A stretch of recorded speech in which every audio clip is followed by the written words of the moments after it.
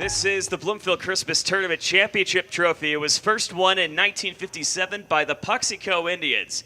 Tonight, after 66 years, we will add another name to this trophy. The question is, will it be Donovan or a team that's won it more than anyone else, the Dexter Bearcats? We'll find out in about 4.5 hours or so. Good afternoon, everyone. We welcome you back to Bloomfield High School. Joe Northern, Hannah Thurman, delighted to have you with us. And it's a championship game despite two teams getting some scares for upsets over the past 3 nights. These are the two teams that we have coming up later this evening in Dexter and Donovan. Yeah, I'm excited to see what these two teams can do tonight. So last night, they both came out. They deserved to win, and they put everything out in the court, and we'll see if they can do that tonight. Dexter sneaking away from a very pesky Malden team, which almost went right to the horn in the final play. Donovan doing it on the star power of their bigs and Max Owen and Cameron Barton. We'll preview that game coming up in just a second. We mentioned that Puxico was the first team to win this trophy in 1957. They are also in our first game today in the Consolation bracket as they'll be taking on the Bloomfield Wildcats. Bloomfield looking to become one of the lowest seeded teams to win the Consolation tournament. They're already tied for the lowest seed to make it. Van Buren did it in 1996 as a 15 seed in Consolation. Yet both of these teams, they're familiar in SCAA play. They might even be in the same district with each other this year. You know, really talk about what can we expect from Puxico's high-flying energy with their big guards, with Bloomfield's controlled chaos of energy. Puxico yesterday when they played Portageville, they came out. They were a different team on that court, and so I think they'll play like that tonight. And I think that Bloomfield will show up. I mean, you're in your home court. You have all the fans, here tonight. So I'm excited to see what these two teams can do. Bloomfield coming into this game with two just quite simply stunning victories. That one with Holcomb on Wednesday, and just a tight affair that was back and forth, Bloomfield pulling away in the final minute. And then yesterday against the Hayti Indians, a game that many expected not to go in the way of the Wildcats, but the controlled energy to try to slow down fast-paced offenses. Do you think that could give Puxico some issues? I think that could. Pushing the ball and getting that ball down the court, that's key to, moving the game quicker, but also taking your time on not taking rush shots and just taking smart decisions and taking the right shots that are going to make you win the ball game. Keep an eye, once again, on Hunter Moore and Lucas Dowdy. They're two big guys, and also Aiden Hutchison, just really key shooters for the Wildcats. Puxico, Skylar Zimmerman, Thomas Birch, and Duncan Crabb, too. Keep an eye on them for a game coming up at the top of the hour.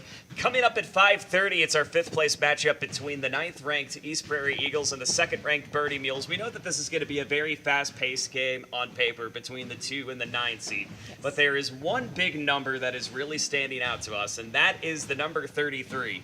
Because that is all Tristan Johnson needs to break the 4-day record held by the late Brian Blackbird in most points in a tournament. And from what we've seen from Tristan Johnson, 2 consecutive 40-point performances, on Wednesday night and last night, do you think this is the day he's going to break it? I think so. I think as the week's gone on, we've seen what he can do. He's capable of this. 30 points seems like, easy money. He can easily do that. So I'm excited to see what he brings, especially up against East Prairie, who has been a great 9th seed team in this tournament. That they have, and once again, the energy and just kind of, once again, going quick pace, trying to give a little bit of pressure to any opponent, but also to just the controlled timing that they have, as you see with players like Connor Markham and even, once again, Wyatt Williams. This is going to be a pretty interesting matchup on paper, but once again, Bernie with their quick shooting, how do you see this one potentially going? I think Bernie will once again shoot the ball well. They haven't, even though, they started out a little slow last night, they came above, and came out on top, and that's exactly what you have to do to continue to move forward in this tournament. In our 3rd place game coming up at 7, it's going to be the Malden Green Wave and the Kennett Indians. Malden, as we mentioned at the top, lost on the last second. Once again, just a back-and-forth affair with the Bearcats last night in the semifinal game. What can we expect from a team that really didn't have just one player make the difference, as we've seen in the first couple of nights, whether it be Marcus Burton or Camarius Farmer, but a whole team effort to really hang tough at the top seed? Yeah, Malden has definitely proved themselves. people talk in the stands and they talk on social media, and we see this all the time, that teams that you don't expect a lot from completely show up and show out, and especially early in the season, like we've talked about, that it's just amazing to see what Malden will do as the season progresses. And we'll see what they'll do against another high-flying team that could very well be the team of the future with very few seniors and the Kennett Indians.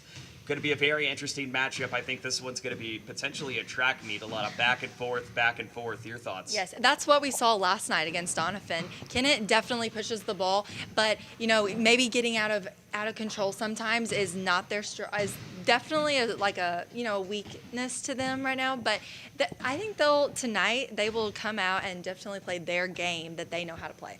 That'll be, once again, our game coming up at 7. And then, of course, the championship game, as we've talked about, Dexter and Doniphan. And if there was ever a year of upsets, we've seen it this year. But these are the two teams that a lot of people expected to be in the final. Really just kind of the thoughts on how these two are going to match up. Obviously, a lot of teams also expected Bernie to be in the final. Again, we've seen upset after upset. So, I mean, could that happen tonight? It might. So we will see what takes place. Once again, Doniphan's looking for their first title since 2005. Dexter looking for their 5th title in 7 years, 3 and 4 if you're doing the math. The big thing, of course, that we'll have to keep an eye out is those scorers. We mentioned Max Owen and Cameron Barton. Yes. They get things done for the Doniphan Dons. Meanwhile, Dexter, we've seen Cole Nichols do what he does best. Yes. But even last night, too, just some star players really just kind of stepping up on defense. And Chris Stone and Braden Pullum getting some late shots. And that you saw on the team, that the matchup, the opponents, they key on certain players, but last night they keyed in on Braden Pullum and had different, Malden was up against them and just forced turnovers, a lot of turnovers, and led them all the way to a low scoring game, which is what you have to do to beat a good team. Expect this matchup to be very physical on paper, potentially, because these two teams, it will potentially may not be the last time that they'll meet. They're in the same district. I believe they do have a regular season game coming up as well. So it's going to be a fun one to see who is going to be taking this home tonight. As for us, Hannah, you know what we get to do? We get to sit back and watch and enjoy all the action here. Hannah, it's been awesome to get to do these two tournaments with you over the past couple of weeks. I'm excited to see, not just obviously after tonight with upcoming game of the week with you guys, but also what we can see these teams do here this evening. Yeah, I'm super excited, and I want to thank you for being a part of us and being here, these last two tournaments with us and what next year will bring. And so, close it out. Well, I mean, we have only just begun more than anything. 4 games coming up at the top of the hour. One person, though, that we would really like to single out, if you do stay and watch the championship game tonight, which obviously we hope that you do, one person we do really want to mention, Tommy Jacobs. He has been one of the pioneers ever since we've been bringing you coverage all the way back to 2004 in the various incarnations of the Aycorp Media Network. As this will be Tommy Jacobs' final tournament championship tonight. He'll be calling that, of course, with Terry McVeigh coming up at 8:30 p.m. Tommy, I think I speak for all of us, is that you've set the bar. You were the voice whenever we were just watching these games very young, and even back on tape delay, for crying out loud. But it's safe to say you will be missed in everything that you've been a part of this network and to all of us. And just thank you for everything that you've done for growing the game. And we definitely, no, it's not goodbye, but we definitely look forward to seeing you around. Just thank you for being quite simply one of the voices of this tournament in this new generation of carrying it on television. Hannah, any thoughts? Tommy, I am so grateful to have got to sit by you in the booth a couple times this year, through the summer, through baseball, and you are just an awesome role model to so many kids that want to go into this, and I'm excited to see you at future games, and we love you, and we're thankful for you. Tommy, we love you, buddy. Anyway, folks, enjoy the action here. It's finals day at the 2022 Bloomfield Christmas Tournament. Enjoy.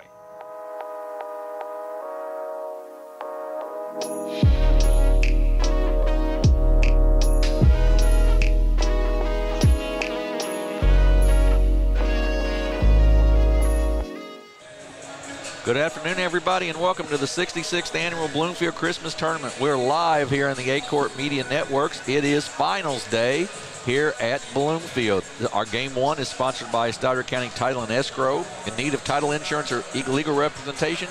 Stoddard County Title in Dexter, Missouri has experience of more than 30 years in the title and legal industry. Contact them today. Championship game of the Consolation bracket first this afternoon. It's the number 8 seed Puxico Indians taking on the number 15 seed Bloomfield Wildcats. I'm Jim Riker, Bobby Alford alongside Bobby for the Bloomfield Wildcats, the first 15 seed ever to win 2 games in this tournament. Yeah, fantastic to see Bloomfield here. You know, coming into a tournament like this, if you don't win it, you know, you always want to be in the top brackets, but finish better than you were seeded. 15 seed Bloomfield, they can finish no worse than 8th. They are the biggest mover in this tournament for seed finishes. So what a tournament, no matter you can finish 8th or 7th in this game. I mean, what a remarkable tournament here in their home court. When you're seeded 15, you're next to last place, and you showed some people, hey, I'm better than who you think I am. But to do that, I think, you know, they got to be led by the senior waxer. I mean, he gets the ball up and down the floor pretty well. Matthew Sanders, another one that can score for him, do some things. I think they've got to be pretty good there. And when you get to the free throw line, knock down shots. They struggle there a little bit this tournament. If they can do that, they can put themselves in position to finish in that 7 seed.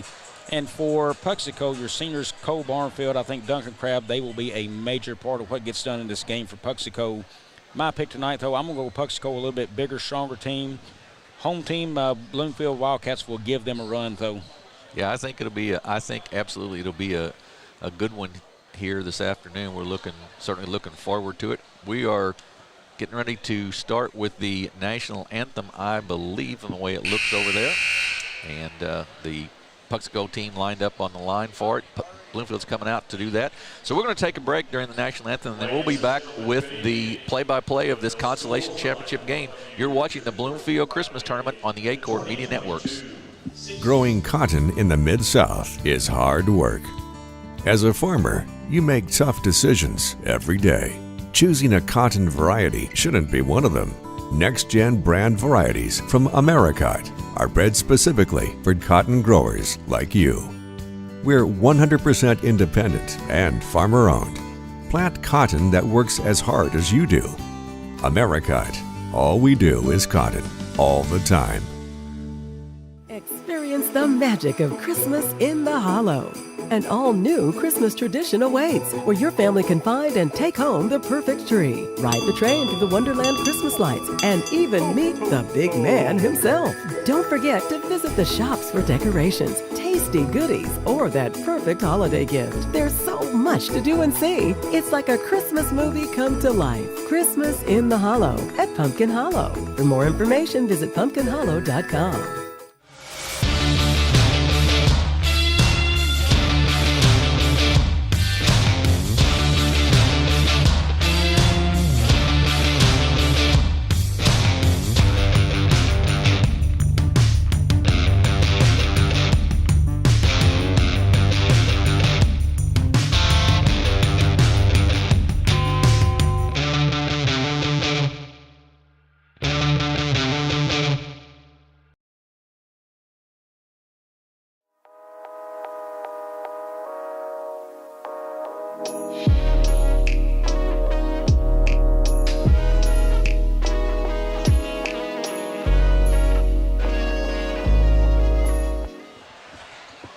Back at Bloomfield High School, we're set for the Consolation Championship between the Puxico Indians and the Bloomfield Wildcats. We'll be getting the starting lineups here just in 1 second.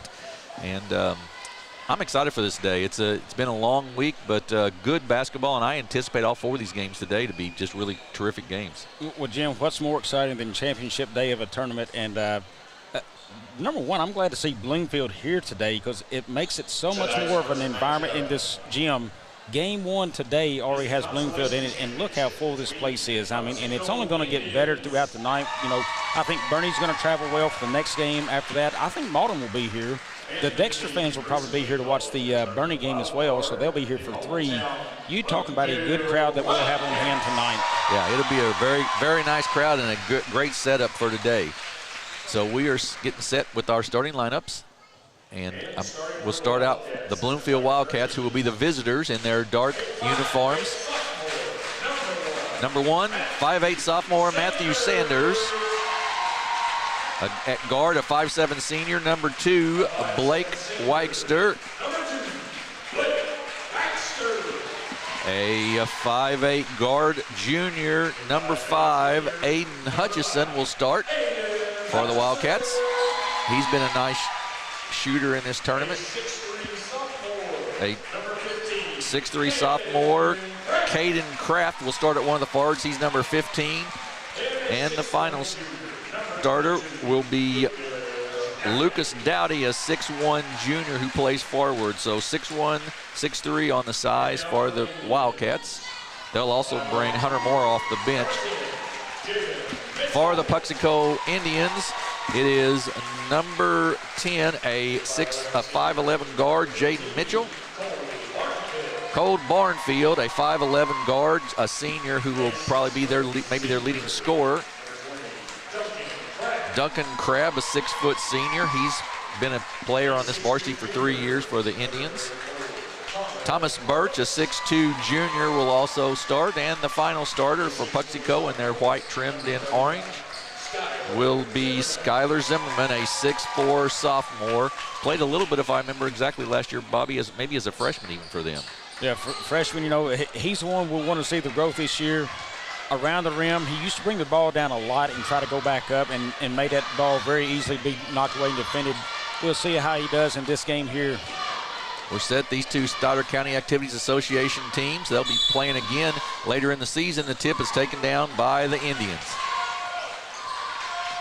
They start off with against a man-to-man of the Bloomfield, and the shot is up and good by Thomas Birch. Three-pointer, and it's 3-0. Full court press by the Indians. Hutchison gets it across to Wagster. He sort of makes his team run. He goes up for the layup. It's no good, and we're going to have an over the back right off the bat there, and that's going to go on Lucas Dowdy. A little too fancy there for Wagster. Just go up and lay that thing on the glass. He did a little dipsy-doodle and went a little bit wild on the shot. Mitchell will bring it up for the Indians. They lead 3-0. On the floor, cross court, jump shot up, and nothing but net for Duncan Crabb, and it's 6-0. Puxico with the start they wanted. Hutchison to the middle of the floor. Gets it ahead to Wagster, and he'll try to settle the offense a little bit here. Take it up top. Puxico in a 2-1-2 zone.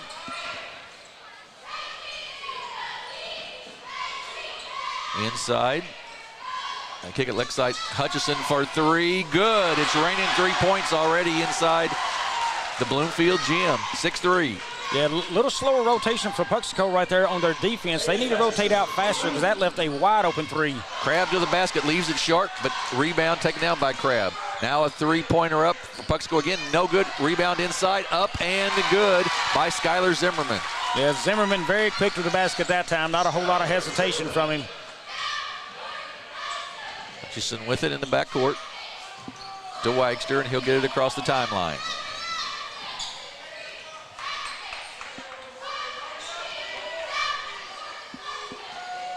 Wagster looks. Taken away by Zimmerman. Then knocked away, and Wagster with a nice steal. Good job by the senior defensively there. Bloomfield's going to go to a little different offense here. Sort of a 3 out, 2 down low. Baseline drive. Tried to force it inside, not there. But nice save back out to Hutchison. Good hustle there for the Wildcats. Shot up and good by Caden Kraft, the 6'3 sophomore, and it's 8-5. Sanders found himself in a pickle, and there's Kraft right there to take care of him. Crabb with the three, no good. Rebound, Puxico up off the mark, no good. Another rebound by Birch, and he kicks it back out. Right now, the Indians handling the boards. Jump shot just crossed over the rim for Skylar Zimmerman, and it's 10-5. And then a steal. And we're going to have a foul. That'll be on the floor, and that will go against Matthew Sanders, and that'll be his first. 10-5, and I think the pressure of Puxico is giving Bloomfield a little problem right now. Yeah, sure is. I mean, it's ball handling. They show they're going to bring full court press the whole game, and it's already kind of happening. Sanders checks out, and I believe Hunter Moore checked in. Crabb to the, nope, going to be a push from behind, and that's going to go, I think, on Hunter Moore, who's just in the ball game. We'll see here. That is his first, team foul number 3.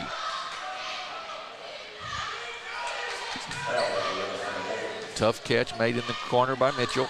He's going to take it to the basket, up and good. Well, a nice drive of Mitchell there. Nice head fake, and then got the basket.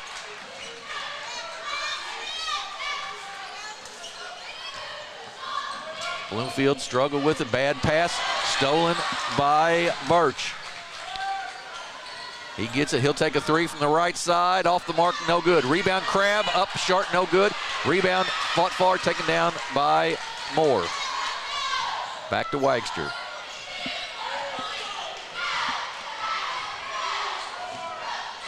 Bloomfield's not had a lot of great offensive looks so far. And struggling after a made basket by Puxico, they are struggling on the inbound. They've got to know that and start moving quicker for the inbound passes. Jump shot by Dowdy, short, no good. Rebound taken down by the Indians. Mitchell up the floor. Right around the defense, up and good, Thomas Birch. And we're going to have a timeout by Coach Kyle Keith. Not happy with the defensive effort so far. Yeah, it's tough because they're taking it right at them. They started out with the threes, now taking it right at the rim and really just catching Bloomfield kind of back on their heels. I don't want to say not ready for the play, but, boy, they're just not moving their feet all into a better defensive position. Yeah, especially the last couple of drives. They've had just pretty clear looks at the basket on those drives. 6 of 12 already for Puxico. 12 shots, only 4 shots for Bloomfield, and that's the difference in the game right now, the number of shots. Yeah, that's defensive pressure coming from Puxico, you know, and they've identified, they knew that Bloomfield, they thought, could struggle up the floor with the ball, and right now, I mean, I think when the score's made, quickly get that in, because that defense knows, try to get out there and match up on your man. Man, don't let them do that. Get out there and, you know, get that thing into Waxer as quick as you can, and somebody else needs to be sprinting up the floor hard. Bloomfield will have the ball. They trail by 9, 14-5. In the corner to Wagster.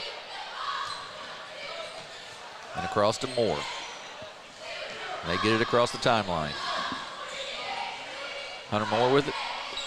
They kick it out to Hutchison. He puts it on the floor to Wagster for 3. Good. Jim, same three-point opportunity they had when they knocked down the first one this game. Again, from the same side of the court. Barnfield with it. Crabb puts it on the floor. Going to go all the way to the basket. Going to have it blocked, but then out of bounds as Moore reach for it. And it'll be out of bounds and it'll belong to the Indians. Bloomfield's making this way too easy for Puxico. Just slip right around guys and get to the rim. Look to inbounds it. They finally do get it inbounds to Zimmerman. And back to Crabb. Nice head fake. He goes inside. He's going to be bumped. No basket. It'll be on the floor. Jay Piles calls that correctly. And it is the 4th team foul already on Bloomfield. Jim, that Dowdy saw him coming right at him that time and never moved his feet in front of the guy for the charge. The charge was there if he wanted it, but no foot movement. Caleb Upchurch in for the Wildcats. Catch Zimmerman up short, no good. Rebound taken down by Upchurch. Hutchison back to Upchurch. A reset after a little fumble there.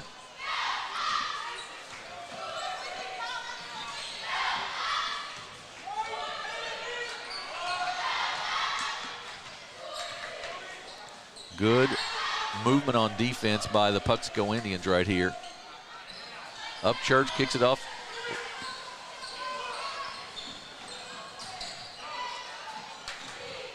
To Hutchison, he's open for 3. Good. Third time they've got him on a 3 in this side of the floor. The rotation of this side has been awful so far for Puxico. Duncan Crabb with another basket. He's got 5, and it's 16-11.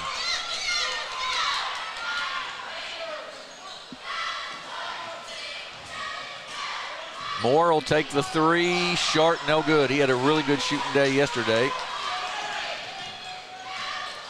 Crabb just making a living going to the basket right now, up and good through this side of the defense, Bobby. Yep, I don't want to call them the young man's name, but he was looking away from the basketball, standing in the paint. You got to keep an eye on the ball. That's what scores. Hutchison all the way to the basket, up and good. Aiden Hutchison has 8. 18-13. Jump shot up and off the mark, no good. Hutchison with the rebound. As easy as Puxico's had getting to the rim, I don't understand the shot there. Upchurch looks nice fake, ball fake up and good. And we're going to have a timeout by Puxico, and we're going to talk about defense a little bit, I'd say. So really nice ball fake, though, to get to the basket that time by Upchurch. Yeah, and Puxico, or Bloomfield, rather, starting to handle the basketball a little bit better against some of the full court pressure Puxico's doing. Probably want to look at a quick switch it up defense right out of the timeout right here. However you want to do it, I don't know what you want to do a little differently, but throw something at them different and switch it up on Bloomfield. Jim, how we have a note, let's let our viewers at home know, if you're coming to the game tonight, go ahead and bring your coat or jacket. It's a little chilly in here. Now, I expect you to warm up as the crowd gets even larger, but let's be prepared, because I'm telling you, folks, it is a little cool. It's tough in here right now. It's a little cool. 18-15. Puxico with the lead and the basketball. 1.5 minutes to go here in the first quarter.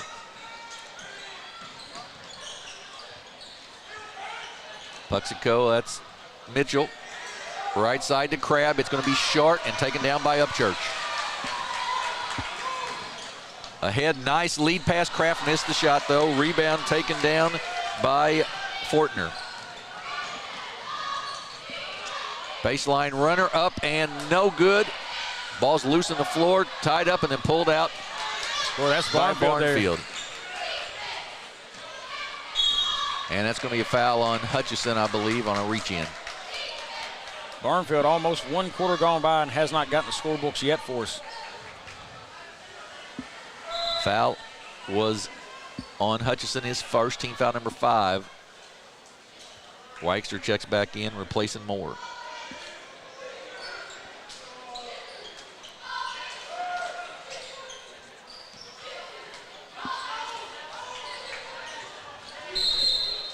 Offensive foul called. I believe that's going to go on Fortner on the screen, probably. That'll be the first foul on the Indians. Jim, I'm wondering, this man-to-man defense Bloomfield's running right now, you've got people running to the goal left and right for Puxico. Why not switch it up to a zone look and try to cut off some of those lanes? Upchurch with it. Kicks it back out to Hutchison. Weixter, nice pass to the middle. Sanders, then back out to Hutchison. Little runner in the lane, up, no good. Rebound taken down by Duncan Crabb. Sanders put the ball on the floor one too many times right there. He needed pull-up jumper or quick pass out to the left right there for the shot. Crabb with it with 17 seconds to go in the quarter. Puxico leads by 3, 18-15. Barnfield, top of the circle, 3, rims out, no good. It's loose on the floor, taken down by Fortner. Jumper, 18-foot off the glass, no good. Weixter with the rebound, and that's going to be the end of the first. Been an entertaining game so far. At the end of 1, it's Puxico 18, Bloomfield 15. We'll take a break and be back for the second quarter here at the Bloomfield Christmas Tournament. You're watching it on the Aycorp Media Networks.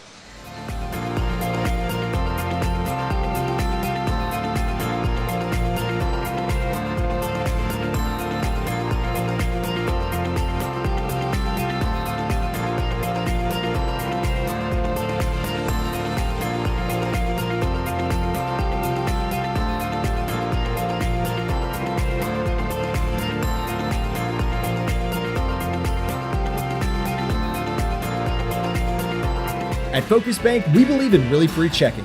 What does that mean? Well, opening an account requires no more than $25 with no minimum balance requirements or monthly service charges. You'll also have access to online and mobile banking, online bill pay, direct deposits, mobile deposits, automatic payments, e-statements, a nationwide network of ATMs, and an instant issue debit card, all for free.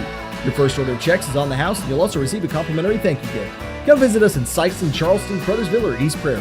Focus Bank, simple, hassle-free checking that's really free. Back to start the second quarter of this ballgame. Bloomfield with the basketball. They trail by 3, 18-15.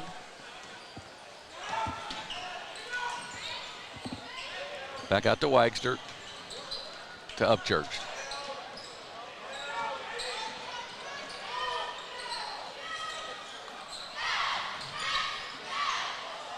Nice head fake, jump shot, up and off the mark, no good. Rebound taken down by Jones. Crab with it.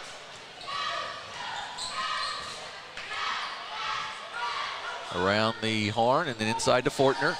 He puts a little move on, jump shot up and good, rolls in, 20-15.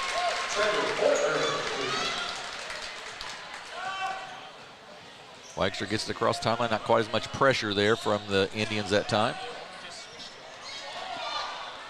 Moore for three, good. Hunter Moore for three, 20-18.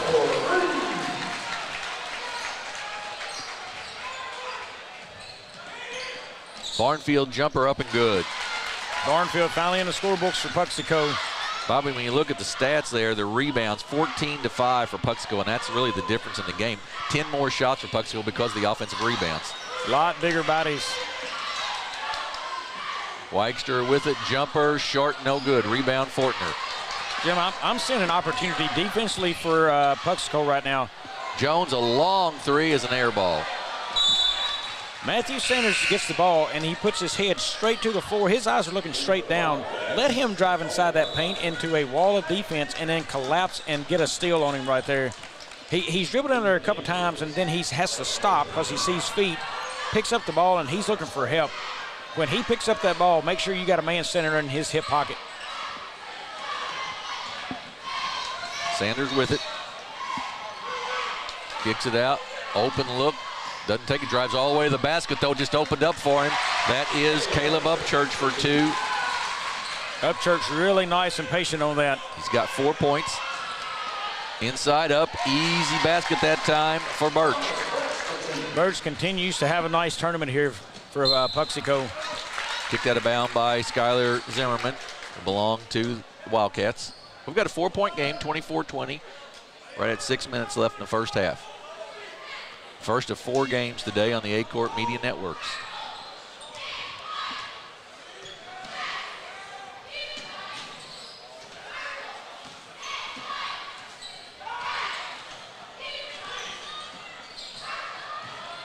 Layup up and good. That's Upchurch having a nice game in the box right there. Yes, he is. 24-22. Zimmerman. Barnfield for three, good. He's a good shooter, and he's got 5 now. It's 27-22.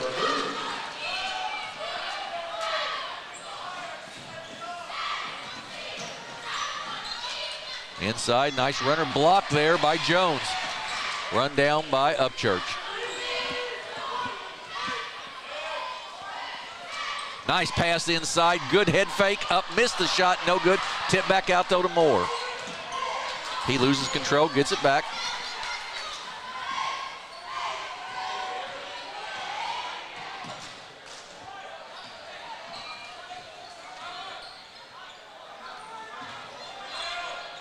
See there, Jim, his head went down and he had to stop and look for help there.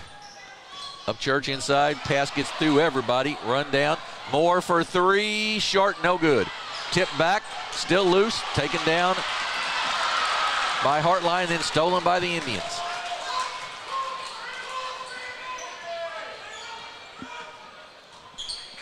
Long three, off the mark, no good. Rebound taken down by Sanders.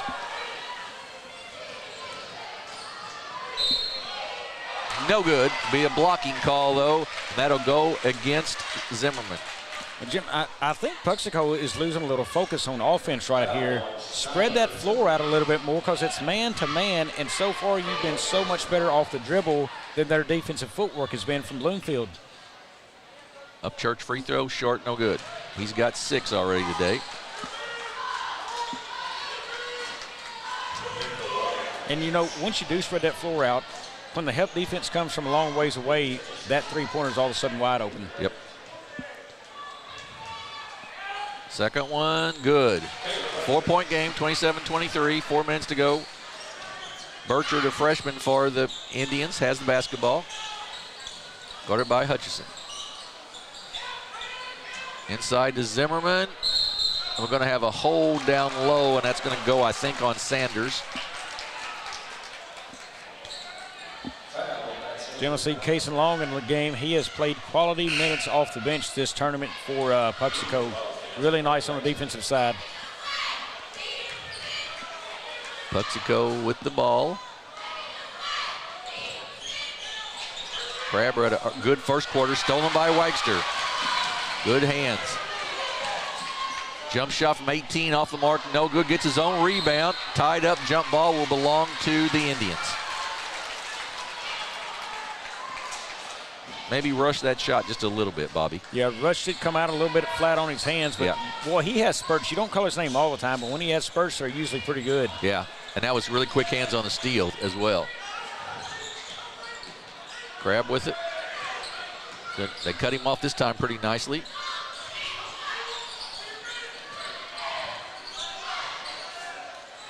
Left corner. Drive to the basket, up and good. They've just taken that. Birch has taken it, as has Crab. That's the exact lane they've taken all day. Well, he got the screen on one spot, and then Zimmerman would just roll down to the block on the backside of that screen, and who do you guard?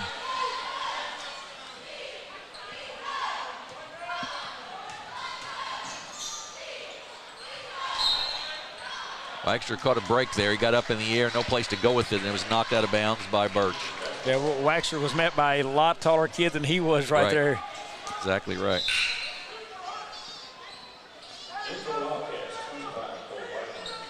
Hartline checks back in. Wagster checks out.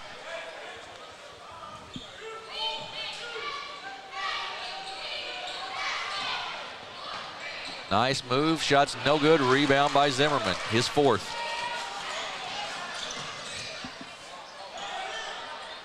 Up and good by Thomas Birch. He's got 12 now. And it is 32-23. Story of the game for Puxico right now is Thomas Birch. Up Church, cut off there nicely by Crab.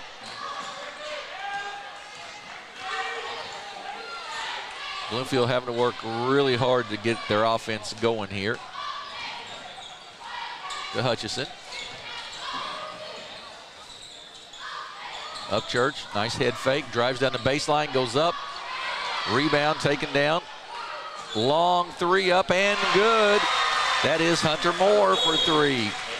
But Jim, right there on that offensive set, I noticed Bloomfield crowded in there.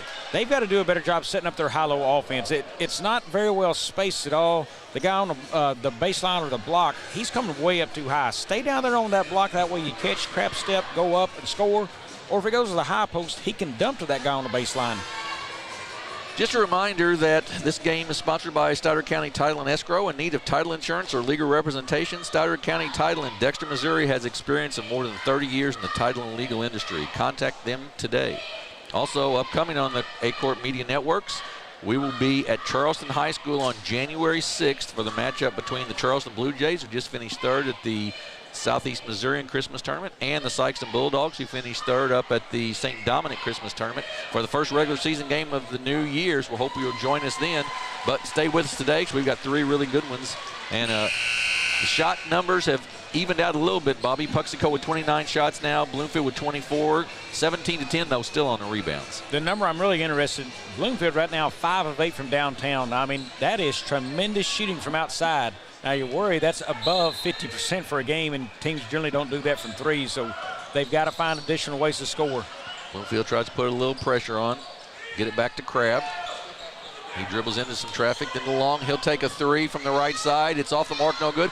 Rebound taken down by Moore. Great defensive adjustment, Bloomfield. They went to the zone. Hutchison in the middle to Matthews, and we're going to have a travel called.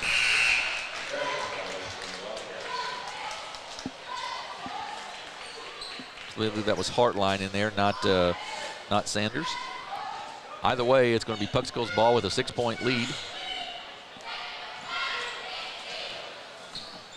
A steal up and good.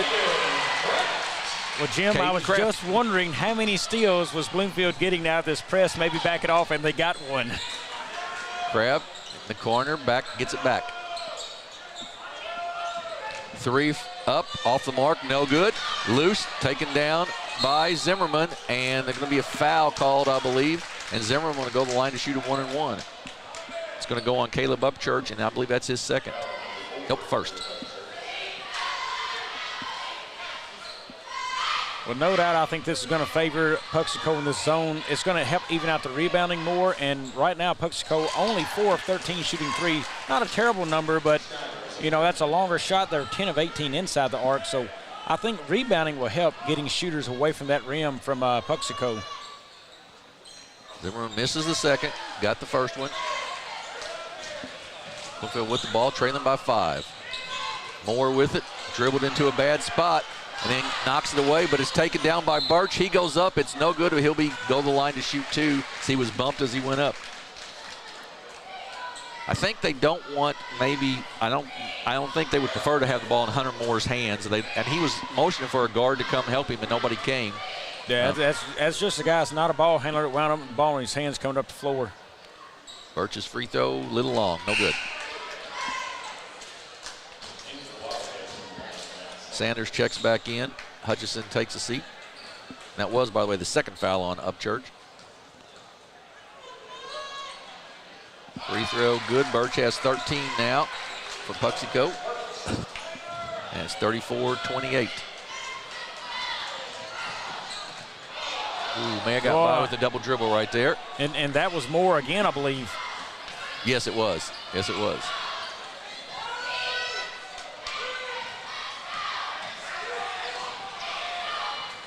Long on Moore over there. Finally kicks it off to Upchurch.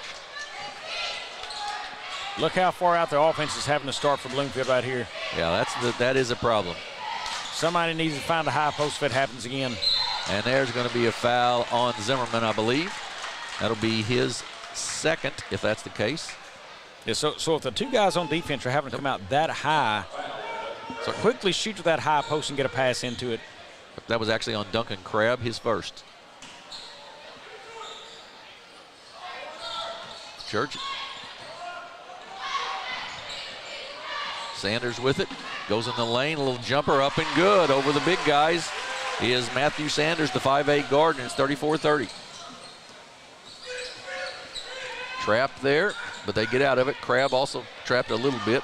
He'll take the three as he works out of it. It's an air ball. Save, tried to save it, but out of bounds off of the Indians. Jim, I wonder what the three-point numbers are first quarter versus second for Puxico. I don't think they're very good here in this second. Yeah, I would guess that's right maybe because Crabb made a couple in that first quarter. Yeah, I know of 2 early in the first they made. Upchurch loses it, Long gets it, and it's going to be a reach-in foul. And that'll go on Thomas Moore, just an excuse me, but it is a foul nevertheless. And we'll send Case and Long to the line to shoot a 1-and-1, I believe. I don't believe it's a 10th foul yet. Second foul on Moore. Yeah, I want to say I'm thinking back. I think Puxico started out 2 of 2 shooting threes. I believe that's right. So, you know, that only makes you 2 of your next 12 after that. So the percentage has gone way down. Case and Long makes the first one. He's a 6'1 sophomore. He'll have a second, and it is good. 6 seconds to go here in the half, 6-point game. Wexler gets it ahead to Sanders. He's going to take it all the way to the basket. He's going to go up for the jumper. It is no good, just rims out. So we have finished one half of the first game here today, and it is the number 8 seed Puxico Indians, 36, the number 15 seed Bloomfield Wildcats, 30. We're going to take a break here from some of our sponsors, and we'll be back with the second half of this game on the Aycorp Media Networks. Are you wanting to spend more time with your family this Christmas, but don't know where to start? December 1st through the 25th, Aycorp Media will be broadcasting 25 days of fun, engaging activities straight from Tana Odell's book, Christmas Together. Each night will contain devotions, cooking, and family fun for you to join in on. To find out more and purchase your copy today, visit our website and join us for each episode in December on Aycorp Media's YouTube and Facebook. At Focus Bank, we believe in really free checking. What does that mean? Well, opening an account requires no more than $25 with no minimum balance requirements or monthly service charges. You'll also have access to online and mobile banking, online bill pay, direct deposits, mobile deposits, automatic payments, e-statements, a nationwide network of ATMs, and an instant issue debit card, all for free. Your first order of checks is on the house, and you'll also receive a complimentary thank you gift. Come visit us in Sykeston, Charleston, Crothersville, or East Prairie. Focus Bank. Simple, hassle-free checking that's really free. Mathis Funeral Home of Dexter and Bernie strives to provide their community with the accommodations and services needed to relieve your family during times of loss. For more information, give them a call and see how Mathis Funeral Home can help meet your expectations in celebrating your loved ones. For over 100 years, Stoneville Cotton has helped farmers stay strong and win their growing seasons, delivering protection against key weeds and insects to maximize their yield potential. For more information, visit our website. Stoneville Cotton, own the early. Experience the magic of Christmas in the Hollow. An all-new Christmas tradition awaits, where your family can find and take home the perfect tree, ride the train through the Wonderland Christmas lights, and even meet the big man himself. Don't forget to visit the shops for decorations, tasty goodies, or that perfect holiday gift. There's so much to do and see. It's like a Christmas movie come to life. Christmas in the Hollow at Pumpkin Hollow. For more information, visit pumpkinhollow.com.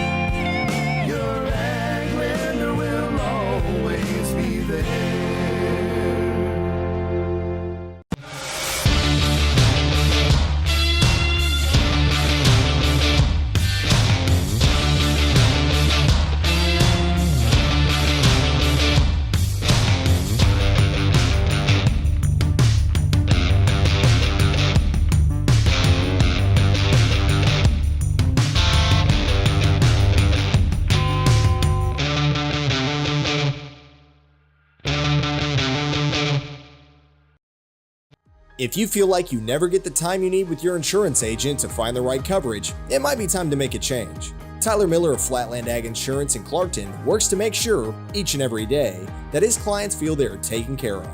With years of experience in crop insurance in 4 states, he strives to provide you with the exact coverage you need for your specific situation. For more information, give Tyler a call at 573-276-8044. Here's to another great year. Growing cotton in the Mid-South is hard work.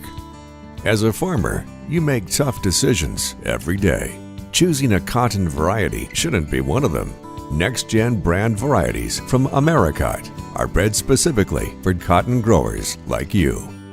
We're 100% independent and farmer-owned. Plant cotton that works as hard as you do. Americot. All we do is cotton, all the time. Does your business need, literally anything? When we founded C&S Cleaning Supply, our goal was simple. Become a one-stop shop for anything and everything your operation might want. From car care to condiments, mops to markers, soaps to staplers, and everything in between. Which is a lot. C&S has got you covered. Give Delane Beckwith a call at 573-217-0104 or visit cscleaningsupply.com to get set up with, well, literally everything. Tell them Delane sent you.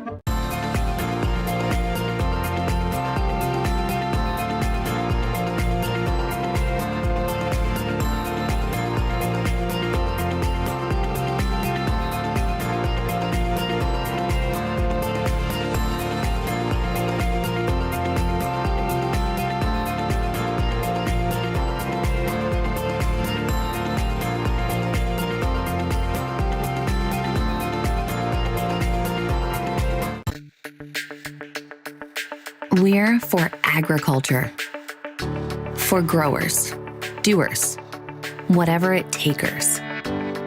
We're for doing things with purpose.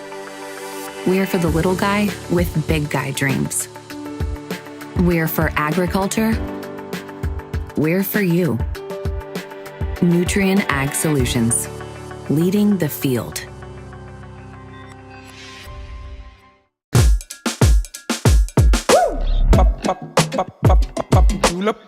pop, pop, pop, pop, julep, pop, pop, pop, pop, pop, pop, julep, pop, pop, pop, pop, pop, pop, woo!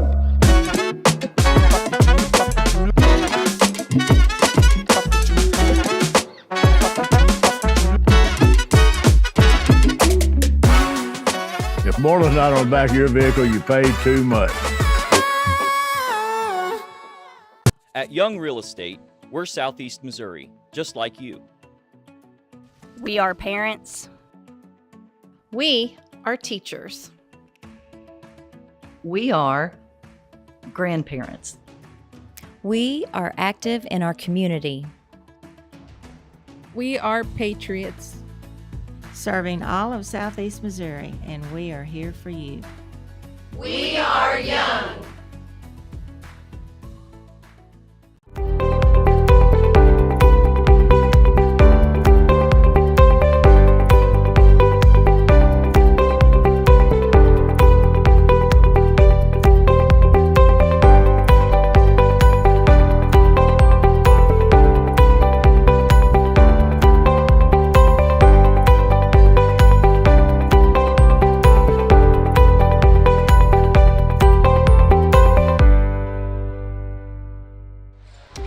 Back at Bloomfield High School, the 66th annual Bloomfield Christmas Tournament. It is a 36-30 halftime lead for the Puxico Indians here in this consolation bracket game. Bloomfield has shot the ball decently, Bobby, and has been led by Caleb Upchurch in scoring so far. Yeah, Upchurch had a nice game for him. In the books right now, it's Wagster with 3, 9 from Upchurch, 8 from Hutchison, 6 from Moore, 4 from Kraft. And as a team, they are shooting right now 44%, 12 of 27, but it's their three-point shooting. It's 5 of 8 out there, 2 of 2 from Hutchison, 2 of 4 for Hunter Moore, and 1 of 2 Blake Wagster. That's what's keeping them in this game. They've got to be a little bit more careful on the rebounding side because they are getting beaten there. It's 12 rebounds to 18 in favor of Puxico, but their three-point shooting has fell off. They're only 4 of 14, and it was 1 early in the game. Cole Barnfield hit one later on. Birch has 2 in the game, and Crabb hit one early, I think, and maybe Birch hit one early, and then it was Barnfield later on, I believe, maybe the second quarter, he finally got the scorebooks, right. And Birch hit one somewhere again along the way. But in the scorebooks right now, it is Mitchell with 2 for Puxico, 3 for Barnfield, 7 for Crabb right now, 15 for Thomas Birch on 5 of 8 shooting, and also 5 in the game, Skylar Zimmerman, 2 in the game for Ben Jones, 2 for Travis Fortner, and that rounds it out.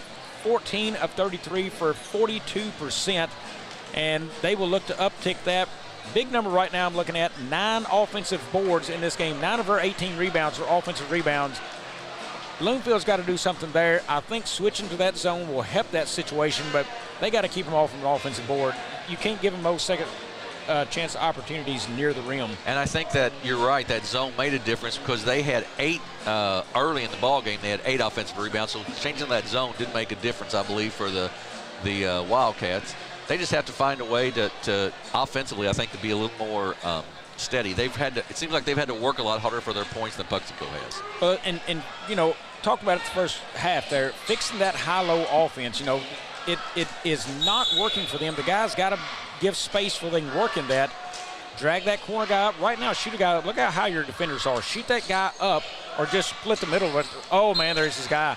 Yep, he had him and missed him. Wagster did, out of bounds, and belonged to Puxico. Now, that one surprised me. I did not see that coming, and neither did Puxico. Nice play. I want to see him come back to that later. Puxico with the basketball.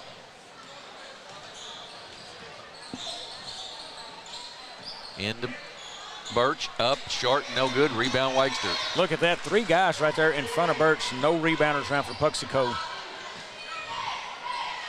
To Hutchison. He hit a couple of threes early. He gets it back. He'll take the 3. It's going to be long, no good. Rebound's going to come down to Crabb. Now that's how the high-low should work when you have that open 3 look if you need to kick it out there. Long 3, Barnfield, off the mark, no good. Run down by Bloomfield, Wagster. And he kicks it out. Sanders comes down with it. And a steal. Nobody in the bench helped very much right there, Bobby. No, not much at all. It's always a wolf call right there, and we're going to have a travel call on Birch. Birch got that ball right at his feet, and it put him in an awkward spot to take the step there. Bucks go back to their full court press.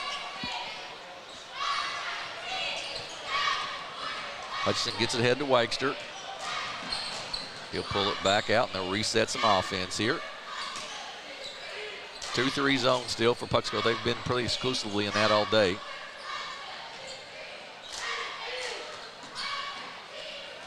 Baseline, nothing there. Loses control of it, gets it back, gives it to Sanders.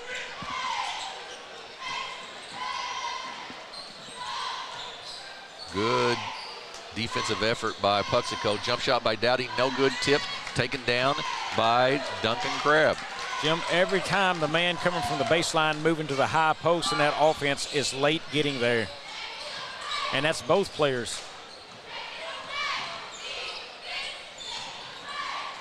Crabb's going to try to take that lane, cut off nicely there. Birch will get back to the guard Mitchell, and they'll reset the offense.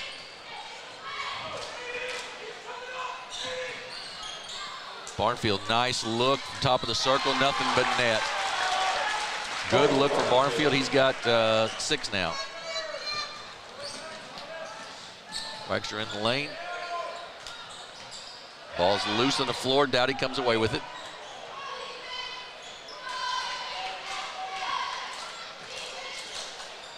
To Wagster. Inside to Dowdy. We're going to have a push in the back, I believe, by Skylar Zimmerman. Dowdy again, he's coming lightly jogging up to that high post. You've got to sprint to the spot, get there quick, and get big and call for the ball. When he comes to the high post, Jim, it very lightly moving there. Hunter Moore checks back in for the Wildcats.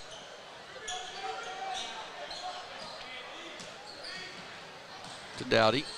He's going to go, gets double teamed inside there, but breaks through the double team and gets the basket. Good move by Lucas Dowdy. Wanted to cut that thing outside, denied, and he just said, I'll go between you two. Crabb's going to take it to the hole, and he's going to be fouled. It's on the floor. Going to be out of bounds. That will go on Matthew Sanders. That's his third. Zimmerman with it, puts it on the floor, drops the shoulder a little bit, and gets the basket to go. Good for Puxico to get the ball back to the rim again for a score. Ahead to Dowdy. Oh, good defensive play. Great steal there by Zimmerman. Mitchell with it to Birch. Crabb drives down the lane. Stop, pop in the lane. Shot is blocked out of bounds. Will belong to Puxico. Upchurch checks back in for the Wildcats.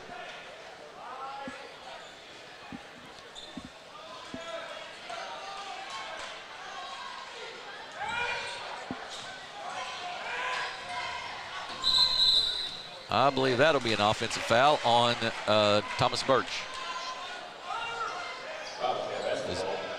Ran right through Upchurch there. He'll check out, and into the ball game will be Jet Hancock, a 5'10" freshman. Upchurch into the lane, jump stop, up and good. You know, Upchurch's not afraid to take it in there. He's 6 foot tall, and does a nice job against the bigs in there. Yeah, he's at 11 points now in the game for Upchurch. Crabb with it. And a steal by Upchurch. Oh, I take that back by Moore, actually.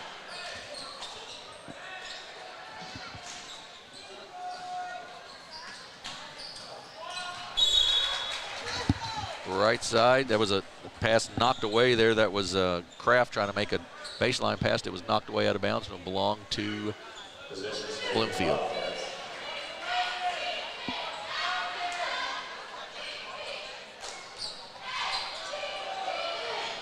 They get it out to Moore. To Kraft. I don't know that Kraft was expecting that, but he got it and got the basket to go. Sometimes that's the best, just a little quick, just very soft, and got the shot in there. Zimmerman kicks it back out Crabb takes it down the lane, knocked away by Hutchison, but it's going to be out of bounds. That'll be a foul on Hutchison. I take that back. They're going to call that on Sanders, and that'll be his 4th. Jim, I would say right now this gym probably sitting at about 80% capacity. I mean, there's seating available, but it's about time for folks to grab the coat and get on out the door if they're coming. In the corner to Crabb.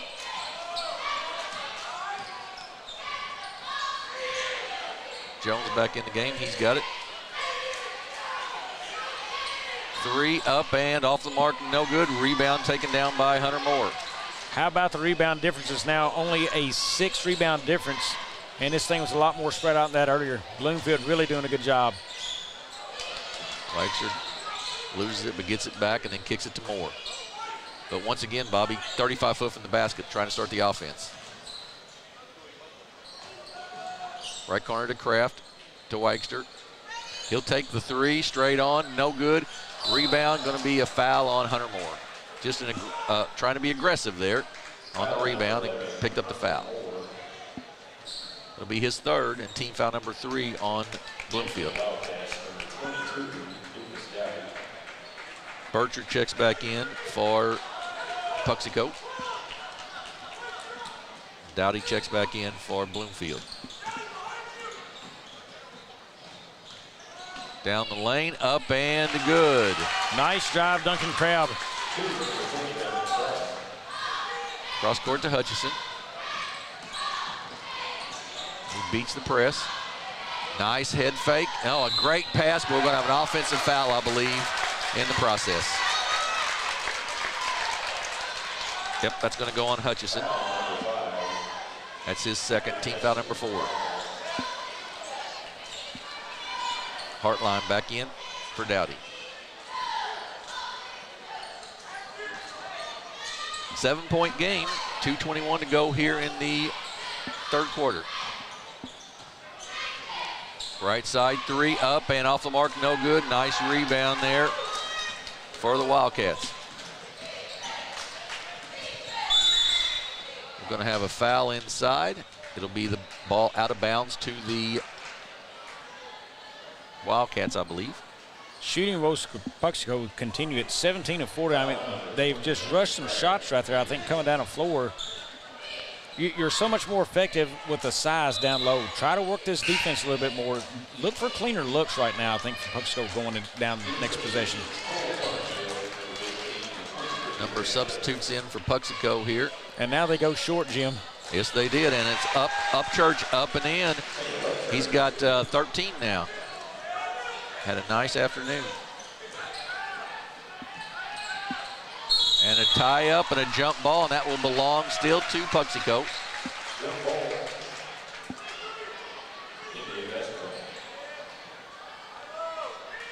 Hancock to inbounds.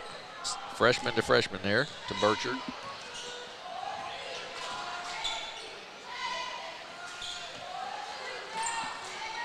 Long 3 up and good by Cole Barnfield. Well, Barnfield's a shooter on the floor right now for Puxico, and he knocked it down. Up Church, going to take it into the lane, kick it out. Weixter gets inside off the glass and gets it to go. 46-40.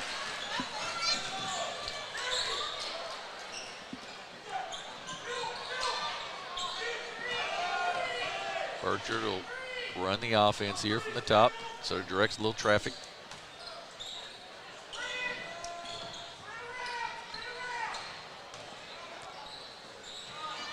Once again, Barnfield this time a little short.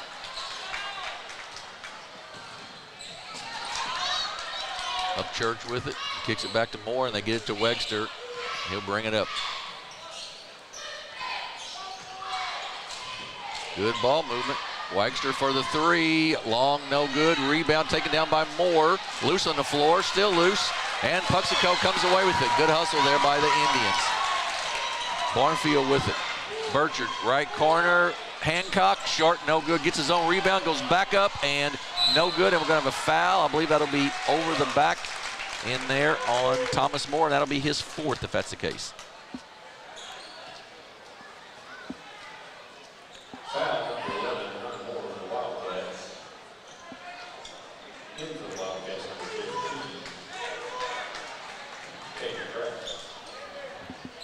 Moore does check out 6 points, 6 rebounds in the game right now for him. Puxico with the basketball. Barnfield, the one shooter you probably got to watch. He knocks it down. He's got 12 now. 9-point game. Upchurch in the lane. Kicks it out. Hutchison lost control, was going to take the three and lost control of it. 9 seconds, 8 seconds to go in the quarter. To Upchurch, he'll take a long three. No good. That's going to be the end of the quarter. And we've got the Puxico Indians 49, the Bloomfield Wildcats 40. We'll be back in 1 minute with the fourth quarter of this consolation final. You're watching the 66th annual Bloomfield Christmas Tournament on the Aycorp Media Networks.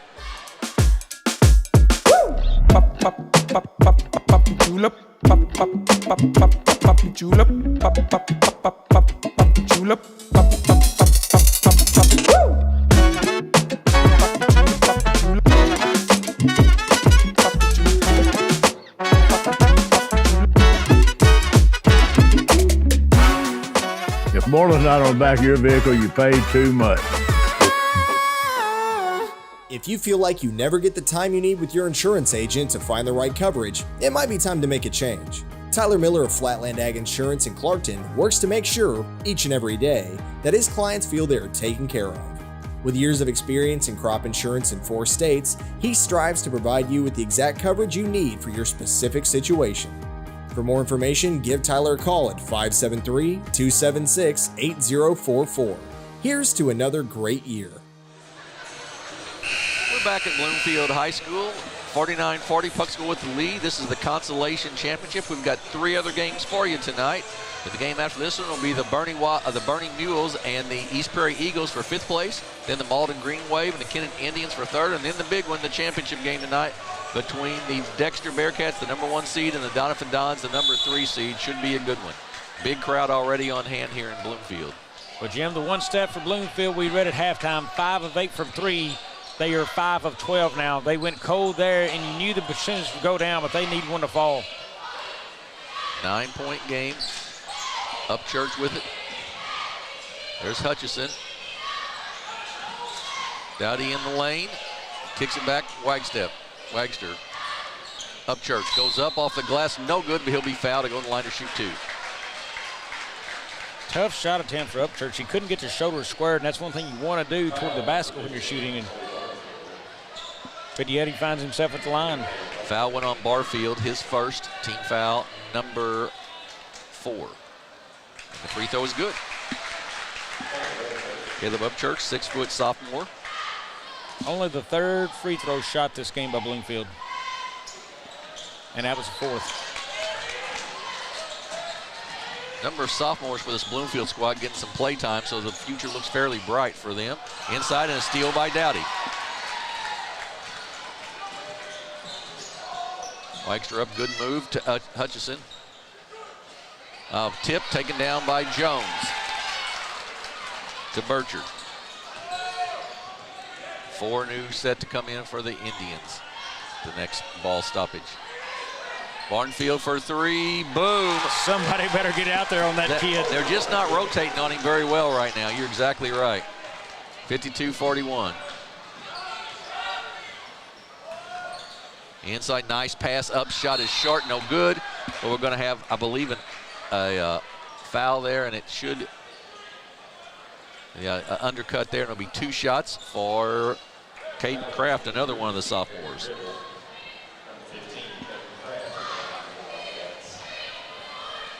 Kraft will shoot 2 here. They're going to have to make most of their free throws down the stretch, I would say, Bobby, to try to get back in the ball game. Yeah, I would believe you're right there. Now they're only 2 of 5 from the line. Wholesale substitutions come in for the Indians.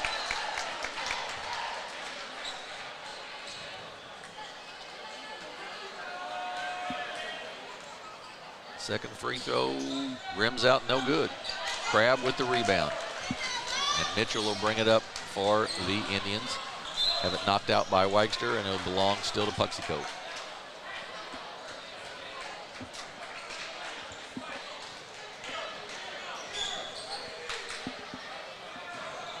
Crabb. Nice spin move, but loses control of the ball, and it goes out of bounds. A little too quick there. And the coach is telling him, look at the score and look at the clock. Just, run the clock right there. He didn't want him to get down that low with the ball. Hutchison with it. They get it across the timeline. Now to Upchurch. He's going to go all the way to the basket. He's going to be fouled and go to the line to shoot two on a reach in. I think they'll get Thomas Birch there. They may get Jones. We'll see. That is on Birch. His second and team foul number 6. So Bloomfield will shoot free throws the rest of the contest. Short, no good. Well, the balance between Birch and Barnfield's been nice this game for Puxico. Birch hot early, then Barnfield's come to life here in this last little bit in the third quarter. Second free throw good. Yeah, they've complemented each other very, very well. Mitchell with it, loses control of it, and it's taken away, and then Mitchell will reach in and foul, and that will send Upchurch to the line once again to shoot a 1-and-1.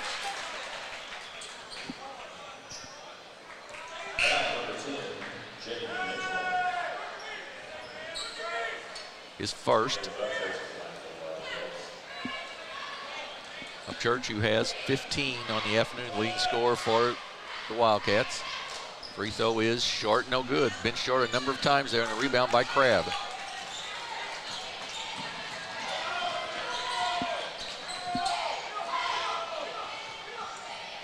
Puxico willing to bring it out a little bit here and take a little time off the clock with a 10-point lead.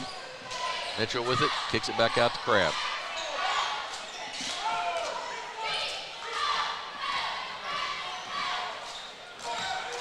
Birch with it.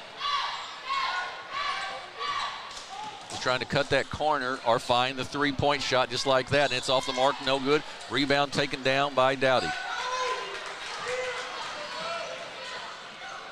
Bad pass there by Upchurch, and really one of those probably not a lot of reason for it.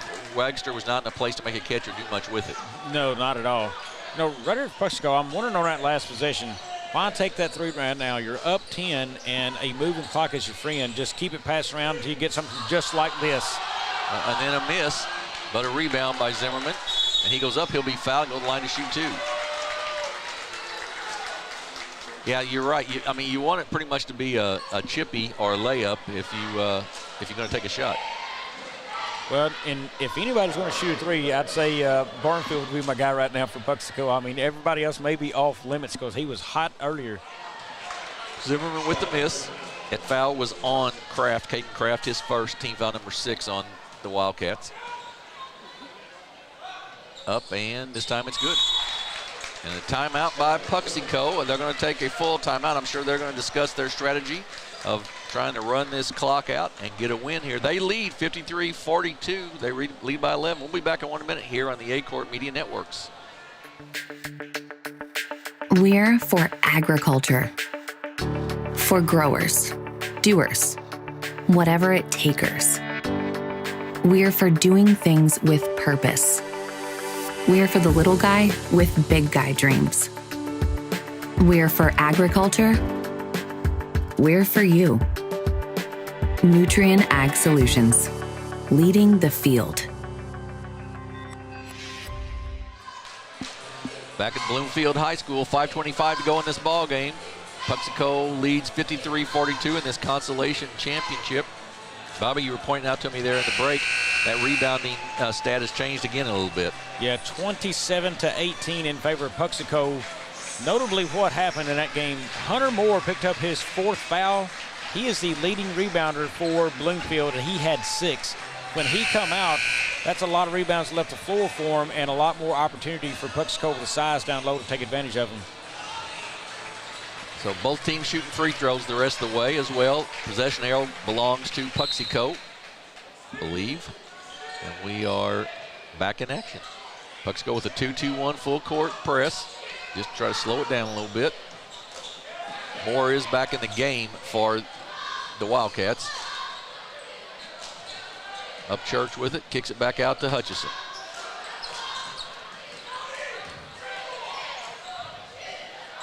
He directs traffic a little bit.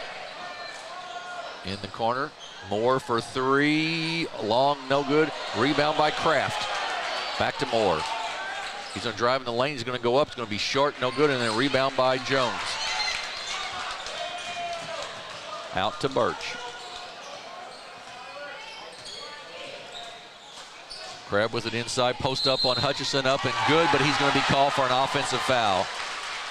Well, what a time to have a little man on you, because I think he helped that case in the charge there. If that's a bigger player, you don't push him around like that and get the charge on you. Yep, I would agree. I would absolutely agree with that.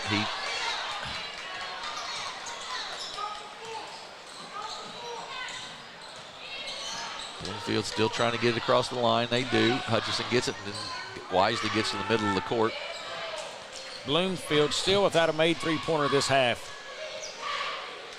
To Dowdy. He tries to drive inside. He does drive inside, up and good.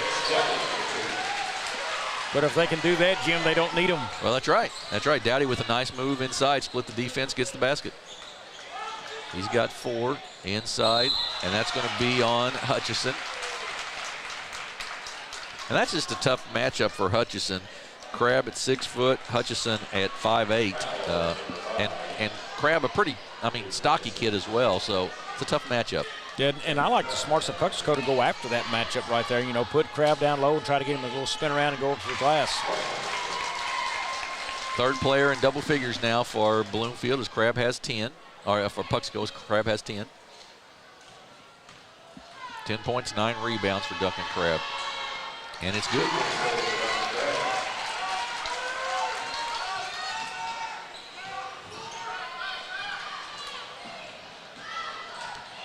Baseline drive, up short, got underneath to go too far, and then a rebound by the Indians.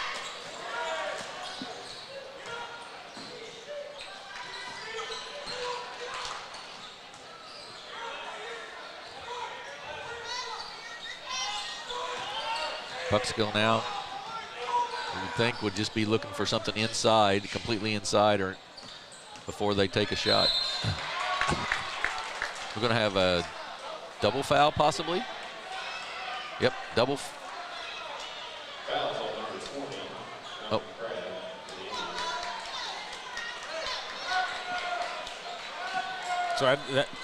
So the foul went on number 20, Duncan Crabb, but yet it's still the Indians basketball. Had to be a double foul somehow. We just didn't announce it. Has to be, I would think. That's the 4th foul on Crabb. And then, well, I don't know. That one leaves me confused. Yeah. I'm thinking we're not getting the whole story there somehow. Nice off the screen, 3-pointer by Cole Barnfield. Well, he was really ready to shoot. 14-point Puxico lead now.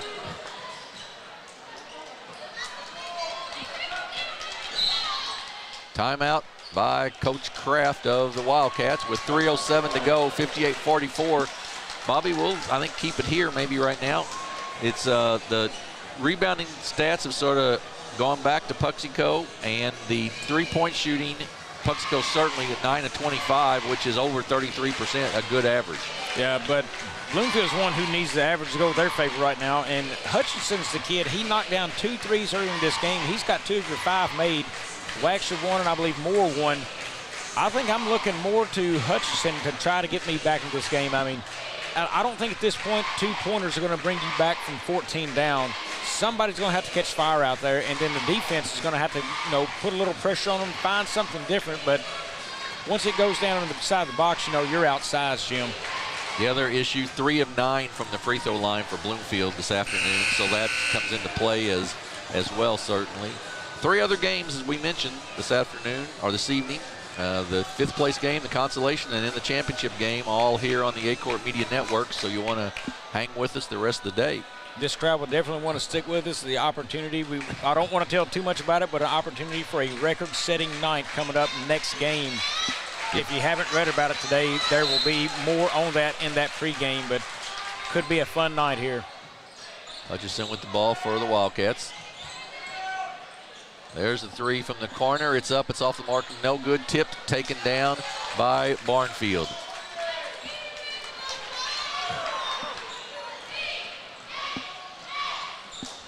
A lot of confidence in Burchard out there as a freshman. Yeah, late in the game, you expect the kids to hold on to the basketball and protect it and play smart. So. And on cue, he just about lost it, but gets it back. And don't dribble right behind the back right there in Right. that situation, you know. And they do turn it over. More with it for Bloomfield.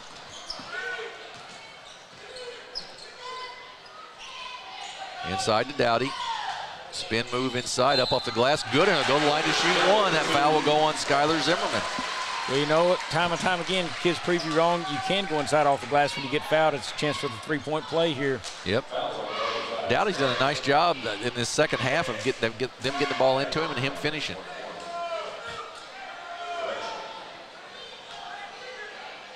Free throw is going to be short. Rebound taken down by Barnfield.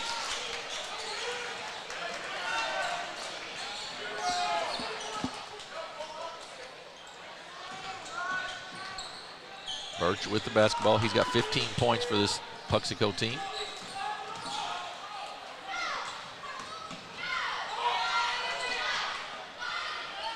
Back to Mitchell.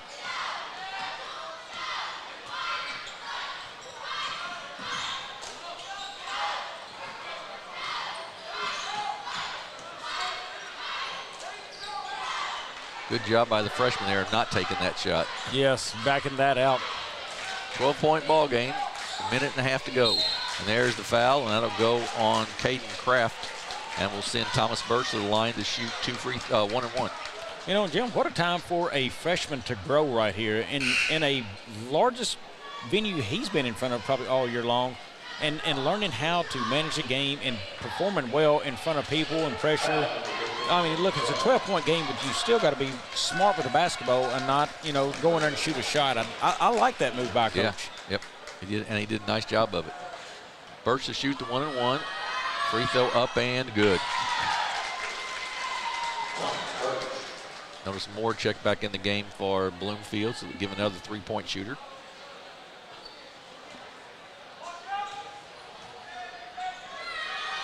Second one also good. 60-46.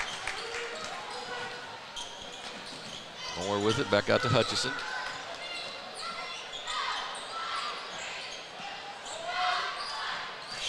Inside, Upchurch, he goes up, blocked there by Zimmerman. 1:17 to go. And then a foul, and that will send Mitchell to the line. Probably the person you would want to foul if you were going to foul someone. He's shot less than anybody else, but that's going to be the 5th foul on Matthew Sanders. Well, at 14 down, it will take a large miracle for Bloomfield to come back on this one. Marvin Smith checks in the game for the first time for the Wildcats.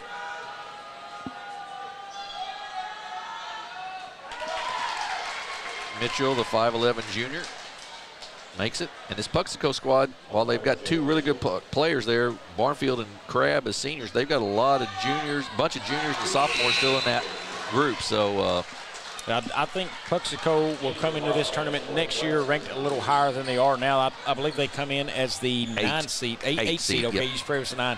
They come in as 8, so I think they've got a chance to move up coming into it next year. Smith with it up top for Bloomfield. Nice pass, but taken away there by Birch. 56 seconds to go, and it's a 16-point game.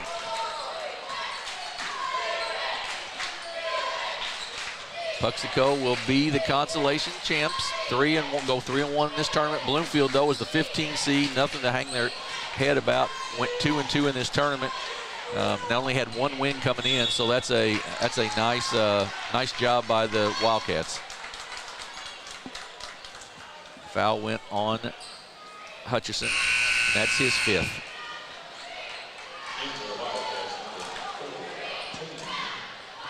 Upchurch, nope, take that back. That is number 14, and that is Law Grasser, a 6-foot sophomore in the ballgame to replace Hutchison.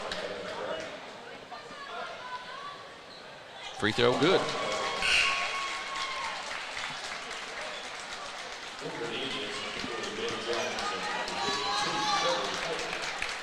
(63-46). Jim, as we expected, we are seeing a lot of blues starting to fill up inside of this gym tonight. Yep. Bernie always travels well and supports their team, and no doubt they're here to see Johnson do something special, I believe. Absolutely. Puxico by 18 with 36 seconds left in the ball game.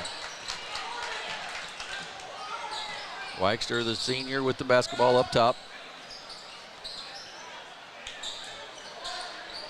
Into the corner.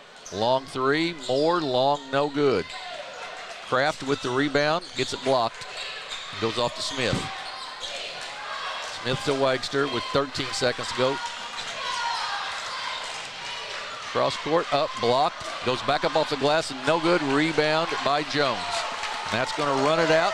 Final score is going to be the Puxico Indians 64, the Bloomfield Wildcats 46, an 18-point victory for the Indians. We'll check some stats here. Jim, no matter, I said before this game, way to go Bloomfield Wildcats. You come in ranked number 15 in this tournament. You finish at the 8th spot. Tremendous mover. Again, the largest mover in this tournament as far as finishing ahead of their rankings. Way to go Bloomfield Wildcats. Absolutely right. So we're going to get some end of the ball game stats here. Yeah, looks like real quick for Puxico, it was Jaden Mitchell with 4, Cole Barnfield 18, Duncan Crabb had 13, 9 boards on the night. Thomas Birch 17 points in this one, 8 by Skylar Zimmerman. And Jim, if I've missed anybody, I can't see the rest of our stats down there. Also, on the Bloomfield side, it was Blake Waxter with 5, Aiden Hutchison 8, Hayden Kraft was 6, Lucas Dowdy was 6, and the man of the night for really Bloomfield was Caleb Upchurch, 15 points. Hunter Moore was 6 on that one as they wrapped it up. Bloomfield did shoot it 19 of 46 from the floor. Puxico 21 of 48. And rebounding, just a big difference. Puxico 32 rebounds in this game to the 21 of Bloomfield. And big night offensive boards too. Puxico had 11 of those rebounds on the 32 offensive side. So we are going to take a break here. We'll get ready for our 5th place game, which will be the Bernie Mules, the number 2 seed, and the East Prairie Eagles, the number 8 seed, playing for 5th place. We're going to take a break, hear from some of our sponsors, and then we will be back with that broadcast. You're watching the 66th Annual Bloomfield Christmas Tournament on the Aycorp Media Networks.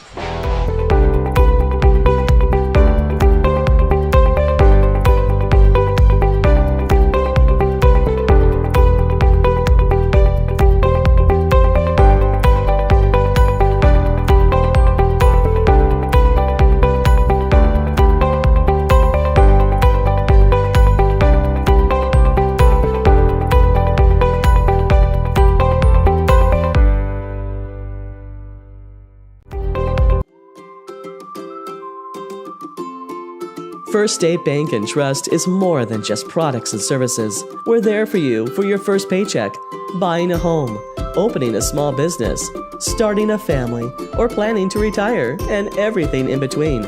We're the local bank you know and trust for all of your financial needs. Visit fsbtrust.com or stop by your local First State Bank and Trust to explore all of your financial options. Equal housing lender, member FDIC.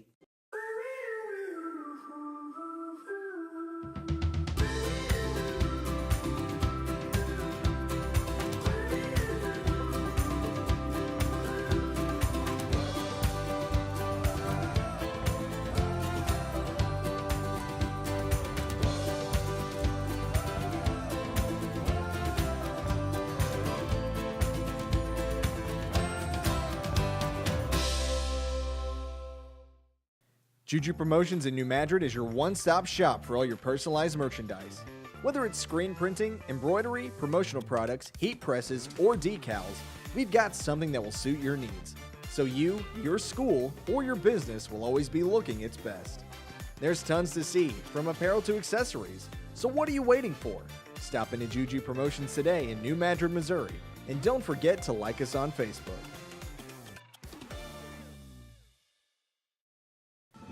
Entrusting us with your health care is one of the greatest compliments our patients and the community give us. Thank you, Dr. McFerrin and the entire team at Southeast Health for getting me back on track. Thank you, Eric, for placing your trust in our dedicated team. At Southeast Health, We have so many reasons to be grateful to our community and the patients who have chosen to place their trust in us. Southeast Health, always by your side. First State Community Bank has been named the #1 bank in Missouri by Forbes, and we think they might be onto something. When it comes to banking, we've always said that people should come first, and we hold true to that idea. Opening an account has never been easier. You can even do it online. We want our community to thrive, and that's why we put it in our name. So come bank with the certified best at First State Community Bank, serving our community because it's who we are. Are you wanting to spend more time with your family this Christmas, but don't know where to start? December 1st through the 25th, Aycorp Media will be broadcasting 25 days of fun, engaging activities straight from Tana Odell's book, Christmas Together. Each night will contain devotions, cooking, and family fun for you to join in on. To find out more and purchase your copy today, visit our website and join us for each episode in December on Aycorp Media's YouTube and Facebook. At Focus Bank, we believe in really free checking. What does that mean? Well, opening an account requires no more than $25 with no minimum balance requirements or monthly service charges. You'll also have access to online and mobile banking, online bill pay, direct deposits, mobile deposits, automatic payments, e-statements, a nationwide network of ATMs, and an instant issue debit card, all for free. Your first order of checks is on the house, and you'll also receive a complimentary thank you gift. Come visit us in Sykeston, Charleston, Crothersville, or East Prairie. Focus Bank, simple, hassle-free checking that's really free. Mathis Funeral Home of Dexter and Bernie strives to provide their community with the accommodations and services needed to relieve your family during times of loss. For more information, give them a call and see how Mathis Funeral Home can help meet your expectations in celebrating your loved ones. For over 100 years, Stoneville Cotton has helped farmers stay strong and win their growing seasons, delivering protection against key weeds and insects to maximize their yield potential. For more information, visit our website. Stoneville Cotton, own the early. Experience the magic of Christmas in the Hollow. An all-new Christmas tradition awaits, where your family can find and take home the perfect tree, ride the train through the Wonderland Christmas lights, and even meet the big man himself. Don't forget to visit the shops for decorations, tasty goodies, or that perfect holiday gift. There's so much to do and see. It's like a Christmas movie come to life. Christmas in the Hollow at Pumpkin Hollow. For more information, visit pumpkinhollow.com.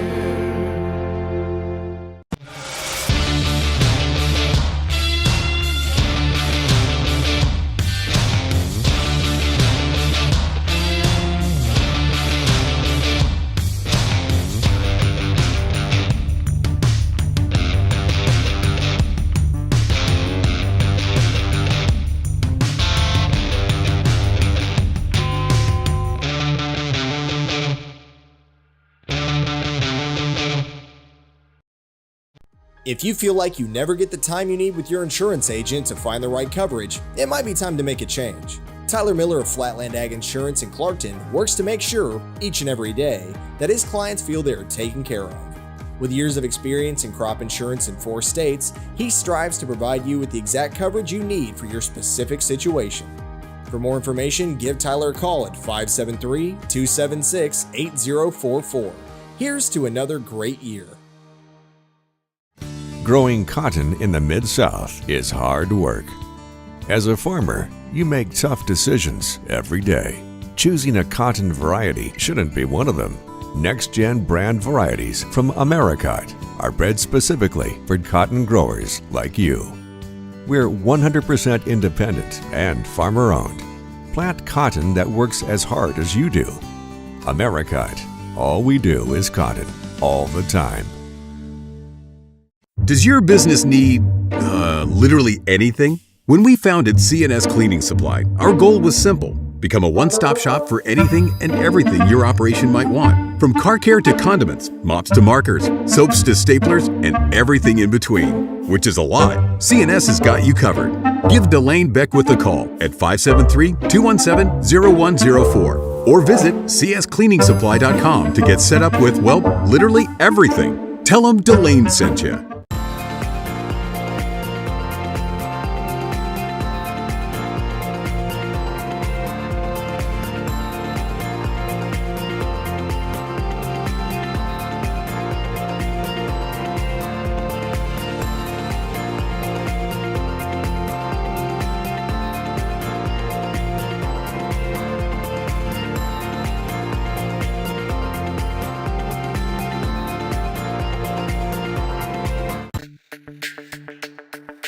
We're for agriculture.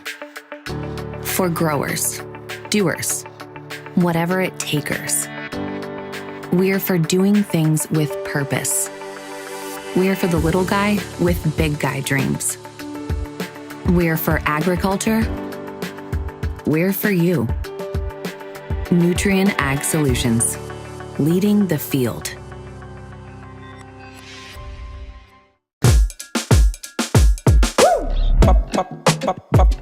Julep, julep, julep,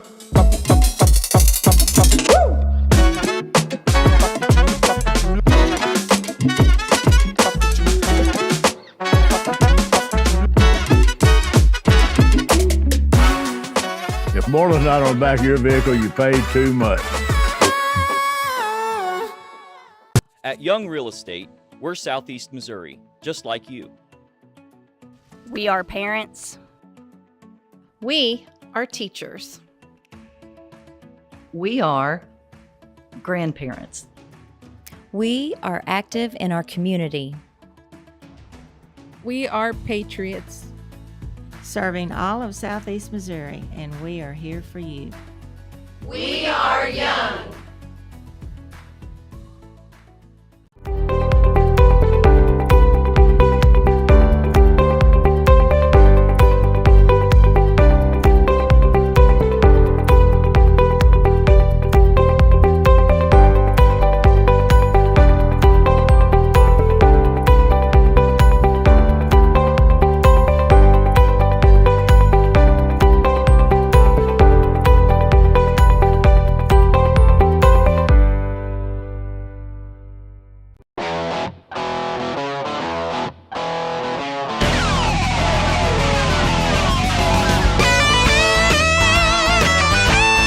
We're right here at King Jerry Lawler's Hall of Fame Bar and Grill on world famous Beale Street, and as you can see, oh my gosh, we have the best barbecue ribs in Memphis. Oh my gosh, the gumbo is out of this world, but you gotta try the King's Triple Decker Slam Burger. You'll love it.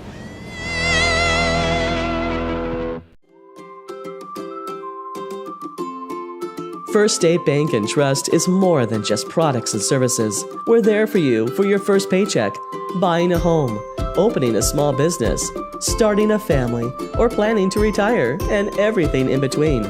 We're the local bank you know and trust for all of your financial needs. Visit fsbtrust.com or stop by your local First State Bank and Trust to explore all of your financial options.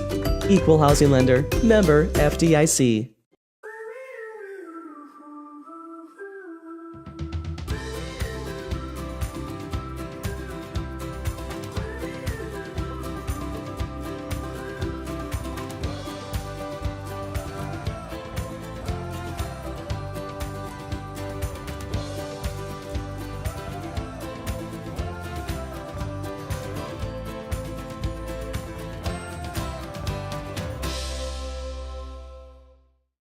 Juju Promotions in New Madrid is your one-stop shop for all your personalized merchandise. Whether it's screen printing, embroidery, promotional products, heat presses, or decals, we've got something that will suit your needs.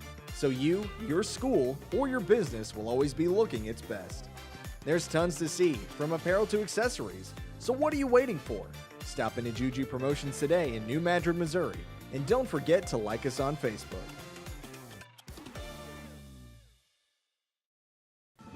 Entrusting us with your health care is one of the greatest compliments our patients and the community give us. Thank you, Dr. McFerrin and the entire team at Southeast Health for getting me back on track. Thank you, Eric, for placing your trust in our dedicated team. At Southeast Health, we have so many reasons to be grateful to our community and the patients who have chosen to place their trust in us. Southeast Health, always by your side. First aid. Welcome back to Bloomfield High School, the 66th Annual Bloomfield Christmas Tournament. This is the 5th place game and is sponsored by Young Realty. In the market for a new home or looking to sell your own? Young Realty in Dexter, Missouri has you covered. Visit Young today. Just want to say real quick too, visit all of our sponsors. You see their names run across the bottom of the screen. Without them, we wouldn't be able to broadcast, so we really appreciate that. Bobby, Alfred, Jim Riker here, and Bobby, the 2nd seed Bernie Mules, the 9th seed East Prairie Eagles. But there's a side story in this as well that involves Tristan Johnson and Bernie that is going to be something everybody in the stands will be watching tonight. Well, Jim, I'm just going to say it right now. I'm a Dexter guy, but I'm telling you right now, I am a ginormous fan of Tristan Johnson. I'm not going to hide it now. I'm not going to hide it in the broadcast. I've got to watch the kid now, cover him for 3 years as he's played, and he is some kind of fun to watch.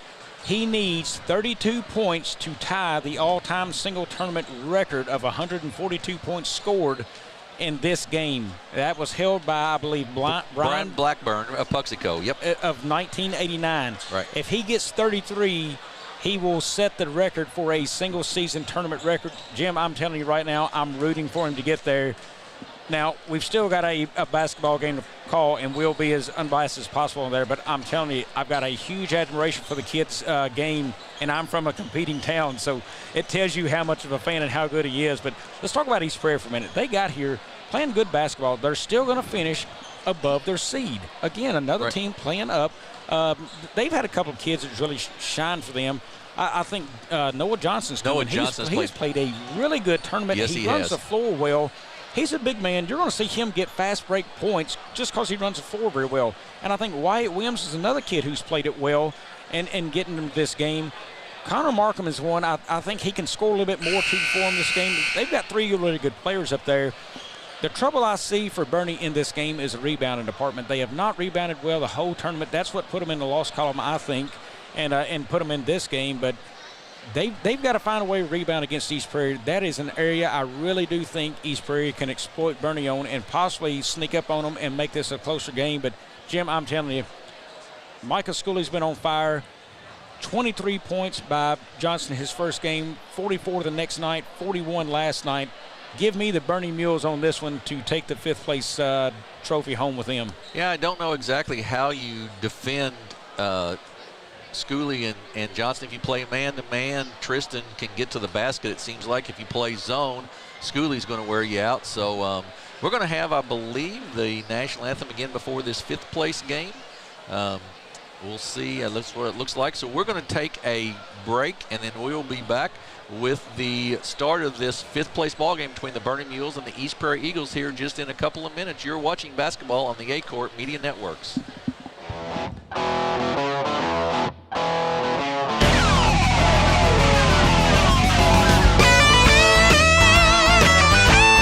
We're right here at King Jerry Lawler's Hall of Fame Bar and Grill on world-famous Beale Street, and as you can see, oh my gosh, we have the best barbecue ribs in Memphis.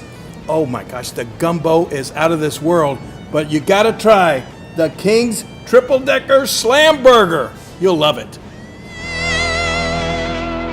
Entrusting us with your health care is one of the greatest compliments our patients and the community give us.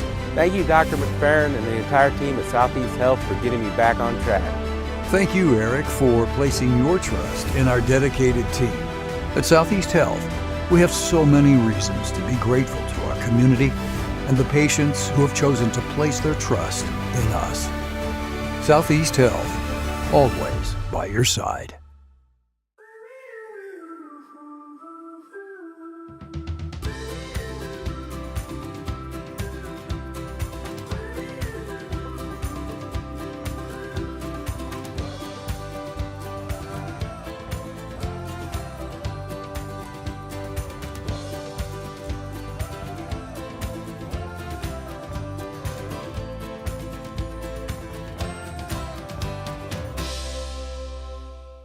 Mathis Funeral Home of Dexter and Bernie strives to provide their community with the accommodations and services needed to relieve your family during times of loss. For more information, give them a call and see how Mathis Funeral Home can help meet your expectations in celebrating your loved ones. For over 100 years, Stoneville Cotton has helped farmers stay strong and win their growing seasons, delivering protection against key weeds and insects to maximize their yield potential.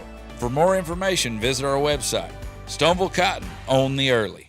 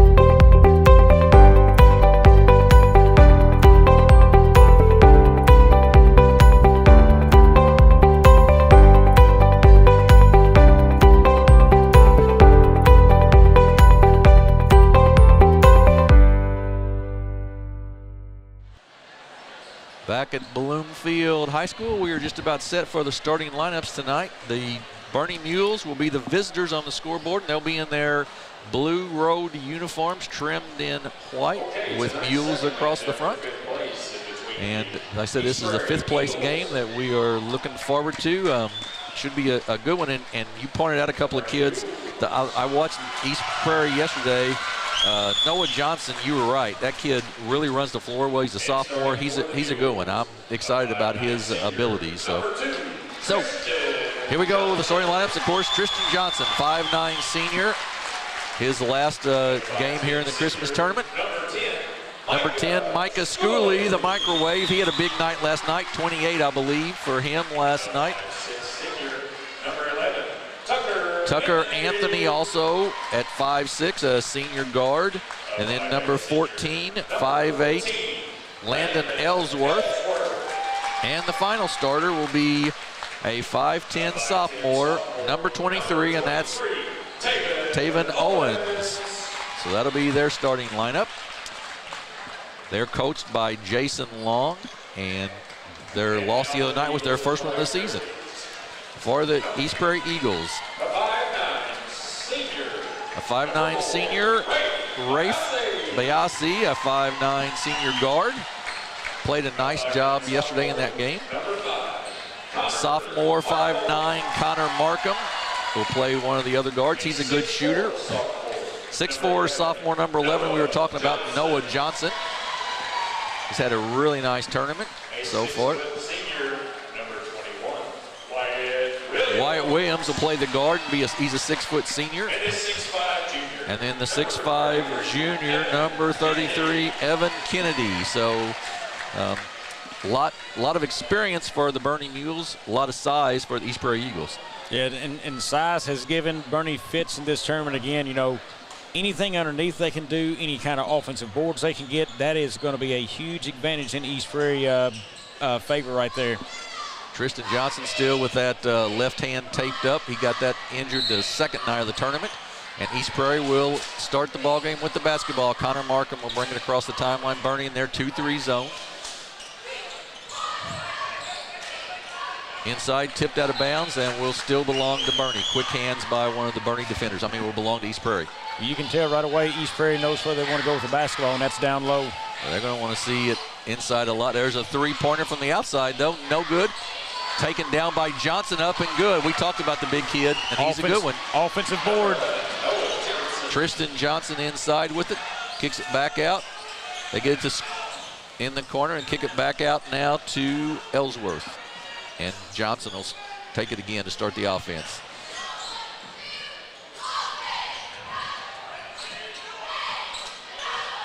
One-2-2 zone for the Mules. Oh, actually a box and one guy just on Schooley, it looks like. Johnson for three, off the mark, no good. Rebound, Ellsworth.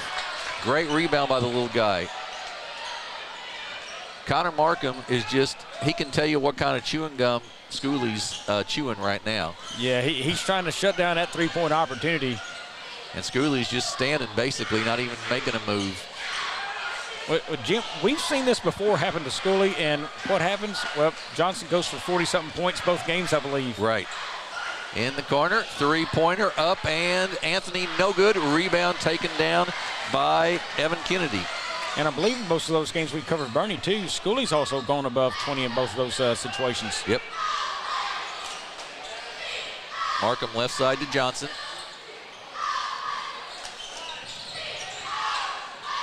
Nice pass inside, up off the glass, and good. That is That's a really Wyatt good Williams. look. Really good look for East Prairie. They overloaded one side of the floor and then sent a cutter in and scored. Johnson misses. Noah Johnson with it quickly down the floor for East Prairie. Up and good. He runs the floor really well for a big guy. Tristan Johnson. And I'm telling you, Connor Markham is wherever Schooley is on the floor, he's following him. They're setting screens, and Markham's following him wherever he goes. Nice job there. He's trying to use back and forth screens on those kids, and he's just not staying tight enough, and kids are not rolling around. And he can V-cut there, cut in and then cut back out, but somebody's got to roll right there once he V-cuts. And Biasi did a nice job there of realizing that Markham got beat a little bit to the defensive spot. He got there too. Just really nice job defensively. Sort of a game inside the game there. Out top to Markham. Did the Markham kid play football? Does that name rings a bell to me? I believe so, Jim. I believe he plays some quarterback. That's what I thought, quarterback maybe, yeah. Biasi for three, good. 9-0 lead for East Prairie. To Johnson.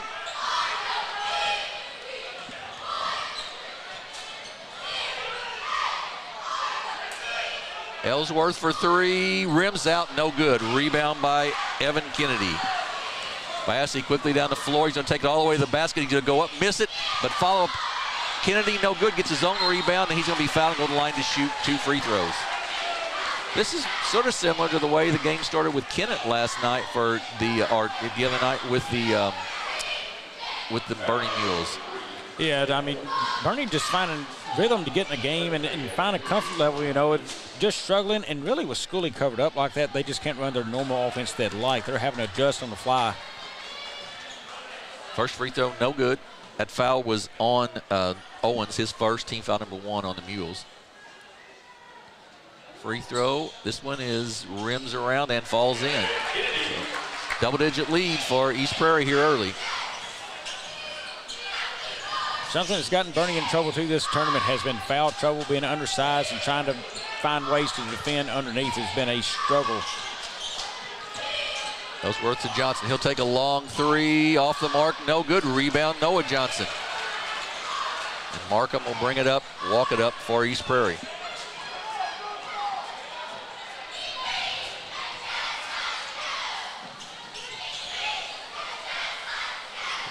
Nice movement by the Eagles on offense.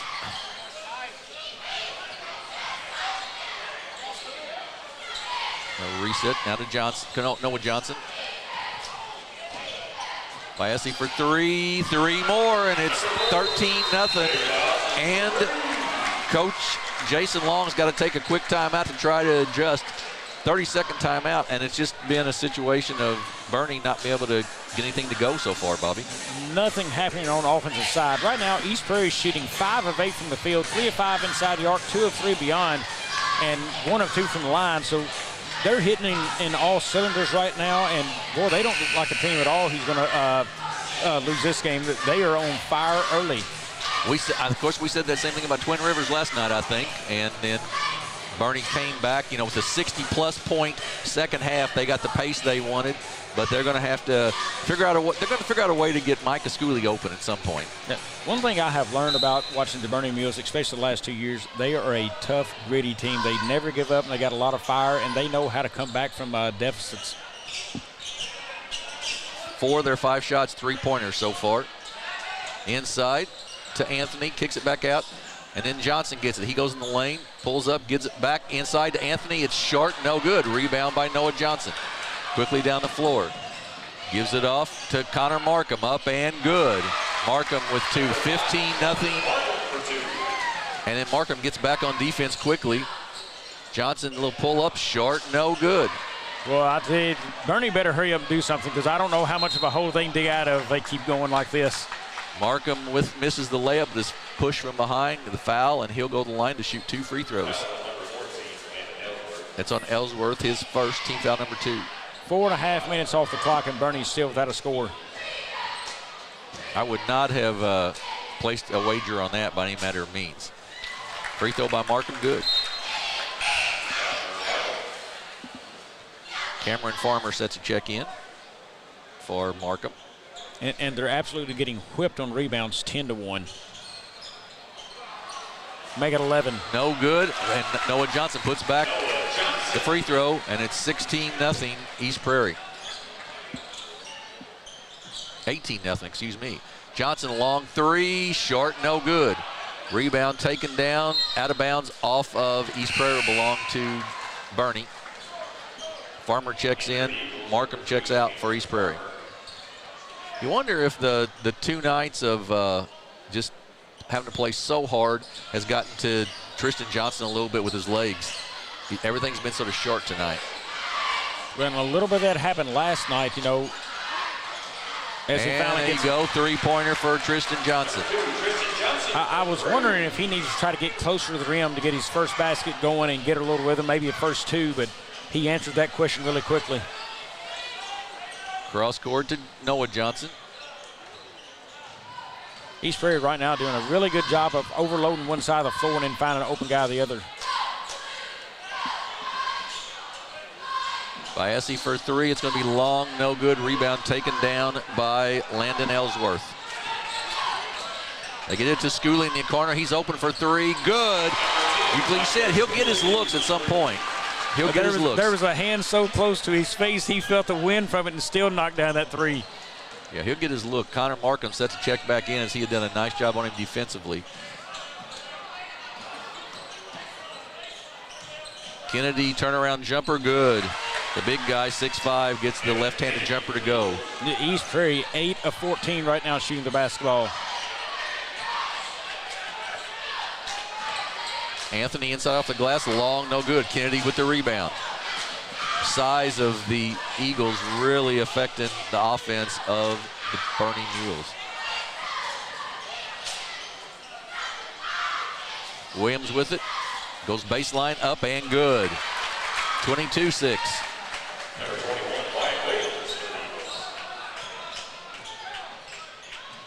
3 for Anthony, good. Tucker Anthony with 3, 22-9. All of a sudden 3 of 8 shooting the 3 for the Mules.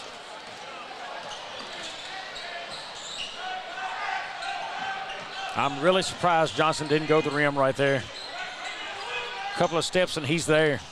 Bad pass just thrown away there by Wyatt Williams, out of bounds. Connor Markham checks in, as does Ty Wallace for East Prairie. And we've got Owen Knight checking in as well, giving everybody a little breather here with 1:10 to go in the first quarter.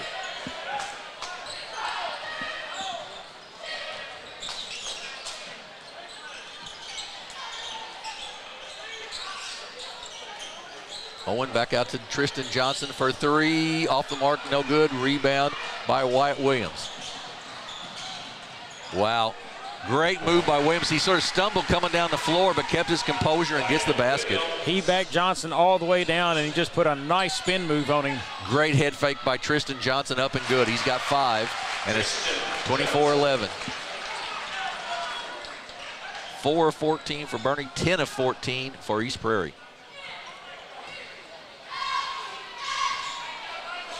25 seconds to go in the quarter. It's been all East Prairie so far. Nice pass inside to Noah Johnson. Shot's no good. Rebound by Ellsworth. He's going to take it all the way to the basket. He's going to go up and have Connor Markham block it. He shot that one way too quick. Wyatt Williams goes to the basket, up and good. Williams, nice move. He's got 8. And at the buzzer, short, no good. So we have finished one. It's been all East Prairie. It's East Prairie 26, Bernie 11 will be back with the second quarter of this fifth place game here in just a moment on the Aycorp Media Networks. Does your business need, literally anything? When we founded CNS Cleaning Supply, our goal was simple. Become a one-stop shop for anything and everything your operation might want. From car care to condiments, mops to markers, soaps to staplers, and everything in between. Which is a lot. CNS has got you covered. Give Delane Beckwith a call at 573-217-0104 or visit cscleaningsupply.com to get set up with, well, literally everything. Tell them Delane sent you. Young Real Estate, we're Southeast Missouri, just like you. We are parents. We are teachers. We are grandparents. We are active in our community. We are patriots. Serving all of Southeast Missouri, and we are here for you. We are young. We are back at Bloomfield High School, 26-11 East Prairie in this first quarter. And Bobby, just the shooting statistics are tell it all. But last night I made a comment about Bernie in the first half. At halftime I said, I guess it's just going to be a three-point game. They were shooting way too many threes, not enough twos. They're 3 of 10 from three, 1 of 6 from two. The problem right now in two, every time Johnson brings the ball up the court, there's two guys trying to meet him. Ty Wallace takes it to the basket, up, no good, rebound. The fourth rebound of the game for Landon Ellsworth. Kristen Johnson quickly down the floor, kicks it in the corner to Anthony. Back to Johnson for three, off the mark, no good. Tip taken down by Ty Wallace. And Markham will walk it up the floor. Last night, Bernie got back in the game when they got some speed going into the game. But you've got to make some shots to be able to put that full court pressure or put some defensive pressure on. You've got to do that. And look, Bernie's got 4 rebounds. All 4 of them are Landon Ellsworth. I can't imagine that's the guy who's going to be your biggest rebounder and the man who gets it done underneath on the boards. Wallace for three, good. Nothing but net, 29-11. 3 of 5 now, shooting the three to Schooley. He's guarded there. They bring it back out. Johnson a long three, off the mark, no good. Rebound, Owen to Ellsworth. He'll take the long jumper, up and good for three. Ellsworth with 6 and 5 rebounds. I get the feeling outside of Schooley that Bernie is not a strong screen team because Johnson's not getting any help right there. Right. I have yet to see anybody else on the floor try to set him a screen to free him up. Turnover on the Eagles. Yeah, they've not given him much help to get to the basket. I would agree with that. Of course, he's guarded out front there, sort of by Evans. They got Evans on the top of that point. There's a nice screen for him to try to free. Inside to Owens. Back out to Ellsworth for three. Short, no good. Rebound, though, to Johnson. Nothing there. And kicks it back out to Schooley. Now Johnson from the corner for three. Rims out, no good. Nice rebound, Ellsworth, but gets it blocked by Markham, but that'll be a foul. That'll be his second. Nope, be his first, I guess. Because they don't have any fouls on the board, at least. How about Ellsworth again? 6 of Bernie's 7 rebounds. Yeah. And Landon Ellsworth will go to the line to shoot 2 free throws.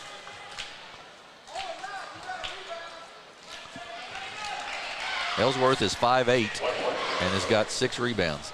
You know, Jim, one thing for Bernie, you know who to look for is Johnson to Schooley. When I look in the board over here for East Prairie, the scoring right now is spread out between 6 kids really nicely. I mean, they're doing a good job moving the ball, finding open people, and as a team, they are absolutely taking it to the Mules. Timeout, East Prairie here. 29-16. Bernie has cut it down a little bit to a 13-point game. But it really is a matter we go back to, but it's a matter of the shooting right now. 5 of 21 for the Bernie Mules, 12 of 18 for East Prairie. And like you said, it's spread out. 6 for Biasi, 3 for Markham, 6 for Noah Johnson, 8 for Wyatt Williams, 3 for Kennedy, 3 for Wallace. I mean, they've really spread it out nicely. Yeah, and if you're Bernie, you're sitting there saying, you know what, they can't shoot this good forever. I mean, they are really, really at 66% from the floor. You got to think that's going to slow some. So, right. You know, even if it does, Bernie's still got to find. They're getting wide open looks for Johnson from three. He's just, I don't know if it's nerves, maybe legs, because the worst thing about a news report coming out like we had today is inevitably it gets back to him and he knows. Sure. And, that stuff kind of gets you in your mind too, and you really just want to erase that kind of stuff. Markham gets it ahead to Johnson, to Biasi. They kick it back out to Markham to set their offense up. Kennedy down low. Wyatt Williams on the wing there.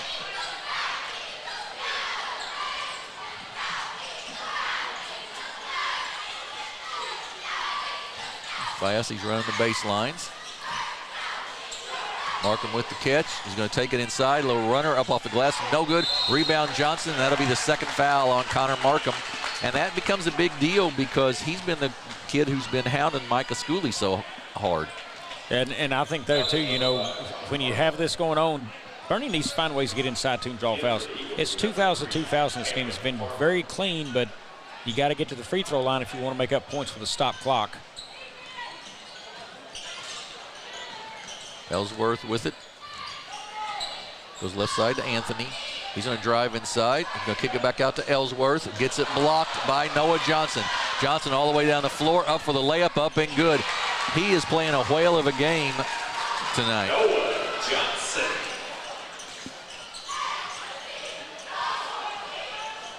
In the corner to Anthony.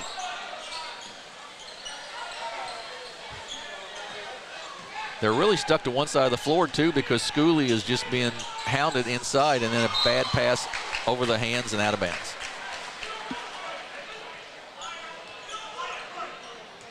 Well, a frustrating night over there for Jason Long. I mean, he expects more, and he coaches hard, and just to see things not falling for him, I mean, he is a passionate guy, no doubt. Kennedy inside. Wyatt Williams, nice move, missed the shot, but Evan Kennedy on the rebound, gets his own rebound, back up and good. Just the size, a huge disadvantage there. Back to Johnson. Ellsworth for three, off the mark, no good. Tip taken down by Biasi. Comes out to Noah Johnson, who runs the floor so well. That's going to be a charge, though. Ran the floor a little too well right there. Good job of Ellsworth of sacrificing his body. That's going to be the first on Noah Johnson. 17-point lead, 33-16.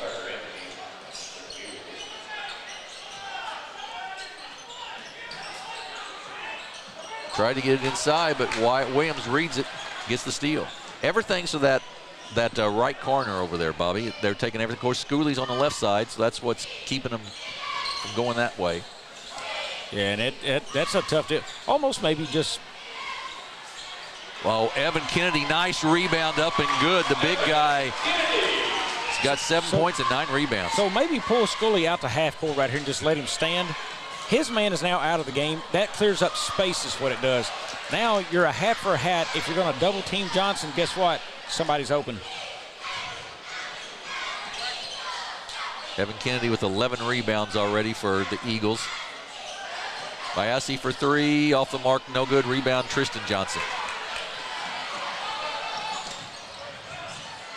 He gets cut off there. Schooley up top. Back to Johnson. Inside, tipped, I believe, by Biasi. And it'll, nope. Nobody touched it. It's going to go to to East Prairie. Any pass going down low right now, Bernie cannot handle it. They just can't hold on to the basketball. If anything could go wrong, it is going wrong for Bernie right now. Wyatt Williams in the lane, up and good. Boy, he has looked fine tonight, too. Williams with 10. Noah Johnson, 8. They have both played well. Ellsworth. In the corner to Anthony for three. Off the mark, long, no good. But Schooley comes away with it, kicks it to Ellsworth. To Schooley. In the corner, Ellsworth for three. Good. Landon Ellsworth has got 8. He's the leading scorer for Bernie right now, and it's 37-19.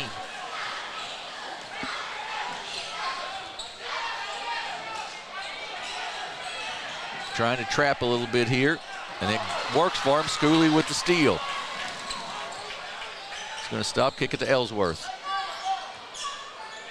That's where I wonder if you're Bernie, if you try to make something happen, just take it to the basket. If Schooley would have taken it on the basket there to try to get something going on.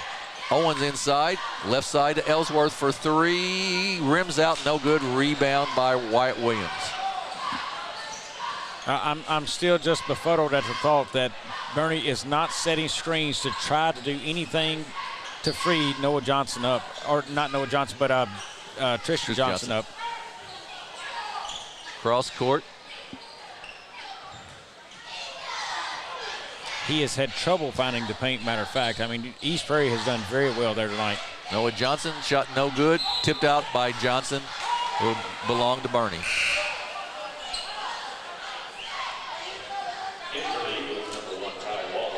Ty Wallace, Owen Knight check back in for East Prairie. They lead by 18, 37-19, 1:24 to go in the first half.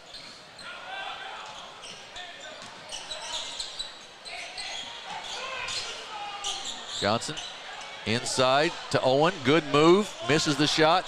Gets it knocked out of bounds off of Owen, and it belonged to Bernie.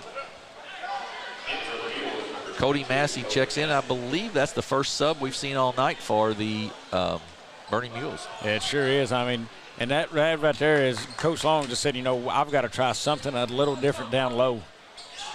Wallace with the basketball. They kick it back out to the top.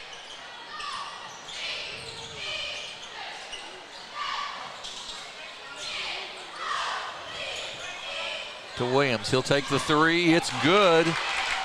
40-19. East Prairie continues to shoot this ball very well in this basketball game. Anthony to Ellsworth. Tristan Johnson for three. It's off the mark. No good. Rebound Wallace. He'll slow it down with 29 seconds to go in the half.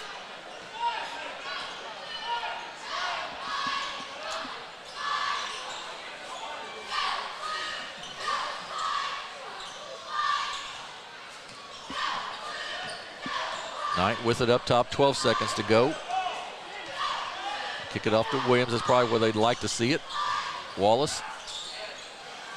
4 seconds, 3 seconds. Wallace, a long three, good. And that's the way the half has gone for East Prairie, ladies and gentlemen. At halftime, it is East Prairie 43, Bernie 19, a 24-point lead for East Prairie. We're going to hear from our sponsors, and we'll be back with the second half of this game in just a little bit. You're watching the Bloomfield Christmas Tournament on the Aycorp Media Networks. Community Bank has been named the #1 bank in Missouri by Forbes, and we think they might be onto something. When it comes to banking, we've always said that people should come first, and we hold true to that idea. Opening an account has never been easier. You can even do it online. We want our community to thrive, and that's why we put it in our name. So come bank with the certified best at First State Community Bank, serving our community because it's who we are. Are you wanting to spend more time with your family this Christmas, but don't know where to start? December 1st through the 25th, Aycorp Media will be broadcasting 25 days of fun, engaging activities straight from Tana Odell's book, Christmas Together. Each night will contain devotions, cooking, and family fun for you to join in on. To find out more and purchase your copy today, visit our website and join us for each episode in December on Aycorp Media's YouTube and Facebook. At Focus Bank, we believe in really free checking. What does that mean? Well, opening an account requires no more than $25 with no minimum balance requirements or monthly service charges. You'll also have access to online and mobile banking, online bill pay, direct deposits, mobile deposits, automatic payments, e-statements, a nationwide network of ATMs, and an instant issue debit card, all for free. Your first order of checks is on the house, and you'll also receive a complimentary thank you gift. Come visit us in Sykeston, Charleston, Crothersville, or East Prairie. Focus Bank, simple, hassle-free checking that's really free. Mathis Funeral Home of Dexter and Bernie strives to provide their community with the accommodations and services needed to relieve your family during times of loss. For more information, give them a call and see how Mathis Funeral Home can help meet your expectations in celebrating your loved ones. For over 100 years, Stoneville Cotton has helped farmers stay strong and win their growing seasons, delivering protection against key weeds and insects to maximize their yield potential. For more information, visit our website. Stoneville Cotton, own the early. Experience the magic of Christmas in the Hollow. An all-new Christmas tradition awaits, where your family can find and take home the perfect tree, ride the train through the Wonderland Christmas lights, and even meet the big man himself. Don't forget to visit the shops for decorations, tasty goodies, or that perfect holiday gift. There's so much to do and see. It's like a Christmas movie come to life. Christmas in the Hollow at Pumpkin Hollow. For more information, visit pumpkinhollow.com.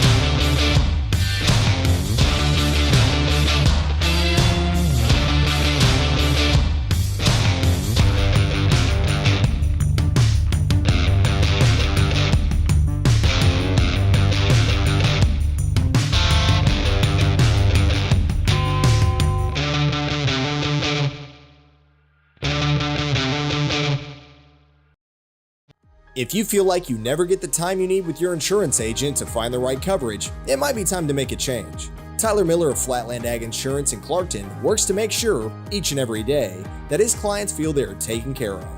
With years of experience in crop insurance in 4 states, he strives to provide you with the exact coverage you need for your specific situation. For more information, give Tyler a call at 573-276-8044. Here's to another great year. Growing cotton in the Mid-South is hard work. As a farmer, you make tough decisions every day. Choosing a cotton variety shouldn't be one of them. Next-gen brand varieties from Americot are bred specifically for cotton growers like you. We're 100% independent and farmer-owned. Plant cotton that works as hard as you do. Americot. All we do is cotton, all the time.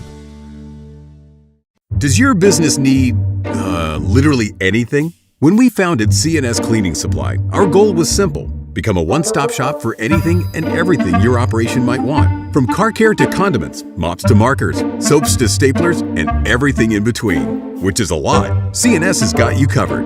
Give Delane Beckwith a call at 573-217-0104 or visit cscleaningsupply.com to get set up with, well, literally everything. Tell them Delane sent you.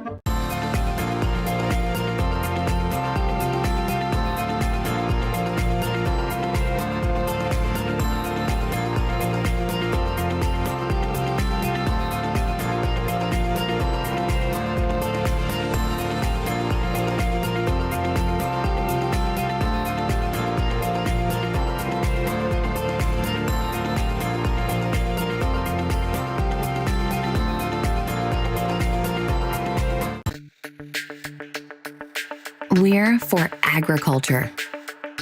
For growers, doers, whatever it takers. We're for doing things with purpose. We're for the little guy with big guy dreams. We're for agriculture. We're for you. Nutrien Ag Solutions, leading the field.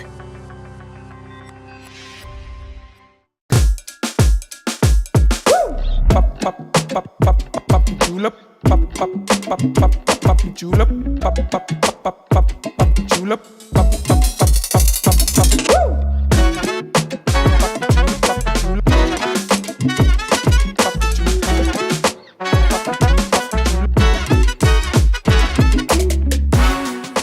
If more than not on the back of your vehicle, you paid too much. At Young Real Estate, we're Southeast Missouri, just like you. We are parents. We are teachers. We are grandparents. We are active in our community. We are patriots. Serving all of Southeast Missouri, and we are here for you. We are young. We are back at Bloomfield High School, halftime of the 5th place game. It is East Prairie 43, Bernie 19, and it's really been a defensive effort by East Prairie that has affected Bernie's shooting so drastically. Defensive effort and missed opportunities from Bernie. I mean, when some kids have had a chance to score down low, fairly open, they either don't catch a pass, miss an easy bunny right there. I mean, you've got to hit some shots there to help this out. With these kids missing shots for Bernie, Johnson's not going to get free, and Schooley is going to be glued to out there. But in the books right now, Tristan Johnson has 5 points on 2 of 13 shooting, only 1 of 10 from downtown. Also in the game, Schooley has 3 points. He's only gotten 1 shot off. He did hit it for a 3. I mean, another good defensive job by East Prairie there. 3 points in the game. Tucker Anthony, 8 points by Landon Ellsworth. And Ellsworth, a nice night on the rebound so far. He has 6. But as a team, Bernie is shooting 21% right now, only 23% from 3, and that has killed them out there tonight. They've got to find better baskets than what they're doing, Jim, just to get a little offensive flow going. Meanwhile, for East Prairie, they've got Ty Wallace in the game. He's got 6, followed by Rafe, that is Bicey, I believe. We have mispronounced that so far. Rafe Bicey, he has 6 in the game. 3 by Connor Markham, 8 by Noah Johnson, 13 by Wyatt Williams, on 6 of 9 shooting from him. 7 points in the game, Evan Kennedy, and they are shooting 8 of 30 for 60% from the field. And 3, they are 5 of 8. You know, again, that number you expect to cool a little bit. That is a 63% mark there from 3, so you expect that to cool down. But man, the rebounds, they have got 27 rebounds in this game. Again, offensive boards, they've got more offensive rebounds, I believe, than Bernie has total rebounds. Yes, that is correct. Jim, I can tell you, you ain't going to win a basketball game doing that. No, you're not going to. That's exactly right. So it is going to be it'll be an interesting second half to see what kind of adjustments that Coach Jason Long and his Bernie Mules can make. Also, last night, kind of a similar situation, not as near as bad as a lopsided score. Tristan Johnson had 9 points at halftime. He come out with 32 after the break. So, you know, that's something to watch. Can he find it? There is magic or lightning in a bottle, so to speak, from the kid, but, boy, they got to find something to start falling in a hurry in this third. Yep, Bernie did score. They scored 60 in the second half last night, so they're capable of putting a lot of points together quickly, but they're going to have to jump on it pretty quick. And even if they get 60, that only gives them 79. That means East Prairie doesn't have to score very many to take care of that. So we're set to go here in the second half. East Prairie will have the basketball. And it will start with Connor Markham in the backcourt, guarded by Ellsworth. Little different defensive alignment for Bernie. They're coming out a lot further. Now kind of settling back a little bit more into that zone and right around them. Markham all the way to the basket, missed the shot, taken down by Johnson. And we're going to have a foul called on East Prairie. And that's something good for Bernie, and they've got to continue to do that, is draw fouls on East Prairie. You let the bigs play very comfortably in this game right now, Jim. They don't have any fouls on them, so to speak, and it makes them play a lot more aggressive here in the second half. Johnson inside to Owen, up and good. Good assist there. Ahead to Noah Johnson. He gives it off. Nice pass to Evan Kennedy. He gets it blocked, goes back up off the glass and good, though. Johnson quickly down for Bernie.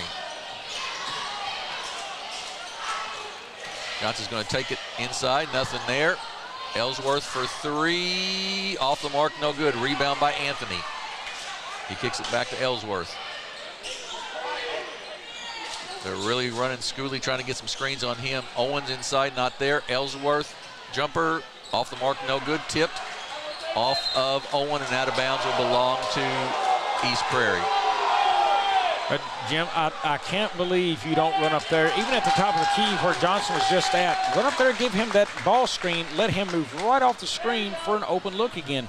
You know, he can fake a 3 if a guy comes running at him, blast past him. I just can't believe they're not giving him screens at the top of the floor here to move into that lane. Excellent job of officiating there by our veteran crew. Both Lloyd Rice and Jay Piles got together with all 3 officials and changed it to Bernie's basketball. Great job of officiating. Johnson, Tristan with it behind the back. He's double teamed out there by the couple of big guys. And it goes off to Schooley. Back to Johnson.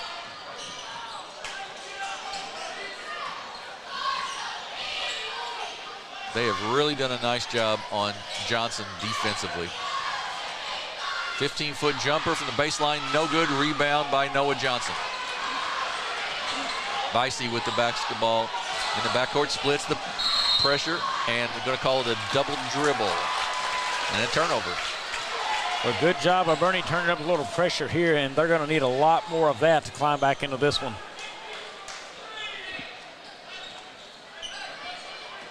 Yeah, they got to have those turnovers. Johnson, nothing there. To Owen.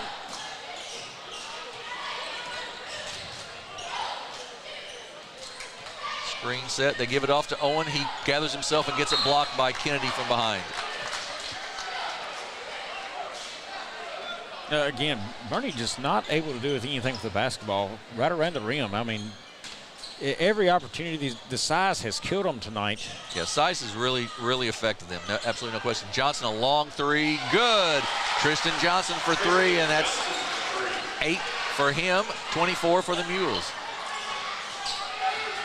Bernie going to try to turn up the pressure a little bit here. And we're going to have a timeout by East Prairie to adjust that. And, Bobby, that's what it's going to take. They've got to find a way to turn that pressure up a little bit. Yeah, a little different alignment they've come out. They played a soft defense early in the first half, turning up the heat here. They're finding a weakness there maybe in the ball handling. Now, I think Markham can come into the game and help them tremendously there handling the basketball. But, I mean, right now, Bernie's trying to pick on anybody they can find to help them crawl back into this. Yeah, they're looking for any kind of turnover they can get here. It's 45-24, still a 21-point lead for East Prairie. Johnson again sits at 8 points. He needs 24 and more in this game to tie the record for the tournament and 25 to break it. He's got a ways to go, but we've got a lot of basketball to go to, Jim. We do. Inbounds, Bicey with it. Pulls it out. They'd like to get the ball inside somehow. They've been very successful with that tonight. Left corner to Wyatt Williams. Cross court to Evan Kennedy. He goes up off the glass, left-handed up and good. Good look by Wyatt Williams there. Kennedy with 11. Well, Bernie does not have an answer for the 6'5" size of Kennedy. Ellsworth, straight on three, no good. Kennedy with the rebound. They kick it out. Bicey splits the double team, gets it ahead to Wyatt Williams. Up and good. Just beating them down the floor right now.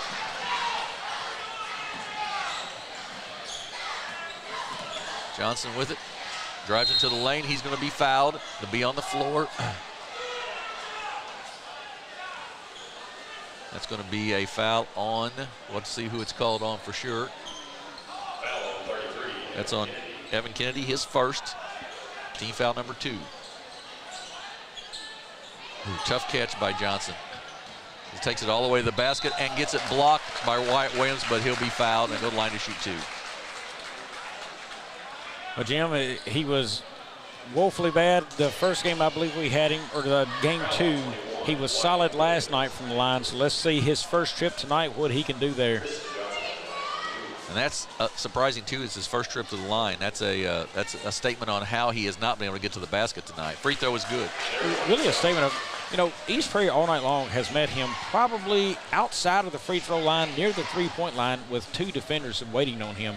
And once he passes, a guy drops really quickly. 1 of 2. Talking about executing a defensive plan too, East Prairie has done it. Oh, they absolutely have. Great pass inside to Noah Johnson, up and good. Bicey with the assist, and it's 51-25. And they hadn't been too bad on the offensive side. That's right. Johnson off the glass, up and good. Tristan Johnson, he's got 11 now. There's that hesitation play he had last night, drive the floor, head fake, and then get the guy out of position and score. Johnson once again misses the shot this time. Evan Kennedy with the offensive board, he gets fouled. It'll be out of bounds to the Eagles. The defensive pressure has not particularly affected East Prairie at this point. Well, they come out and had a couple of quick pressures and stops right there, and then now East Prairie has figured out, hey, just throw it to one of the big guys there, because Bernie has pulled all 5 up to near half court, and East Prairie's just beating them down the floor, and the home run ball is being thrown down there to beat them. Demarion Evans checks in for East Prairie. 2 of 4 from the He has the basketball. Vicey up top to Connor.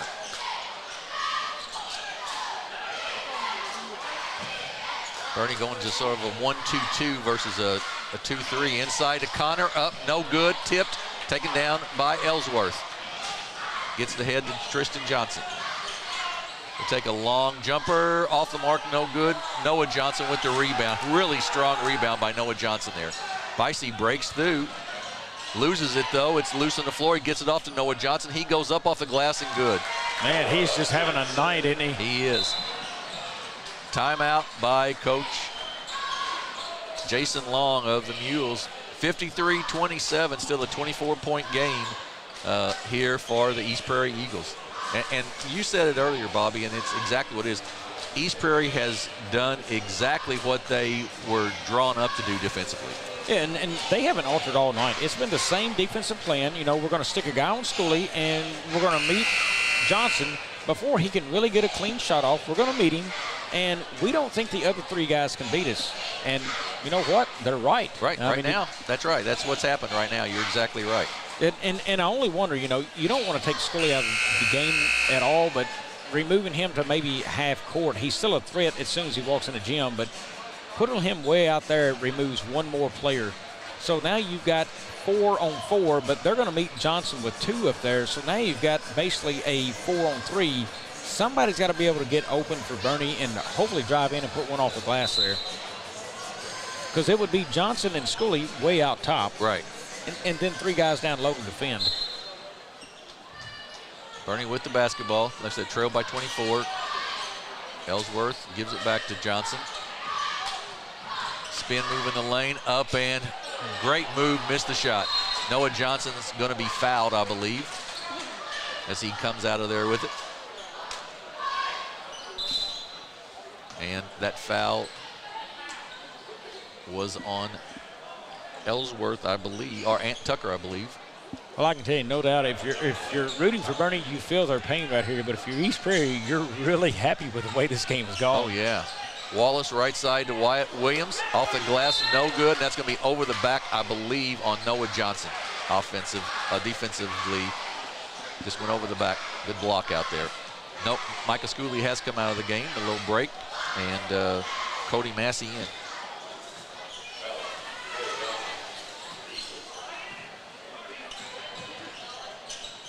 Inside to Massey, back out to Ellsworth for 3, short, no good, off the rim and out of bounds. Will belong to East Prairie. But that was nothing more. Coach Long's trying to get Schooley over there and get a little knowledge of what's going on in the game. I saw him talking. Coach Long wasn't even worried about what was going on in that offensive series. He's trying to figure out what he can do to get Michael Schooley in a little bit more involved. Yeah, Schooley with only 1 shot tonight, which is very, very unusual. Double team, gets it up, tipped, taken away by Schooley. He's going to get a layup. He's going to go up for the layup, up and good. Schooley's got 5 now, and it's 53-29. And we're going to have a timeout by East Prairie. And I don't think Coach Gary Scott's going to let it get away from him. I mean, he's still in good shape. I mean, he knows where this game is, but you know, earlier they went to a 5-out, and I can't believe why, and they quickly got away from that, and they know they can still beat Bernie down low, and I expect them to just keep pounding it down there, the big boys. I mean, Johnson with 12, Wyatt Williams, who can go inside and outside, 15, and Evan Kennedy, 11. The guards have just kind of been guards, but, you know, it's been all about the size down low for them. Right, that's exactly right. Yeah, the guards haven't had to be, in this particular setting, the guards have not had to be big scorers because they've got such a size advantage inside. And still the rebound difference right now. East Prairie 34-12 over Bernie. I expect that trend to continue. I believe Bernie received a state ranking, but I don't see them going very far if they don't figure out a way to neutralize some of those issues rebounding, Jim. Yeah, I would agree. And the size issue, you know, you can't grow overnight. So if they come up against a team that has some good size and some decent quickness, it's going to be tough for them. I think there'll be some schools from Southeast Missouri who will watch this video and say, we may have to try that same kind of thing, Yeah, and, there'll be a team that they'll run up against who's going to have one big man. But if you have two, right, that's what will do Bernie in, I think. I think that's right, probably. Because they've given up 14 offensive rebounds tonight.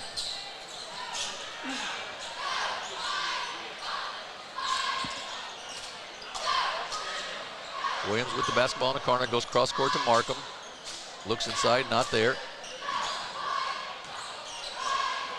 And East Prairie can be pretty content. Could have been a little hack there, no call. And ahead to Johnson, then ahead to Schooley. He's going to go all the way to the basket once again, up and good. Mike has now got 7. That's 53-31, a 22-point game. Farmer with the basketball. And pull it back out.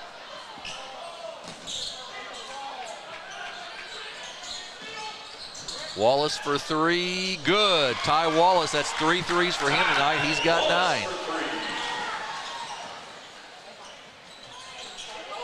To Johnson, a long 3 way off the mark. Schooley tries to save it and can't. That's out of bounds.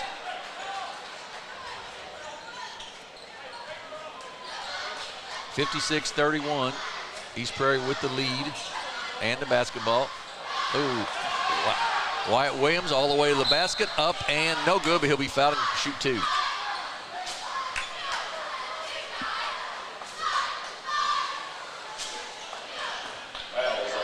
So it will send, like I said, Williams to the line to shoot 2. That foul was on Ellsworth, his second. Team foul number 3 on Bernie. Williams free throw, up and good. Not a lot of free throws in this ball game. East Prairie, that's now 3 of 7. Bernie is 3 of 4. So nobody's been to the line very much. Yeah, very quiet there from the line tonight, both teams. Ellsworth makes them both. Owen Knight checks back in for East Prairie, and he's going to give Wyatt Williams a little breather with 1:44 to go before the end of this third.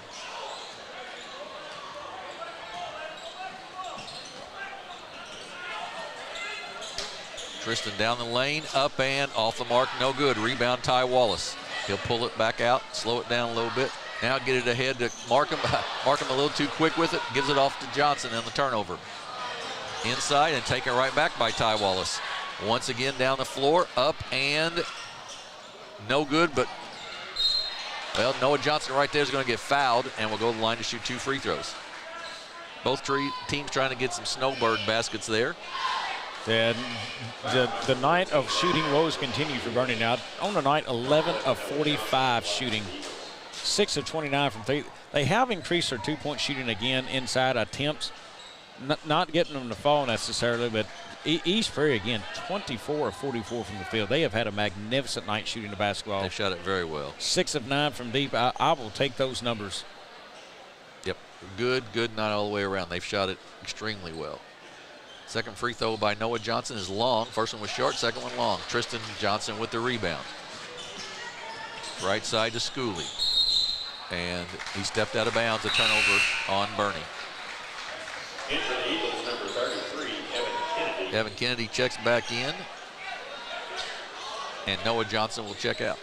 You know, one of the matchups coming up for Bernie right after the Christmas break here, Advance. I wonder how Advance is going to try to play Bernie this season. Yeah, that'll be interesting. Connor Markham inside, up and good. Good pass by Ty Wallace. Yeah, that'll be interesting. I don't know what kind of size Advance has. I've not seen them, but that will be very interesting. Ellsworth for 3. It's going to be short, no good. Rebound, Wallace.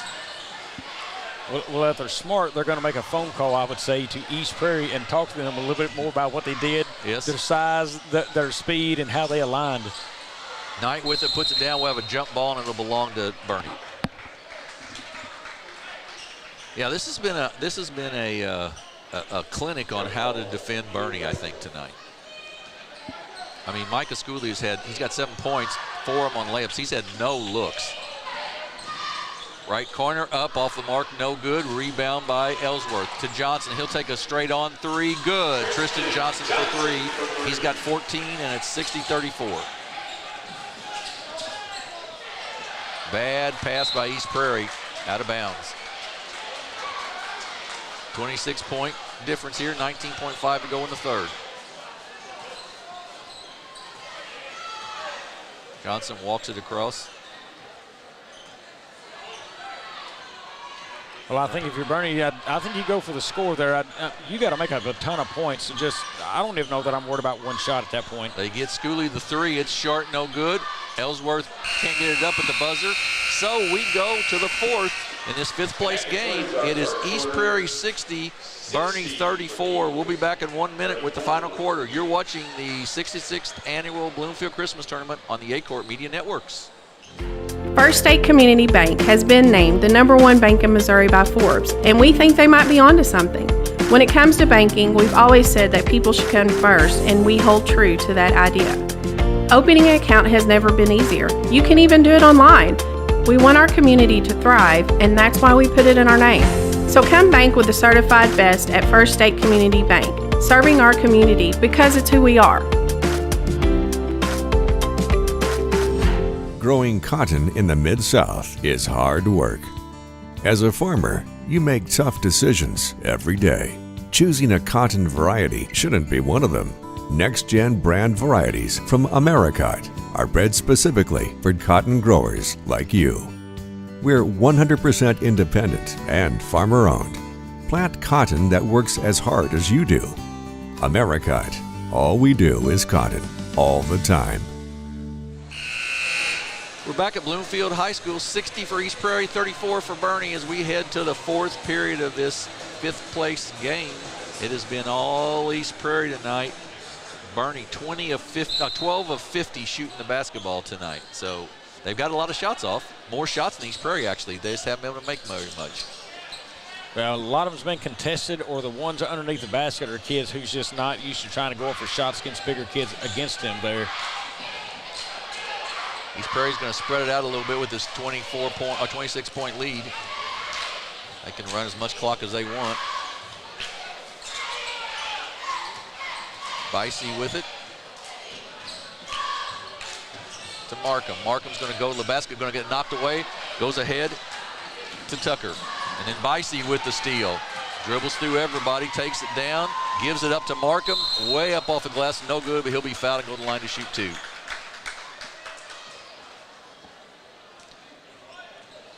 Connor Markham will shoot two. I believe that went on Tristan Johnson, his second. Jim, nobody in blue would have expected only 34 points right now out of the Bernie Mules. And I'm not wearing blue necessarily, but myself included, I expected more points out of them. Well, they scored 80 against Kennett, 83 against Kennett the other night, and 90 last night, I believe. So, yeah, 34 tonight's a great defensive effort by East Prairie. Shot up and good by Landon Ellsworth.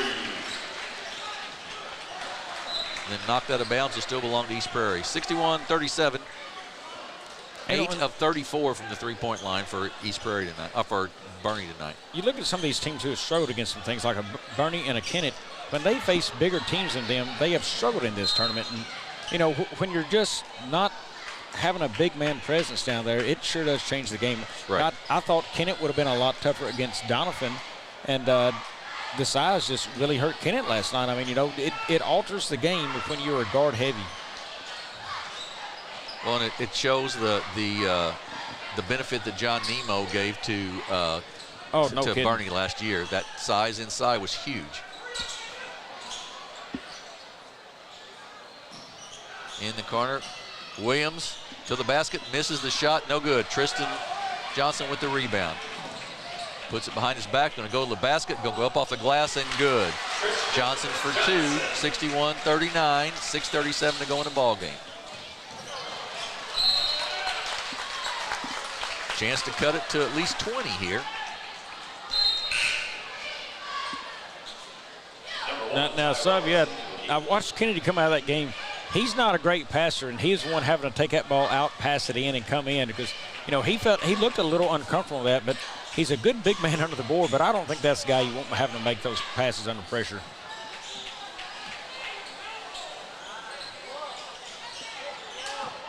Johnson's three is short, no good. Run down by Connor Markham. Markham's greatest contribution tonight's not been any scoring, it's been his defense on Micah Schooley. Yes, no doubt. Williams down the baseline. This time he'll go up strong and get it to go. Nice move there. Strong 2 hands up to the basket. Williams has got 19.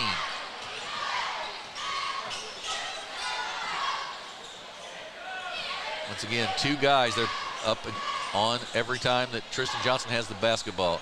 Taven Owens up and good. And we'll have a quick timeout for Bernie. And I believe it'll be a full one. So we're going to take a break. It is East Prairie 63, Bernie 41. We'll take a break and be back here with the final 5:44. You're watching the Christmas tournament on the Aycorp Media Networks. Experience the magic of Christmas in the Hollow. An all-new Christmas tradition awaits, where your family can find and take home the perfect tree, ride the train through the Wonderland Christmas lights, and even meet the big man himself. Don't forget to visit the shops for decorations, tasty goodies, or that perfect holiday gift. There's so much to do and see. It's like a Christmas movie come to life. Christmas in the Hollow at Pumpkin Hollow. For more information, visit pumpkinhollow.com. Back at Bloomfield High School, 5:44 to go in this 5th place game. East Prairie comfortably ahead, 63-41, and just been we talked about it a number of times in the broadcast, just been a defensive clinic sort of by East Prairie, especially that sort of the guarding of Micah Schooley, and then the way they've jumped Tristan Johnson with 2 guys each time he has the ball up at the top of the circle. But Jim, and I think, credit to East Prairie for what they've done. We've made a lot of the scoring record tonight, and as well as we should, just to be a part of and able to witness it. But it makes it see how hard it is actually to put up the points that Blackburn put up in 89. Oh, absolutely. Absolutely right. I mean, you can be a one-man show, but they can shut that down pretty quickly. Was that just a backcourt right there? It was. I think that they may have missed. Exactly right. It shows one-man shows anymore. It's just hard to do, and when you have a team effort out there, multiple kids who can score, well, you're not going to be the one guy show to put up that many points usually. Markham with the basketball. Notice that last time down they had Schooley sort of running the point and Johnson to the wing. So we'll see if that comes the second time, this next time down the floor, the same thing perhaps. Wallace with the basketball. They go cross court. Bicey inside to Wallace. Sort of a tough catch, couldn't make it. Schooley with it. Comes down. He'll stop, top pop, take the 3. Good. I think Schooley's 4 for 4 tonight for 10 points, but he's just not got any looks. Yeah, he has fought for all 10 tonight. Bicey with the tough catch in a bad spot. Steps through. Great pass to Markham. Great look by Rafe Bicey right there. But Bernie's now having to take chances, and that one didn't pay off very well at all.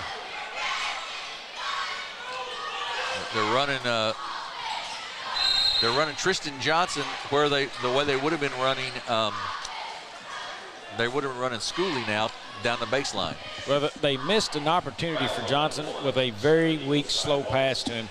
You got to zip that thing in there. Give this guy a chance to get off a shot. It was weak and slow. Defense recovered way too easy. And when you have long, big kids, they get there in a hurry.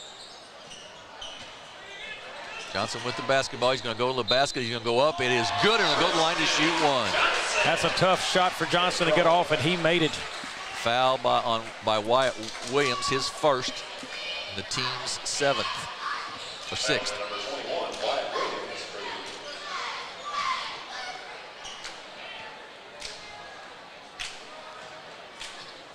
I don't know of Tristan Johnson being out of the game very often either in any of the 4 games they played. I don't think I have seen him exit the floor. Bicey, great catch, up and good. Bicey with 8. Bicey, nice footwork on that to catch that and get that basket in there. Yes, it was. Ellsworth with it, trying to make something happen. Anthony in the corner, and then out to Johnson. Cross court. Johnson inside, double teamed, up off the glass, and no good. Rebound, Anthony. He's trying to go someplace with it and really can't. And we're going to have a timeout by Jason Long so they can control the basketball. Still, not much place to go with that. And interesting that Bernie has changed to Johnson sort of run the baseline now. Well, they're still looking for scoring opportunities. If they're going to glue to Schooley like that, let's glue to him out there. Just try to let him handle the basketball. generally not a very good ball handler, I'd say, or great one. He does okay, but that's why it's in Johnson's hands mostly. But if he can just be serviceable enough, if they're not going to guard you as tight like that, just distribute, maybe find a corner three or a cutter of Johnson right there to score.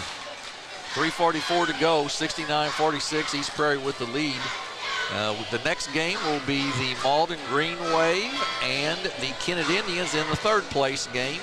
And then the championship game tonight will be around 8:30 or so, and that will be the Dexter Bearcats, the number 1 seed, the Donovan Dons, the number 3 seed, which should be a good matchup in that one as well. So this one is not what I thought it was going to be.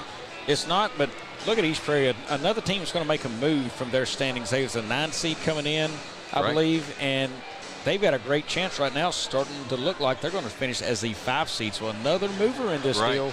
Absolutely. You know, that was one of the ones we talked about. I remember on seeding days, like, ooh, I thought they'd been seeded higher. I remember I told you, I said, I think East Prairie would be next at 6, and there they wound up falling to 9. Yeah, I agree. Johnson inside, up off the glass and good. Tristan Johnson with his 20th of the night. 3:35 to go in the ball game. Ahead, up, and good by Cameron Farmer. To Ellsworth, back to Johnson. Ellsworth with a long 3, off the mark, no good. Anthony with the rebound. He goes up, it's no good. Tip taken down by Ty Wallace. Quickly down the floor for East Prairie. He goes up and good. Wallace with 11 on the night. 5 guys in double figures for East Prairie. That's hard to beat. Yeah, that was a nice play by Wallace. And a nice defensive play by Wallace right there. Ahead. Again, up short, this time no good. And blocked away by Owens. Saved by. And then Tristan Johnson comes away with it. Stops, pops from 15. Good. 22 for Tristan Johnson now. Well, he's trying to make a show of it, Jim. He's got 22. He needs 32. He's 10 away, so not sure if he can get there or not, but he's making it fun here in these last few seconds in a blowout game right now. And I know you won't do this, but you know the kids on the floor know that he's got to be relatively close as well. So, you know, do they try to feed him a little bit? I think that could have been a deal in their minds all night long. Early going is try to feed it to him. Let's get him this number possibly. You hope it's not. And, boy, you would almost have to put these kids in a bubble so they wouldn't have heard that news today and taken their phones away from them because somebody's going to text them and tell them. But that alters the way you mentally go about a game. And, you know, even now, but I mean, he's a kid they turn to every possession, you know. I mean, right. It's not like last night we didn't see kids kind of panic in situations, say, where is he? You know, it just he was able to operate more freely last night on the floor versus, I mean, these kids from East Prairie, I'm telling you, I'm pleasantly surprised. You know, Dexter handled them pretty easily last night, but the way they've come back today against a Bernie team and the name of Schooley and Johnson out there with them, I've been really, really impressed with East Prairie. Yeah, they've really had a great game plan and lived it up to it. Like I said, 5 people in double figures, led by Wyatt Williams. 2 of them with double-doubles. Noah Johnson, 12 points, 12 rebounds, and Evan Kennedy, 11 points, 14 rebounds. That's another team. I don't know where state rankings are. I don't know where they are, but, whoa, watch this team. I mean, as a smaller school, they've got a chance to do some things really, really nice this year. Yes, they do. They really have got some nice pieces here. Because as a smaller school, I don't know that anybody else is going to have this size against East Prairie that they have. I mean, that's one thing that's going to favor them all year long. Williams with the basketball. He's going to take it to the basket. He's going to go up, reverse layup, no good. Taken away by, it's off of Bernie and out of bounds, will belong to East Prairie. 2:03 to go in the ball game.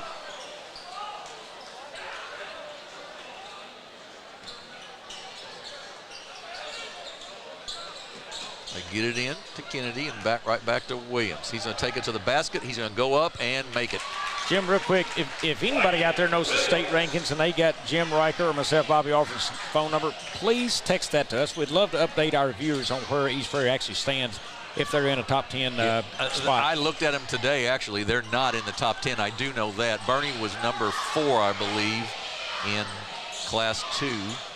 But I'm telling you, I'm watching, and I think they are an underappreciated team right now. Yeah, I agree with you.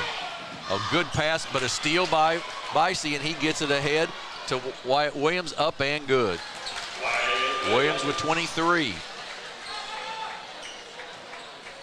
Johnson, 22 on the night with the basketball. Inside Owen, up and good. Unselfish play there by Tristan Johnson. And a timeout for East Prairie, and he'll clear the bench, I would guess, here. The score 77-52.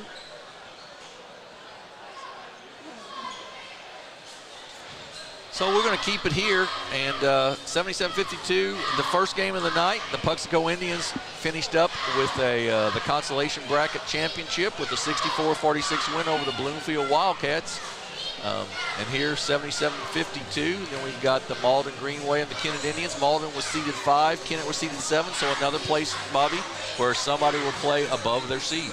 Yeah, both of those teams will finish above their seed. Malden's come in at 5, and they could finish 3 or 4. Kennett coming in at 7, you know, they're going to finish 3 or 4. So both of those teams moving up, you know. One of the more disappointing teams with their seed was Portersville, I'd say. You know, they fell hard from the 4 seed. And it was like they never could get Townsend going for him the whole tournament. I mean, you know, when we saw him at New Madrid this year, boy, he starred. And it just never did blossom into what we saw over there that weekend. Right. I mean, it's very surprising they're not in the final day here at some point. You're exactly right. But but we did know going in that it was one of the more balanced tournaments that we've seen in a long time. We did. We thought there'd be more upsets. We're seeing one here again. Bernie about to lose her second one. I actually thought, you know, Bernie come in 8-0 to this tournament, but I knew there had to be a possibility of Bernie going down with the lack of size and rebounders they had. I really, though, didn't think they'd lose twice. I thought they'd lose once, but not twice, to tell you the truth. But either way, East Prairie trying to run the clock out here with 50 seconds left. In the lane, a runner up off the mark, no good. Rebound by Ellsworth. Gets it off to Johnson. Johnson down the floor with it. He's going to take it all the way to the basket. He's going to be fouled and go to the line to shoot 2. 36 seconds left, 77-52. East Prairie with the lead.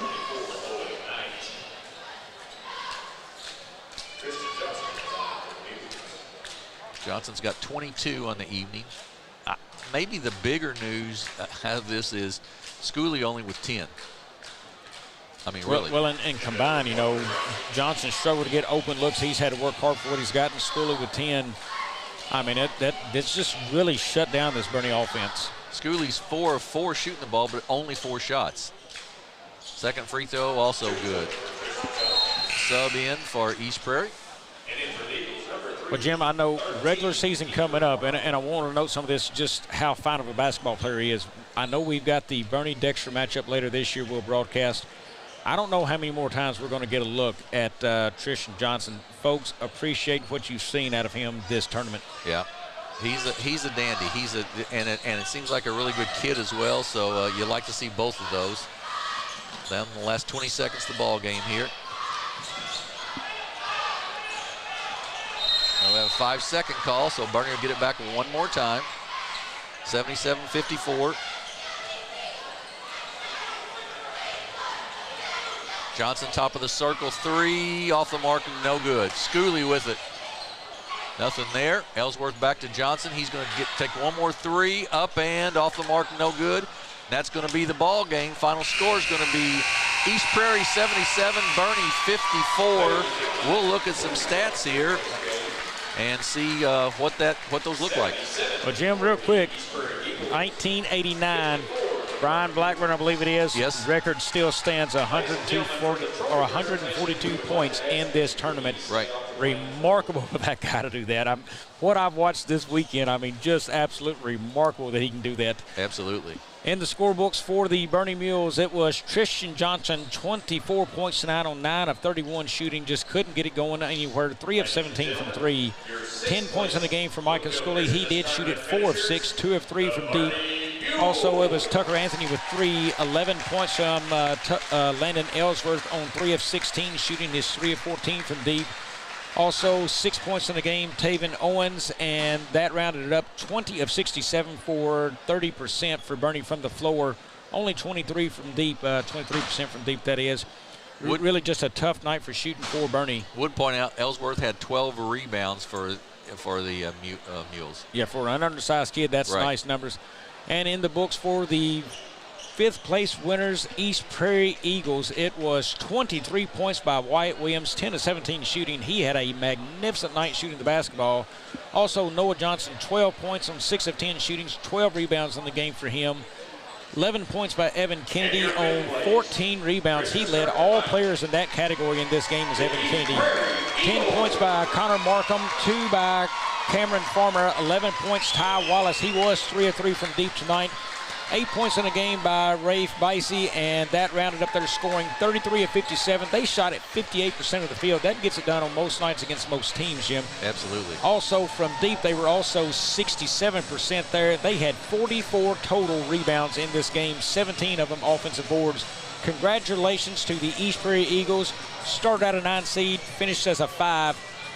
Great finish for the Eagles. I look for them to be very tough in this tournament next year. Yeah, I would agree. Great effort by them. So we are through 2 games tonight. We've got 2 more to go. We've still got the Malden Green Wave and the Kennett Indians coming up next, which should be a good one for 3rd place. And then, of course, the championship game at about 8:30, which will be the Dexter Bearcats and the Donovan Dons. We're going to take a break here. We'll be back in about 10 minutes or so with the play-by-play of the 3rd place game. You're watching the 66th annual Bloomfield Christmas Tournament on the Aycorp Media Networks.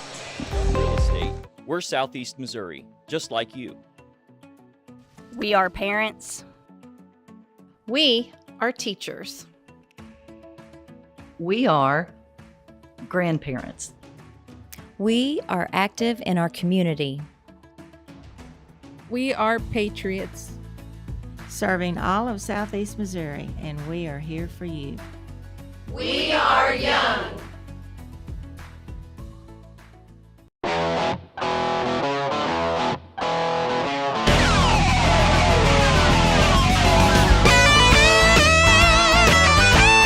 We're right here at King Jerry Lawler's Hall of Fame Bar and Grill on world-famous Beale Street, and as you can see, oh my gosh, we have the best barbecue ribs in Memphis. Oh my gosh, the gumbo is out of this world, but you gotta try the King's Triple Decker Slam Burger. You'll love it.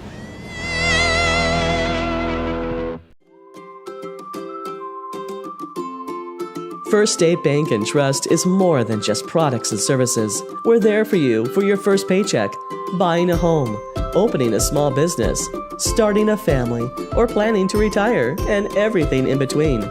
We're the local bank you know and trust for all of your financial needs. Visit fsbtrust.com or stop by your local First State Bank and Trust to explore all of your financial options. Equal housing lender, member FDIC.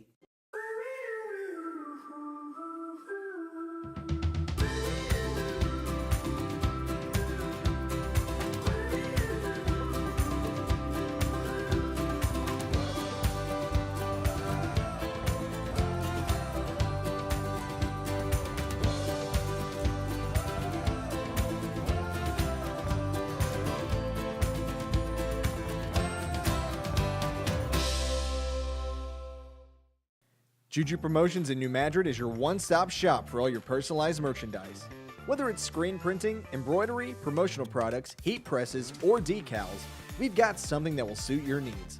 So you, your school, or your business will always be looking its best. There's tons to see, from apparel to accessories. So what are you waiting for? Stop into Juju Promotions today in New Madrid, Missouri. And don't forget to like us on Facebook.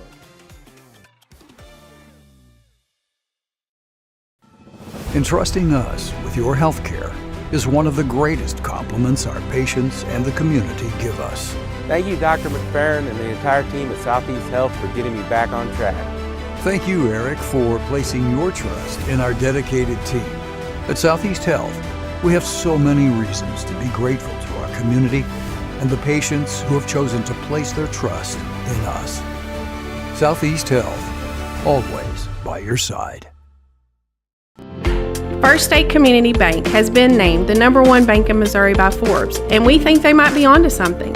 When it comes to banking, we've always said that people should come first, and we hold true to that idea. Opening an account has never been easier. You can even do it online. We want our community to thrive, and that's why we put it in our name.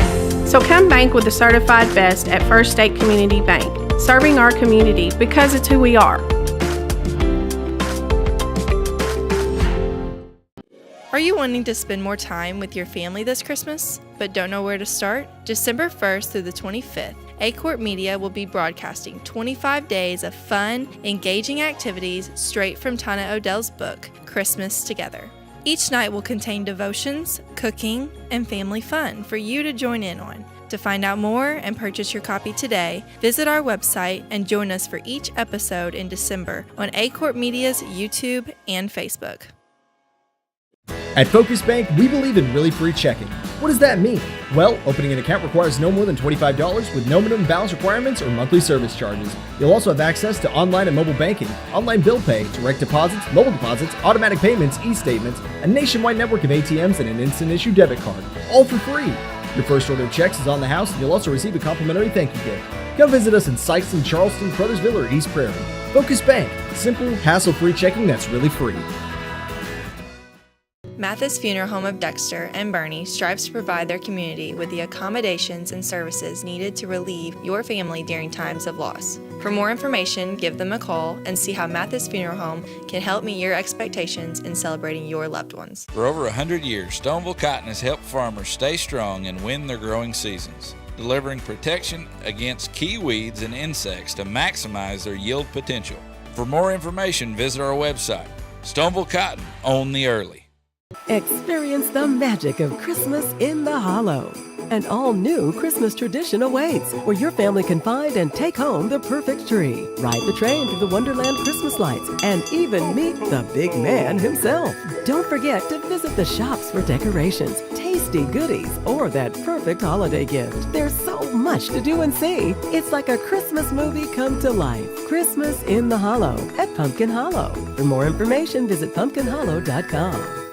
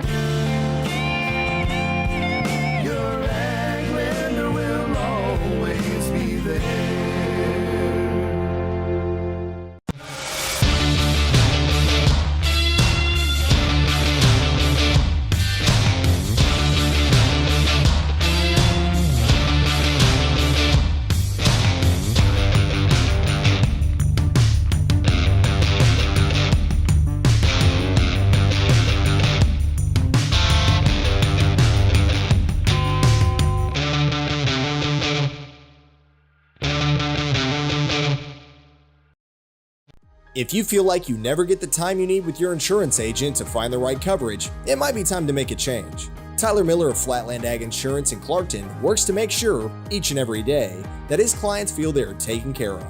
With years of experience in crop insurance in 4 states, he strives to provide you with the exact coverage you need for your specific situation. For more information, give Tyler a call at 573-276-8044. Here's to another great year. Growing cotton in the Mid-South is hard work. As a farmer, you make tough decisions every day. Choosing a cotton variety shouldn't be one of them. Next-gen brand varieties from Americot are bred specifically for cotton growers like you. We're 100% independent and farmer-owned. Plant cotton that works as hard as you do. Americot. All we do is cotton, all the time. Does your business need, literally anything? When we founded CNS Cleaning Supply, our goal was simple. Become a one-stop shop for anything and everything your operation might want. From car care to condiments, mops to markers, soaps to staplers, and everything in between. Which is a lot. CNS has got you covered. Give Delane Beckwith a call at 573-217-0104 or visit cscleaningsupply.com to get set up with, well, literally everything. Tell them Delane sent you.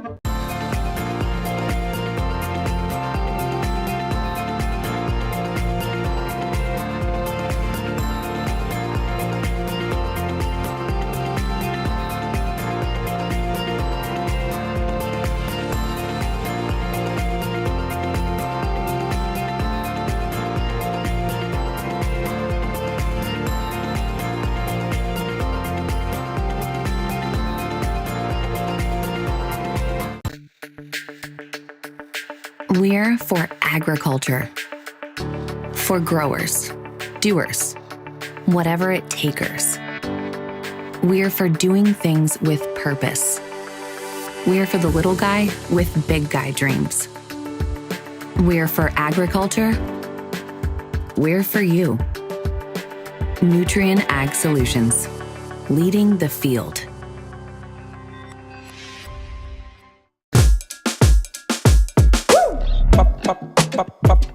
Julep,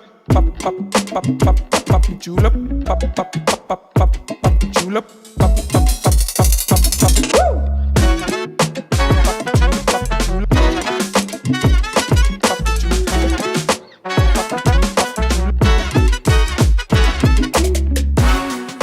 If more than not on the back of your vehicle, you paid too much. At Young Real Estate, we're Southeast Missouri, just like you. We are parents. We are teachers. We are grandparents. We are active in our community. We are patriots. Serving all of Southeast Missouri, and we are here for you. We are young.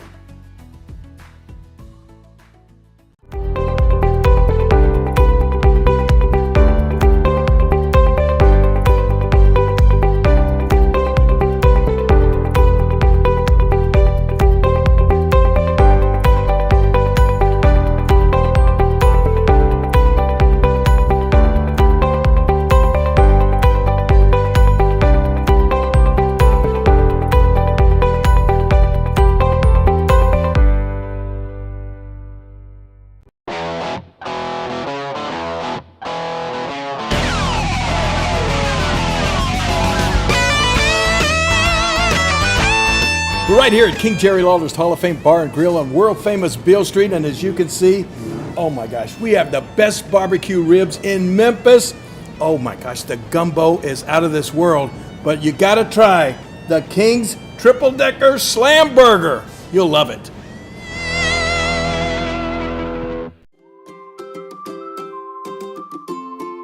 First State Bank and Trust is more than just products and services. We're there for you for your first paycheck, buying a home, opening a small business, starting a family, or planning to retire, and everything in between. We're the local bank you know and trust for all of your financial needs. Visit fsbtrust.com or stop by your local First State Bank and Trust to explore all of your financial options. Equal housing lender, member FDIC.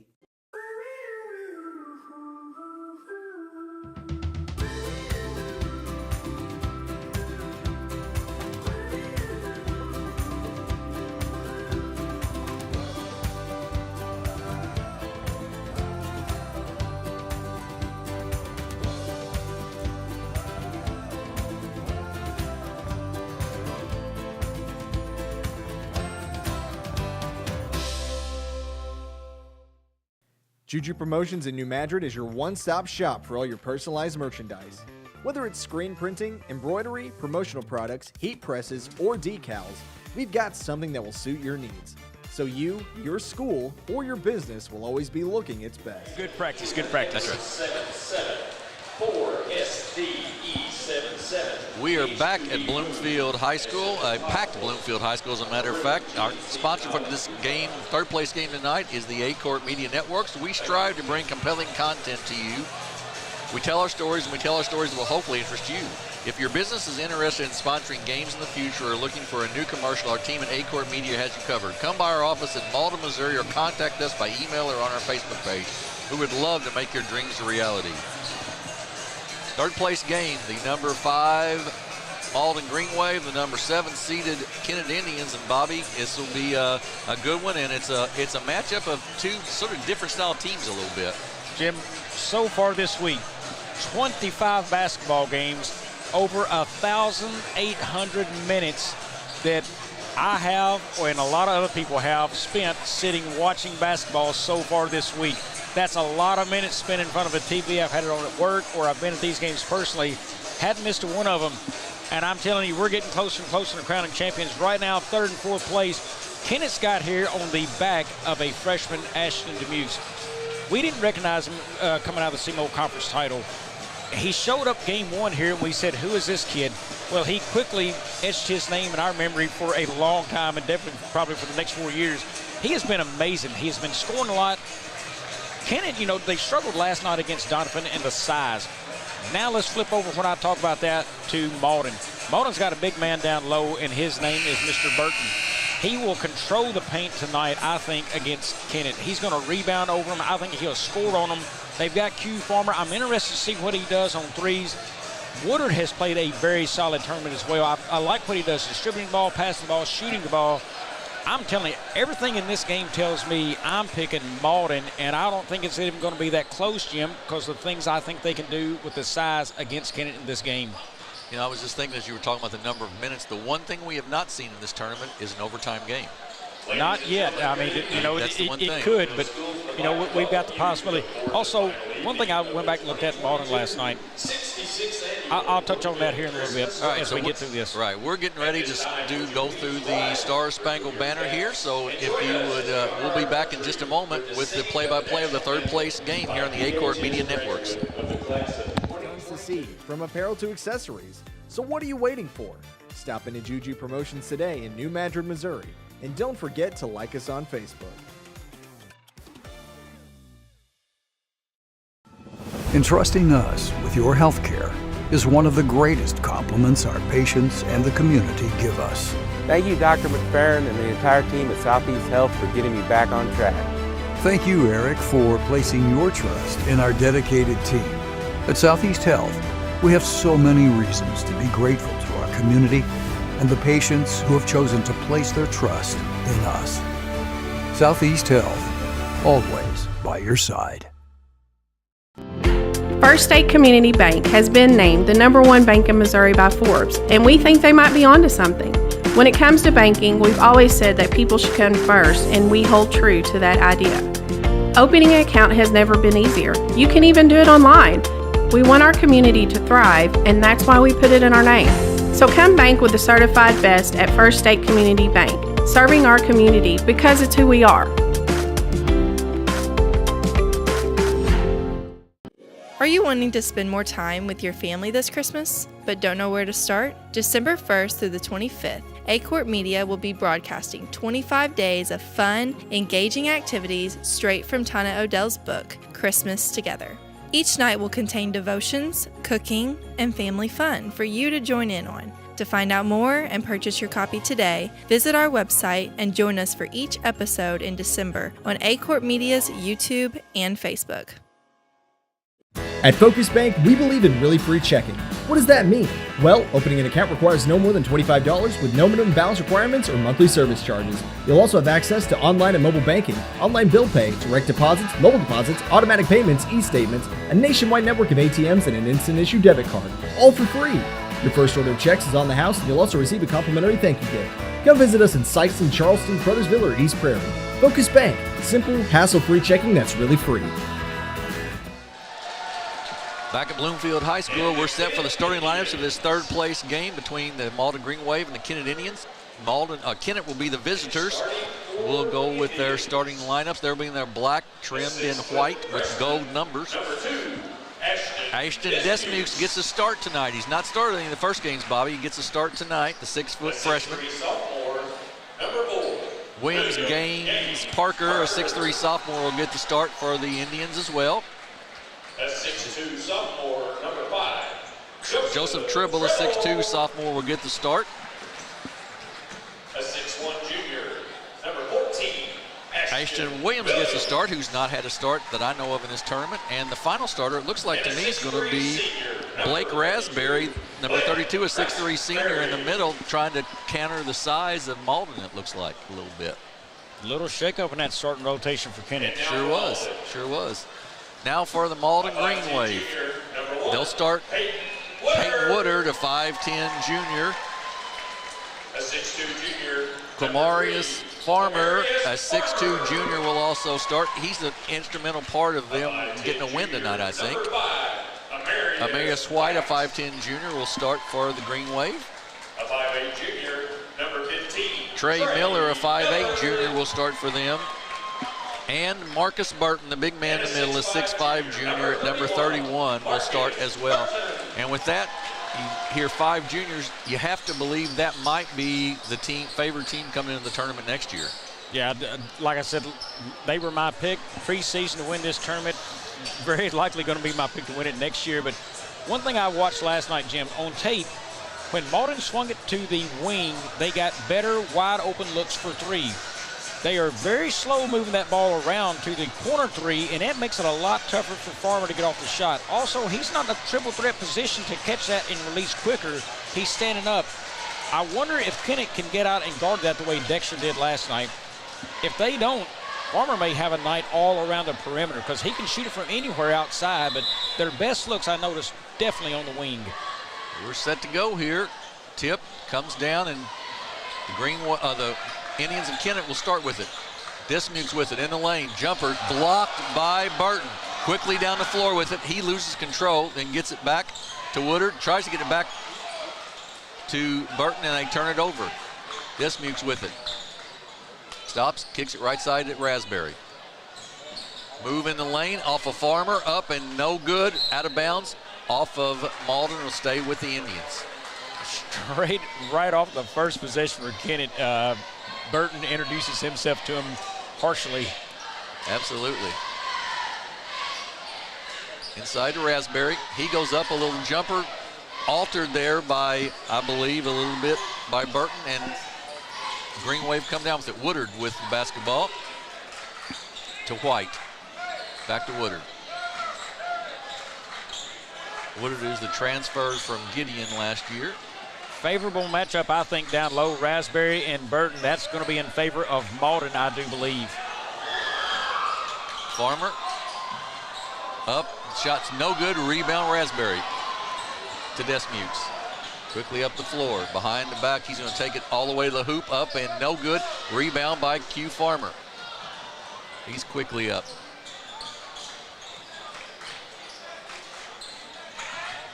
Malden will want to play a little slower pace probably. They had, of course, a big one last night, 55-53 loss to the Dexter Bearcats. Well, they're Malden wanting the pick and roll spot for Woodard and Burton right there. I'm going to be interested to see if that continues tonight. Foul will go against the Green Wave, and that'll be against Raspberry, his first team foul, number 1, of course. So Jim, that pick and roll, you know who made that play famous in my mind?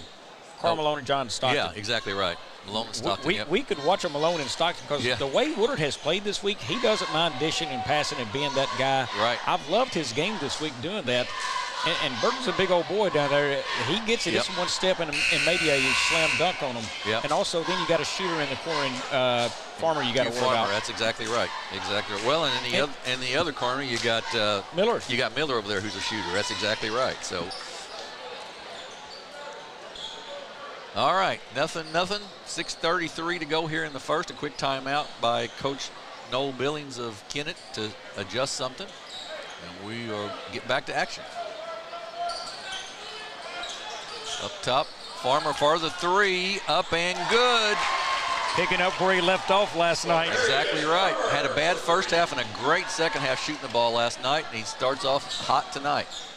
Dismukes into the lane, kicks it back out.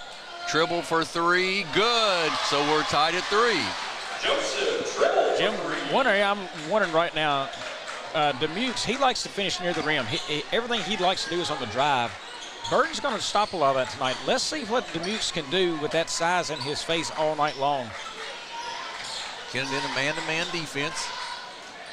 They will substitute freely where Malden not quite so much. Miller off to Woodard. Of course, 4th game in 4 days for all these teams. Miller with 3 from the corner. Good. String music there. It makes it fun when you're hitting shots like this. Absolutely. 6-3.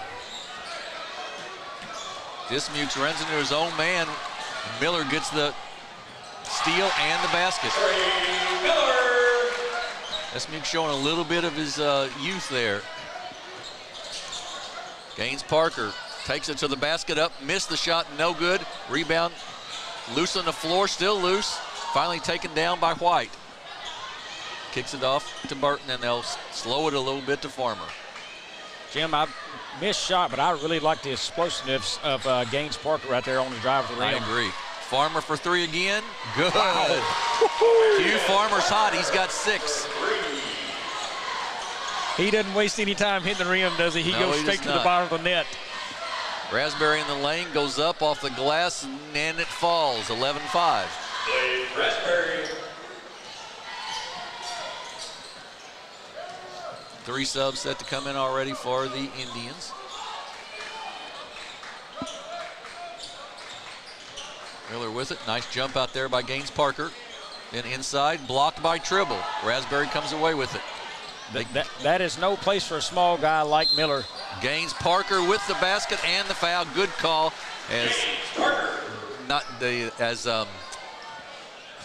who was in there? Farmer did not get set. Well, I think that's what Coach Kilgore is asking is, what are you doing down there underneath the rim? You stand out there and shoot the threes. Let the big boy play down there. Exactly right. Deshaun Wilson checks in, as does Chris Jefferson. Jim, I also want to correct last night. I think we had maybe Burton down for 2 or 3 rebounds. I went back and saw it. I think we did miss maybe 2 more in the books on him. So, we didn't have it. We thought we may have missed one. We did. So, I want to let folks know, not trying to take anything away from him there on the stats. Gilmore checked in for the Indians as well. He's out there in front, guarding Woodard. Cooper Thomas in for the Green Wave, and he has the basketball. He'll take a 15-foot jumper. Good. Both teams shooting it pretty well so far. 13-8. Tribble with it. Kicks it to Dismukes. He'll take a 17-foot jumper. Long, no good. Rebound. Run down by Raspberry. He's going to take it to the basket. He's going to be fouled, I believe. Actually, that is Deshaun Wilson stepped in instead of Dismukes now. Okay, you're right. Dismukes is out. They substitute fast. Coach Billings fast and often.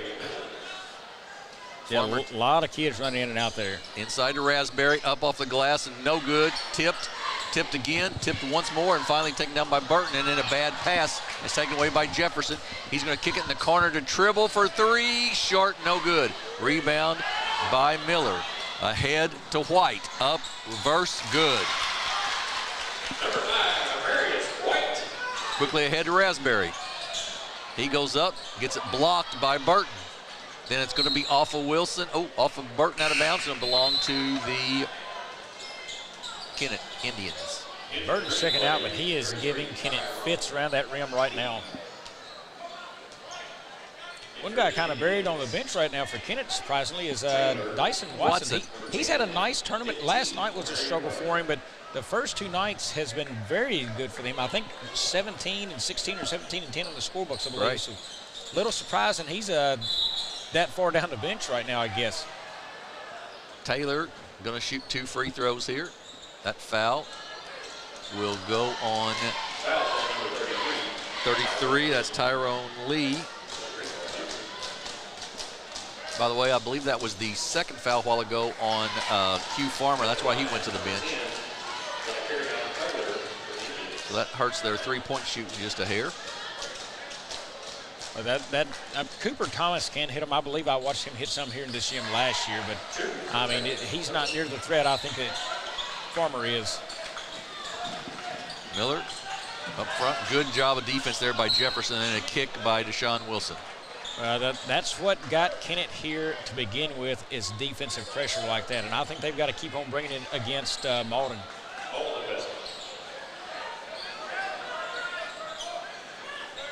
Bounds to Miller.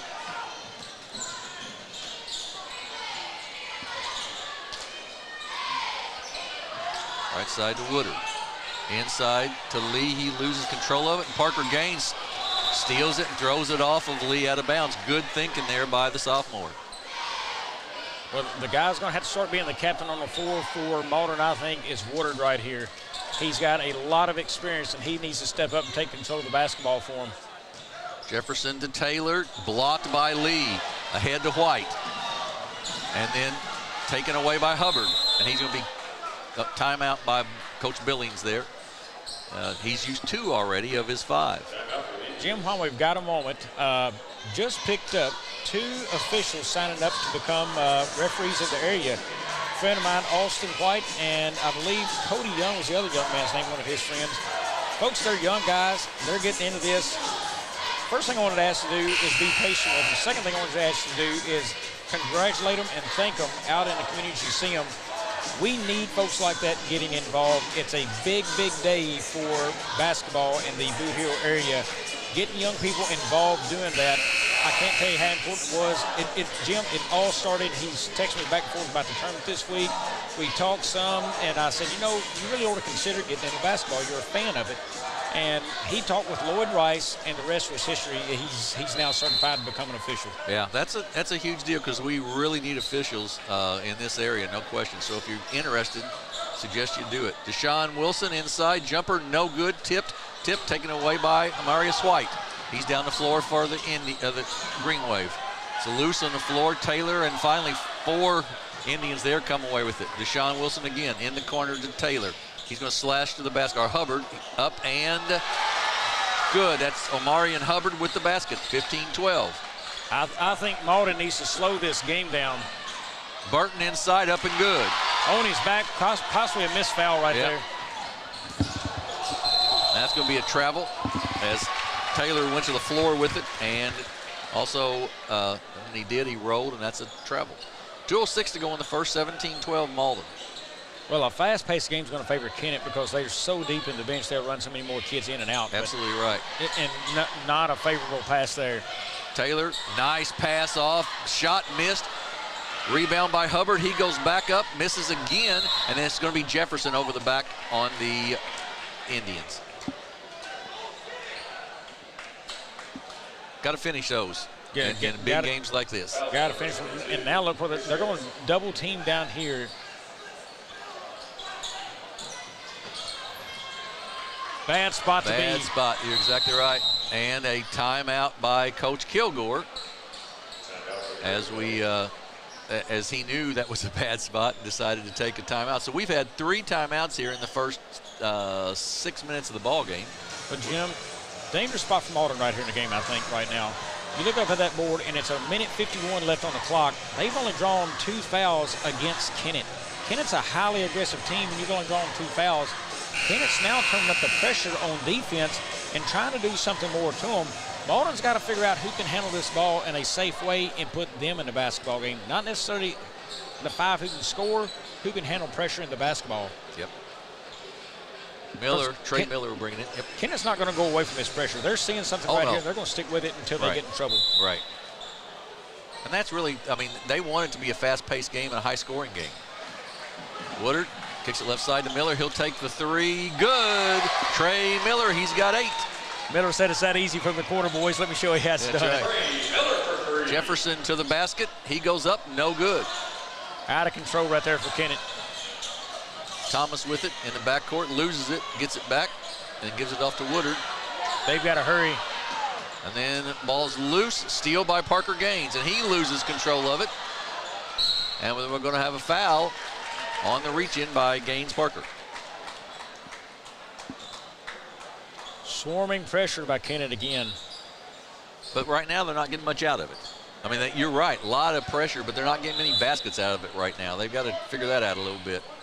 Well, what they want to do, you want the turnovers, of course, but pressure and frustration, finding out who can do what this game sets you up later. It's just the first quarter. This could set them up well against Malden. Barton with a great catch, and then a push by Desmukes. That'll be the 4th team foul on the Indians. But they've just picked up 2 fouls in what, about 5 seconds? Exactly. Or less. White to inbounds for Malden. Miller, 18-foot jumper, good. Boy, Trey Miller is hot. He has been a shooter tonight. 22-12, Malden with a 10-point lead. Bad Offense pass. Out of control again for Kennett. And then a reach-in foul, and that will go on, that may be on Desmukes again. That's 2 on him now. Coach Billings will think twice about starting him. He'll want to bring him off the bench. Well, I mentioned Dyson Watson being buried on the bench. I think maybe the foot speed, and they're saying that, hey, I don't know that we can catch up with the foot speed and size, and Malden's a little bit faster team than what they faced last night, possibly. Ball's loose, taken away by Taylor. He goes to the basket, misses the shot. Rebound by Woodard. Just not finishing when they get these steals. Woodard quickly down, dishes it off inside to Burton. He gets it back, he goes up off the glass, and good. Tough play for Burton to get that to go. 24-12. This Muke's going to go all the way to the basket. He's going to get hammered and go to the line to shoot 2. Smart play by Mukes. He saw the opening lane, and he got a running start at the defense down there. Looks like that's on Burton. Yep, that is on Burton.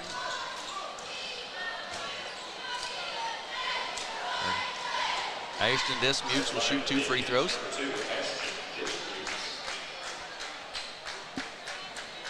Burton's first team foul, number 4 on the Green Wave.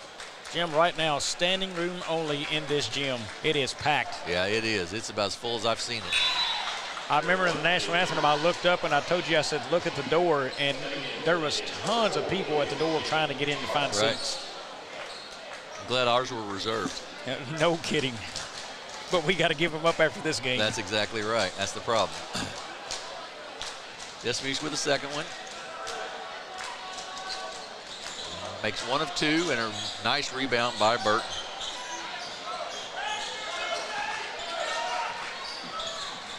Left corner to Miller. Oh, and then over the top, way too high for Burton.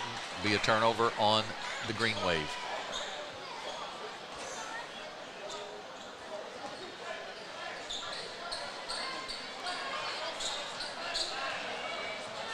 Wilson with the basketball. He'll take a step back 3, up and off the mark, no good. Rebound, Marcus Burton. Not one pass in that series for Kennett. Yeah, not what you want. Burton 4 rebounds already. Ahead to Thomas, and once again overthrown and out of bounds. 2.1 seconds to go here in the quarter. Wilson picks it up, is going to shoot something. And that should not count, even if it goes. It does not go, but it should not have counted anyhow. So we're at the end of 1. It is Malden 24 and Kennett 13. We'll be back in just a minute with the second quarter of this Consolation third-place game. You're watching the Bloomfield Christmas Tournament on the Aycorp Media Networks. Growing cotton in the Mid-South is hard work. As a farmer, you make tough decisions every day. Choosing a cotton variety shouldn't be one of them. Next-gen brand varieties from Americot are bred specifically for cotton growers like you.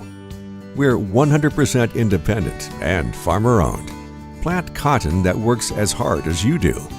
Americot. All we do is cotton, all the time. Experience the magic of Christmas in the Hollow. An all-new Christmas tradition awaits, where your family can find and take home the perfect tree, ride the train through the Wonderland Christmas lights, and even meet the big man himself. Don't forget to visit the shops for decorations, tasty goodies, or that perfect holiday gift. There's so much to do and see. It's like a Christmas movie come to life. Christmas in the Hollow at Pumpkin Hollow. For more information, visit pumpkinhollow.com. Back at Bloomfield. 24 for Malden, 13 for Kennett, and the stat that really sticks out to me, 4 of 21 shooting for Kennett so far. Yeah, Kennett's out of control, bad possessions. I mean, you know, you got to play better, smarter basketball than that, and that's kind of been the Achilles heel of Kennett. They struggled to find offensive flow this year. The only game it really happened, Bernie, they looked really, really strong. Bernie had no size, though, out there on defense, but the length just continues to frustrate him, I believe. Woodard down the lane, and he's going to be a blocking call on Ashton Williams, I believe. And I wonder some, too, Jim, you know, they run a lot of kids in and out. Does it affect their flow of the game, offensively, defensively? Are you looking over your shoulder, hey, am I fixing to get yanked out of this game? I don't really know there. I don't know the conversations they have in practice about, hey, here's how we're going to do things, we're going to run things. Right. I'm unsure I don't know the expectations out there on the floor for the kids, but boy, it just seems like it's an unsettled team far as what's going to happen on playing time. Yeah, and right, to get this offensive scheme sort of all going at the same time. Desmukes with it, tries to force it inside. It's not there. We run down by Gaines Parker and kick it off to Deshaun Wilson. Wilson to Williams. Blocked by Burton and out of bounds. Burton didn't even have to jump to block that. He stood flat-footed and just put his hand on top of that ball. Yeah, he did. Absolutely right. 12-point lead for the Green Wave.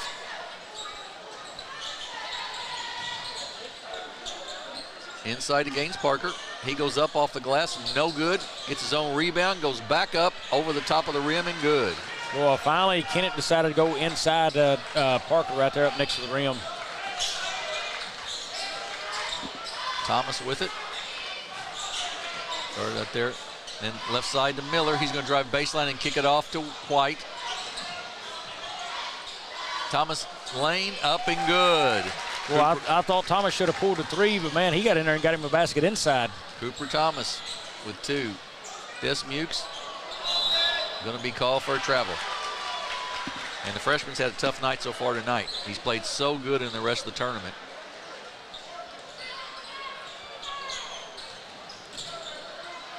Woodard with the ball in the backcourt for the Green Wave.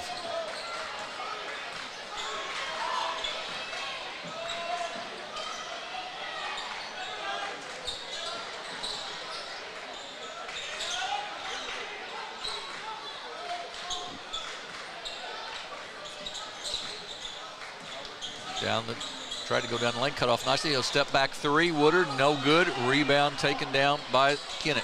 Bad pass, and then a steal by Woodard. Just no reason for that. Take your time and get it down the floor. Woodard's going to take it to the basket and kick it back out. Three for Thomas, good. Boy, you can do no wrong if you're a Malden Green Wave right now, it seems. Well, and they've done a nice job of Woodard does a nice job of penetrating and then finding that open man out there for the three. Deshaun Wilson up, he'll be fouled and go to the line to shoot two. That may be the second on Burton. Nope, gonna be on, well, yes, that is, I think, you're right. 14 on Cooper Thomas. Okay, yeah, Cooper Thomas. Yeah, that's a win for Malden right there, not to get the second foul on Burton. That's exactly right. So Deshaun Wilson will shoot the free throws here. Free throw up and no good. Subs will come in the ball game for Kennett. Jim, looking at this crowd, I've got to believe they are now parking at On The Go. That's probably right. You mean in Dexter? Possibly, yes. They are lined down 25 Highway, both sides. Yeah. Second free throw up and no good. Kennett 4 for 7 from the free throw line. White brings it up for the Green Wave. They had a tough one last night with Dexter, 55-53. Woodard with it, sees, penetrates, dishes nicely to Burton, up and good. There wasn't a whole lot of room to put a pass in there, and that thing got to Burton in a hurry, and it wouldn't even pass that hard. Taylor in, up, and no good. And then Raspberry's going to be fouled as he tries to go up. Just, it seems to me with Kennett, especially tonight, not a lot of, like we talked about, offensive flow. Everything is sort of one-on-one and get to the basket right now. Yeah, just create your own move, drive the basket. You know, they're not very good at using screens. It just doesn't look like a team. It looks like a backyard game of basketball of create your own shot. And it's been that way all season outside of the game against Bernie. The very reason I picked Bernie to win that game, matter of fact, and they wound up beating Bernie, but I just thought it was a problem with the flow of offense, and it's shown up again tonight. But again, they struggle so much when you have big players to defend them inside. It really disrupts that drive down the floor really hard right, offense. To get to the basket, right. White with the basketball, kicks it in the corner to Burton, then out top to Woodard, who's going to drive to the basket, a little floater up and good. Peyton Woodard with 3 points, but he's been a force with the distributing of the basketball tonight. And Jim, also over pursuit in the offense, or the defense rather, of Kennett. They really over pursue the basketball sometimes, and it leaves people like Woodard running right down the middle of that lane wide open. Deshaun Wilson with the basket. 17-point lead for the Green Wave. So far tonight, today we've not had a close ball game. All three have been sort of pretty widely separated. Woodard, nice dish off to Lee, up and good, and go to the line to shoot one. Jim, Peyton Woodard has 3 points in this game, but he is playing outstanding. I mean, he's a kid right now. He only has 3, but he is tempting me to say, boy, this kid needs to get a look on this all-tournament team the way he's doing this. Yeah, he is playing so well, really being such a good distributor. Free throw coming for Lee. It's up, and it is rims out, no good. Raspberry with the rebound. Off to Hempfling. Tribble for 3. Off the mark, no good. Gaines Parker with the rebound. Kicks it off, bad pass. Taken away by the Green Wave. Farmer back in the ball game. Well, I'm not really sure why we're seeing Farmer right now. He has 2 fouls. Don't let him pick up a third. Shot's no good. He gets his own rebound, puts it back in good. He's got 8.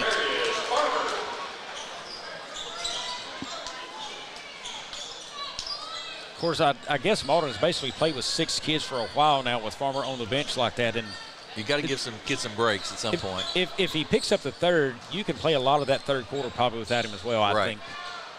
No good. Taylor gets his own rebound, up and good from Raspberry. Blake Raspberry. 38-19.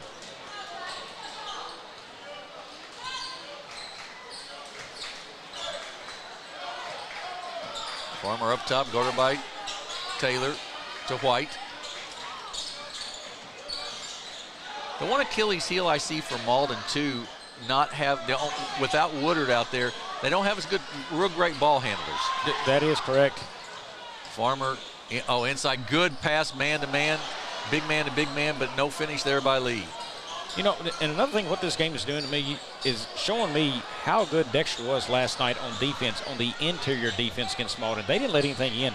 Malden's doing kind of what they want with the basketball on the interior tonight. Right. Cooper Henfling with the basket.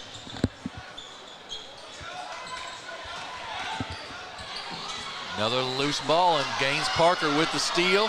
He goes down, and a two-handed jam. 38-24, that gets some noise out of the crowd. We had 2 last night, and he just got a big one there.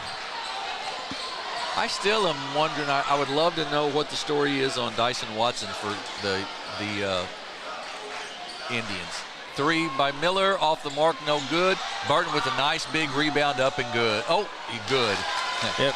Looking over there, I do see some black, maybe a brace or tape, I'm not sure, on Watson's ankle coming up the left leg, but I don't know if that's a different colored sock or maybe it's an ankle.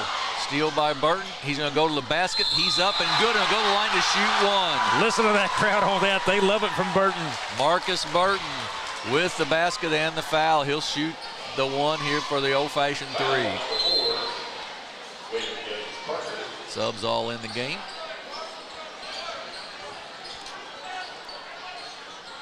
Malden only 1 of 3 from the free throw line tonight.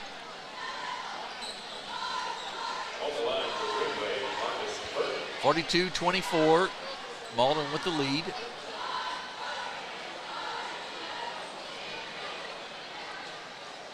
Burton's free throw, up and good.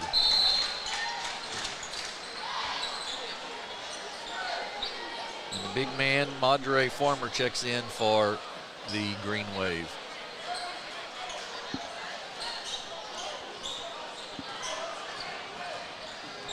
Sean Wilson going to take it to the basket.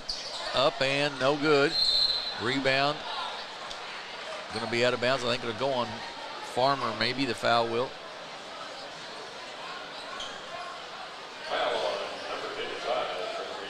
And that will send Farmer, Wilson to the line to shoot a 1-and-1.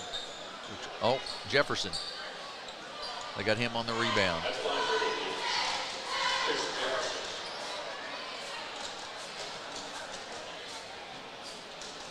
Jefferson, the 6'1 junior, misses the free throw. Rebound, no by Hubbard.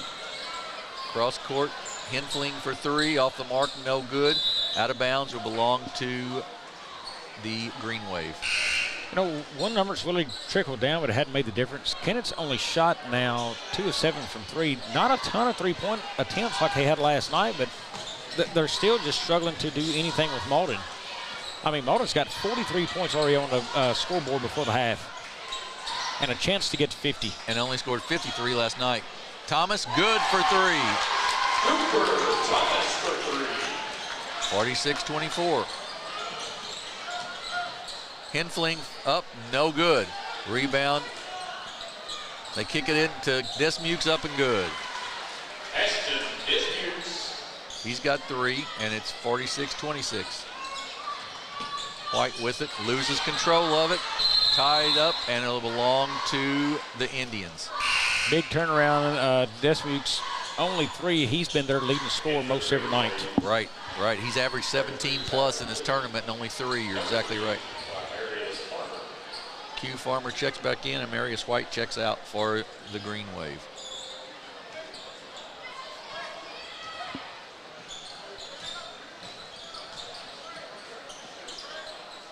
Jefferson tries to drive in the lane, does drive in the lane, goes up off the glass, no good. Saved, loose, Jefferson gets it back. Good job there. Off to Ashton Desmukes, no good, but he'll go to the line to shoot two. Good hustle there by Chris Jefferson inside.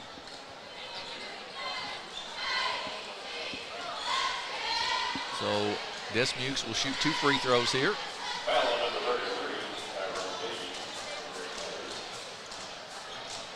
First free throw up and no good.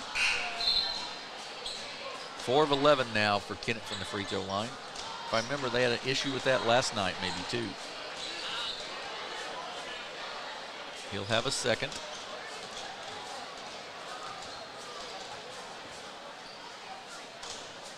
Up and also no good. Rebound by Burton. Surprisingly enough, Jim, rebounds in this game fairly even. 19-18, Malden by 1, but I figured that size would change a little bit more there, but I mean, Malden's done so well shooting a basketball. I guess they didn't worry about rebounding as much. Right. Williams with the foul, his second, and it will send Q Farmer to the line to shoot a 1-and-1. Farmer's got 8 already on the evening with 4 rebounds and sat for quite a bit with 2 fouls early in the ballgame.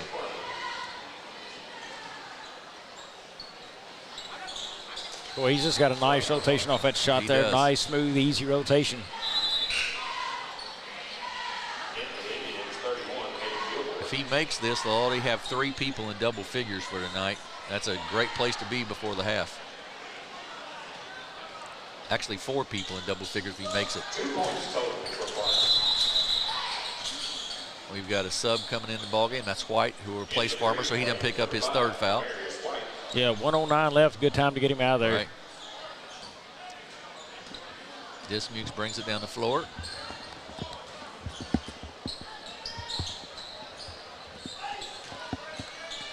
Right corner. Gilmore kicks it off to Desmukes. Back to Gilmore. He'll take the 3, left-handed, off the mark, no good. Rebound by White. He'll bring it up as the seas sort of part for him, and they kick it off to Burton. Up off the glass and good. Marcus Burton, he's got 13. 50-26.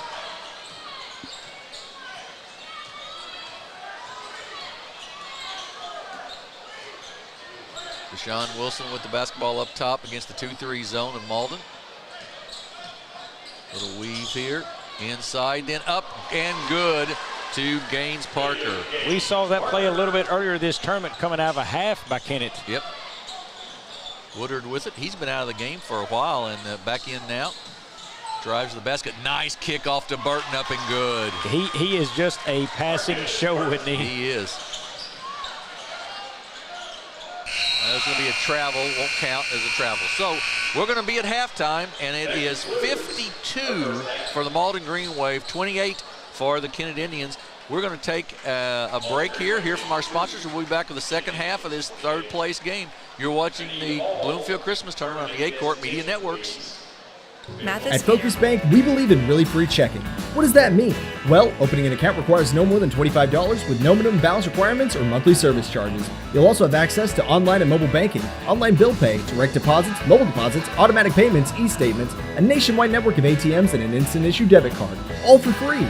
Your first order of checks is on the house, and you'll also receive a complimentary thank you gift. Come visit us in Sykeston, Charleston, Crothersville, or East Prairie.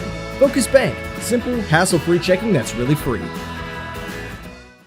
Experience the magic of Christmas in the Hollow. An all-new Christmas tradition awaits, where your family can find and take home the perfect tree, ride the train through the Wonderland Christmas lights, and even meet the big man himself. Don't forget to visit the shops for decorations, tasty goodies, or that perfect holiday gift. There's so much to do and see. It's like a Christmas movie come to life. Christmas in the Hollow at Pumpkin Hollow. For more information, visit pumpkinhollow.com.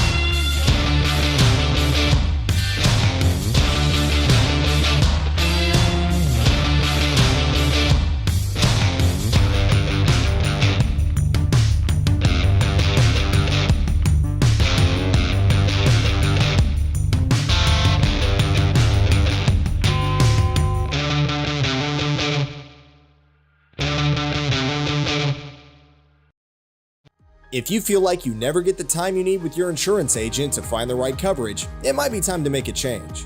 Tyler Miller of Flatland Ag Insurance in Clarkton works to make sure, each and every day, that his clients feel they are taken care of. With years of experience in crop insurance in 4 states, he strives to provide you with the exact coverage you need for your specific situation. For more information, give Tyler a call at 573-276-8044. Here's to another great year. Growing cotton in the Mid-South is hard work. As a farmer, you make tough decisions every day. Choosing a cotton variety shouldn't be one of them. Next-gen brand varieties from Americot are bred specifically for cotton growers like you. We're 100% independent and farmer-owned. Plant cotton that works as hard as you do. Americot.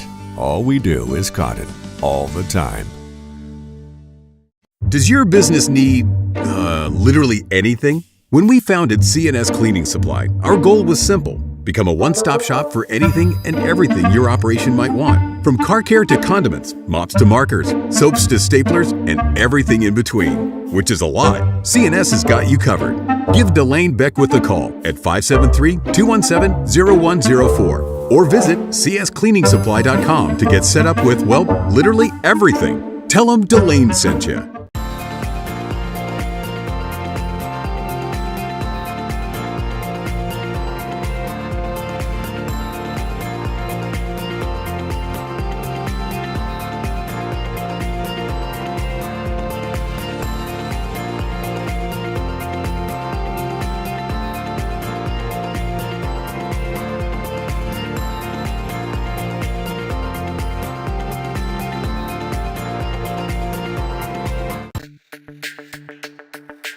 We're for agriculture.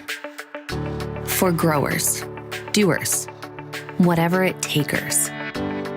We're for doing things with purpose. We're for the little guy with big guy dreams. We're for agriculture. We're for you. Nutrien Ag Solutions, leading the field.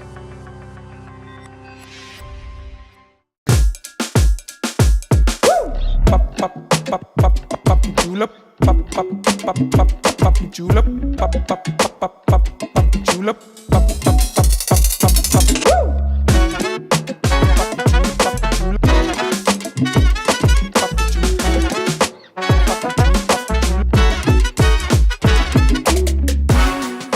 If more than not on the back of your vehicle, you paid too much. At Young Real Estate, we're Southeast Missouri, just like you. We are parents. We are teachers. We are grandparents. We are active in our community. We are patriots. serving all of Southeast Missouri, and we are here for you. We are young.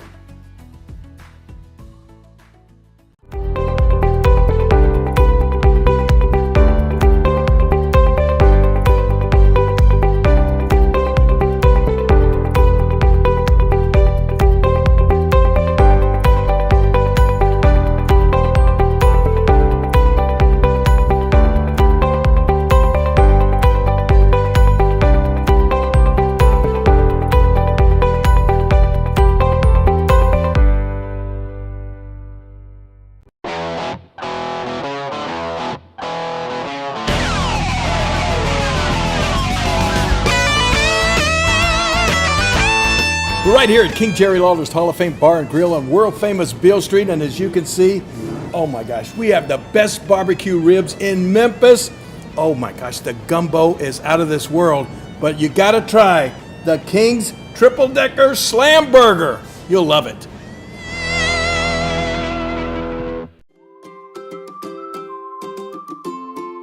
First State Bank and Trust is more than just products and services. We're there for you for your first paycheck, buying a home, opening a small business, starting a family, or planning to retire, and everything in between. We're the local bank you know and trust for all of your financial needs. Visit fsbtrust.com or stop by your local First State Bank and Trust to explore all of your financial options. Equal housing lender, member FDIC.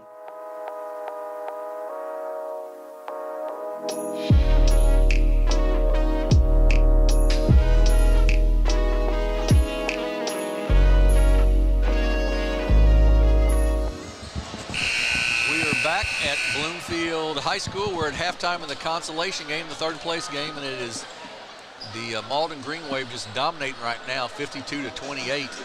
And I think the stats will show that as well. And the one that's I see already one of the things that's standing out is the shooting percentages. Yeah. There it is, shooting percentage. Yeah, we'll hit that real quick. 72% from the floor for Malden. They can do no wrong. Jim, we went into the halftime break and I showed you a stat. They are 15 of 20 inside the arc. That is fantastic shooting by Malden. Absolutely. I mean, 72%, give me some of that. I mean, they have been amazing. They're 67% from beyond the arc.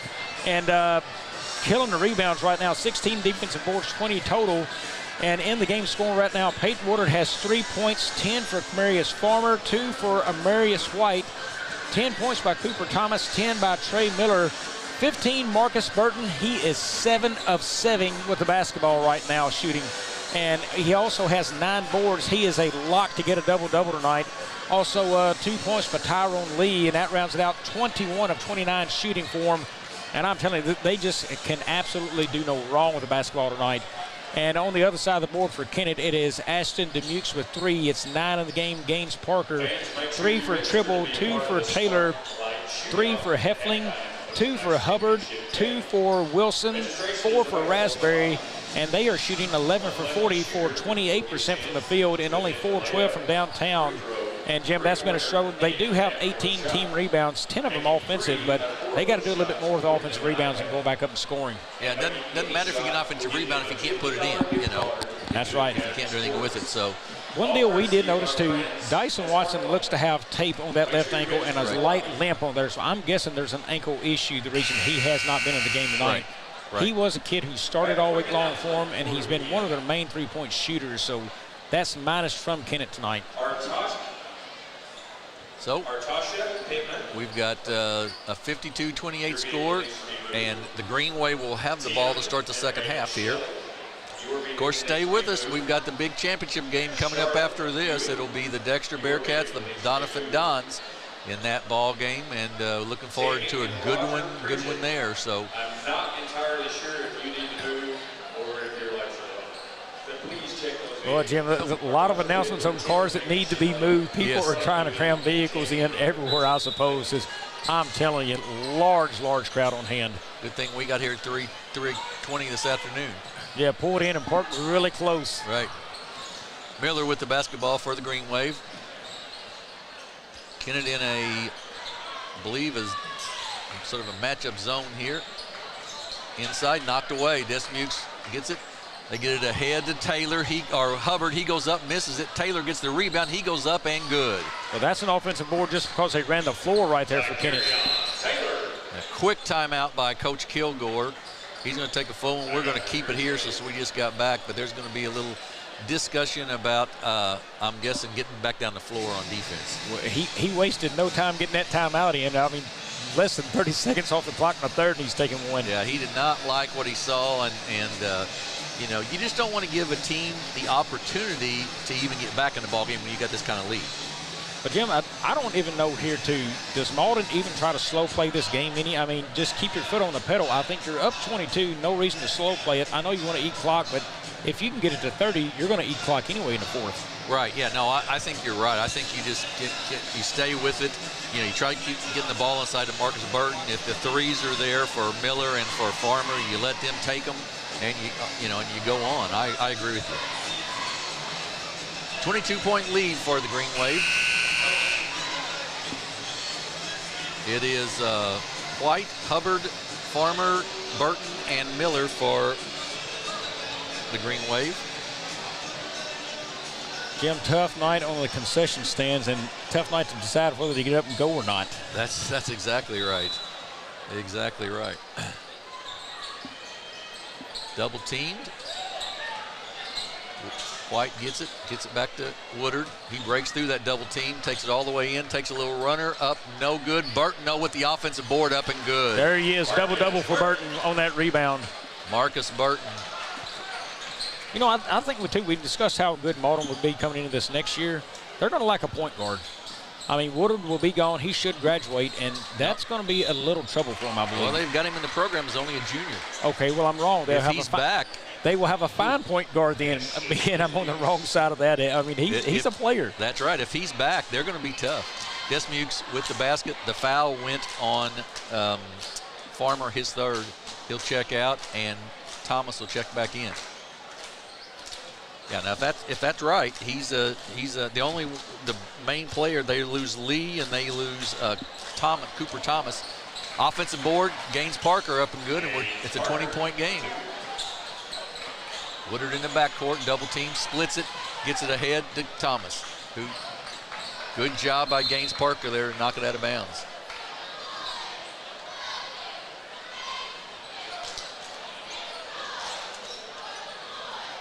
So 54-34.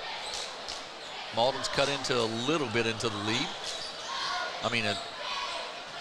Kennett has. Miller for three from the corner, short, no good. Rebound taken down by Hubbard. Boy, that shot was altered a little bit for Miller. It did not come out of his hand well at all. Wilson misses the jump shot. Ahead to Thomas. Gets it back to Woodard now.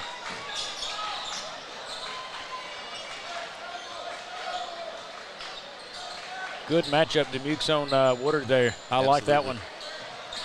Good screen set for Thomas. They get it inside to Burton. It's knocked loose on the floor. He put it on the floor, a mistake for a big man. They get it to Gaines Parker, up and misses the layup. Lost the control of it, sort of, and then it's going to get a reach-in foul. He just lost control of it a little bit as he went up.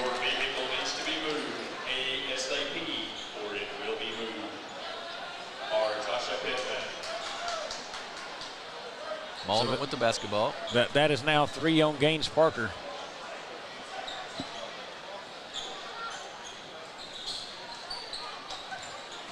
Woodard will have the majority of this ball handling duty for the Green Wave. Gets it across.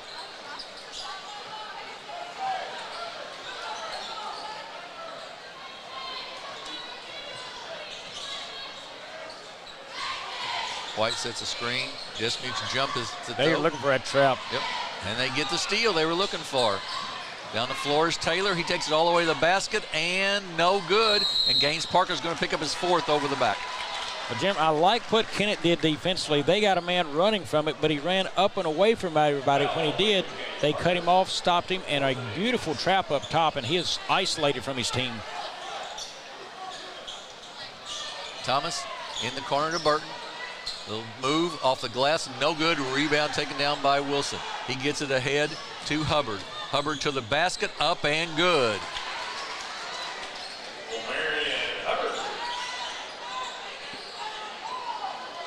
Thomas once again ahead to Burton. He's going to go up, no good, get his own rebound, go back up, no good. Could have maybe been over the back. No call, though, and he gets the basket. Boy, Burton just out-fought him for that. He really did. And in a steal, White with it. Loses control, so he'll pull it back out and kick it off. They'll give it to Woodard, who's in the lane. Kicks it out. Shot's no good. Rebound taken by Woodard, but knocked out of bounds by Deshaun Wilson, and it'll belong to Malden.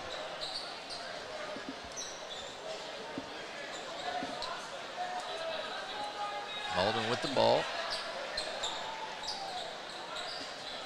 They get it into Woodard. He's wide open for three, and we're going to have I'm guessing, an offensive foul on Thomas there. Looked like he was pretty set, but 3 on Thomas. He must have moved a leg out. That'd be all I could guess. You're right. Lee checks back in. So they've got Farmer with 3 and Thomas with 3. And they don't have a very deep, they only got 8 kids, so they don't have a very deep bench. Desmukes takes it to the basket, up and no good. Loose, Desmukes gets it back. He's going to go inside, he's going to go up. It's going to be no good, but it'll go to the line to shoot 2.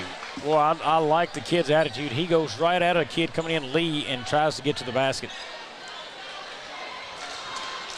He has taken 1 3-point attempt this whole tournament and made it.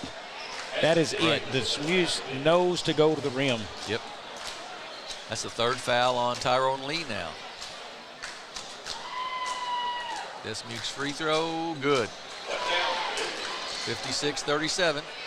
Madre Farmer going to check in for the Green Wave. He'll replace Lee. So everybody sitting on that bench over there next to Coach Gilgore's got 3 fouls. Yeah, and let's see what Kennett does with the basketball. Their next trip down the floor on offense. So they go right at a Farmer who just checked in. Free throw's good.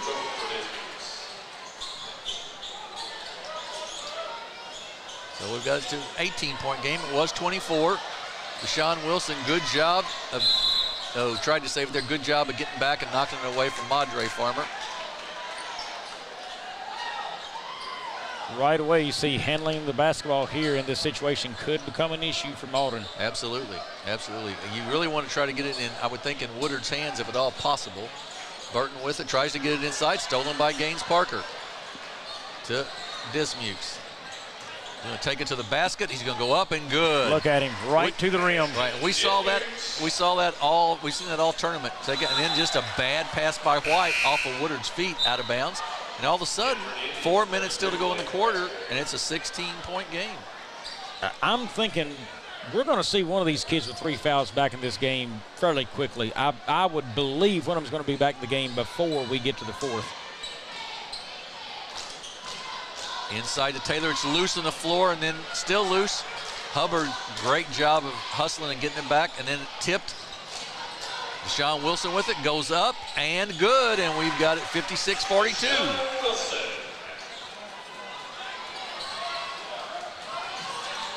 Into Woodard. He breaks through everything inside to Farmer, up and good. Madre Farmer with the basket. And Farmer didn't have to move very far, did he? No, he was right there. That's exactly right. 58-42. And when you sell out on the going to be a walk call. When you sell out on the press, that's what happens sometimes. You get beat on that back end. Well, Jim, again, right there for Kennett. Just isolated one person doing it all. Set the man a screen and let him get downhill toward that defense. If it's going to be isolated, at least give him the screen. Yeah, exactly right. I mean, that's the easiest thing in the world to guard is a guy out there dribbling the basketball and then decides to just take it to the hole himself. Right. Or I say that unless you're maybe Nichols, but, I mean, even he got guarded well doing that last night against Malden. They popped a few out on him, and it's just one of those you've just got to see, you know, hey, I've got to hit my ball handler. Right. Malden has the ball. Woodard with it. Gets double teamed. They get it ahead, though, to Burton. Burton 2-on-1, gets it to Farmer. Nice job by Taylor to knock it away.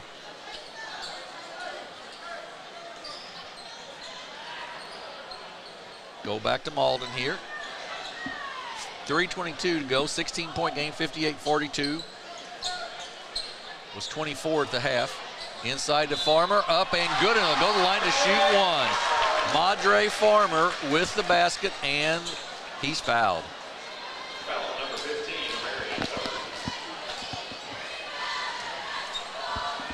Farmer with 4, giving good minutes off the bench here. Pulls it back out, kicks it off to Hubbard. Hubbard's going to take it to the basket, up, no good, rebound loose. Taking it, nice save, Raspberry with it, and it's going to be an offensive foul. Hubbard, Farmer, Madre Farmer has come in and given some great minutes here. I don't think he knocked Madre Farmer to the floor by himself. I think maybe Farmer played up, but it was a little bit of a flop too. That could be. Yeah, I mean, it'd take a little bit to knock Madre down, I believe. I believe that boy can hold his ground against anybody in this gym. I would agree with that. I would agree.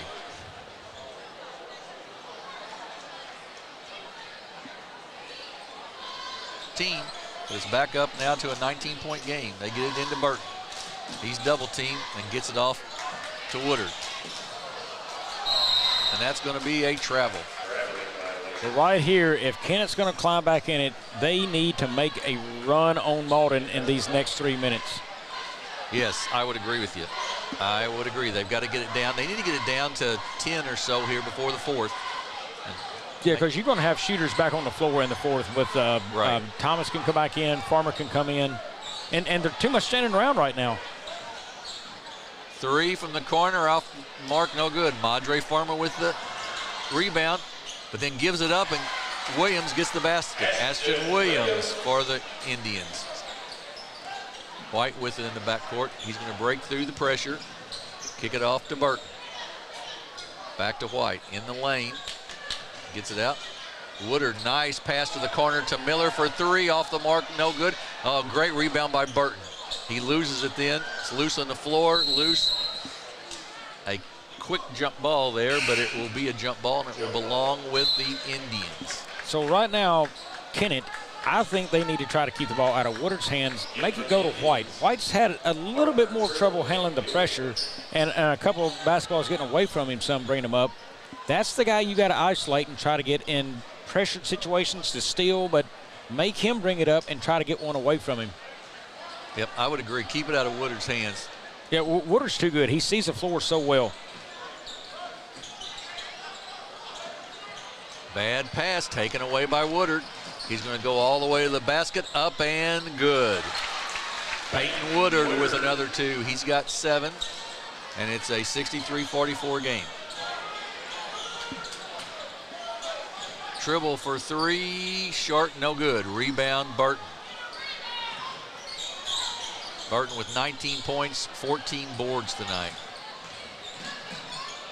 Woodard with it, pulls it back out. Well, that's good basketball. Just pull it away and let's burn some little clock here. Screen set by Burton, good job. They got a mismatch now inside if they want to get it to him. Woodard just will take it himself and put it in. The man is going to work. He is. He sort of got that lunch pail mentality a little bit of, just blue collar. Shot, sort of a wild shot. Madre Farmer with the rebound. Kicks it out to Woodard. Down the floor with it. He's going to take it to the basket again, up and good. Well, Jim, what's impressed me about it, and it doesn't look it now that he's being unselfish because he's scoring here these last couple of baskets, but he is highly unselfish right now with this team. He's kind of the leader of the team, I think. And he come from Gideon where he was consistently selfish because he was a man who had to take just about every shot. You talk about a transformation for a kid to transition out of that idea into what he's doing, and we've seen this tournament. I can tell you, he's got my vote to be on that all-tournament team. Right. Now, I agree. He's he really has. He's changed his game completely. Because I do remember last year him having to take a lot of shots for Gideon, and now, like you said, really a distributor.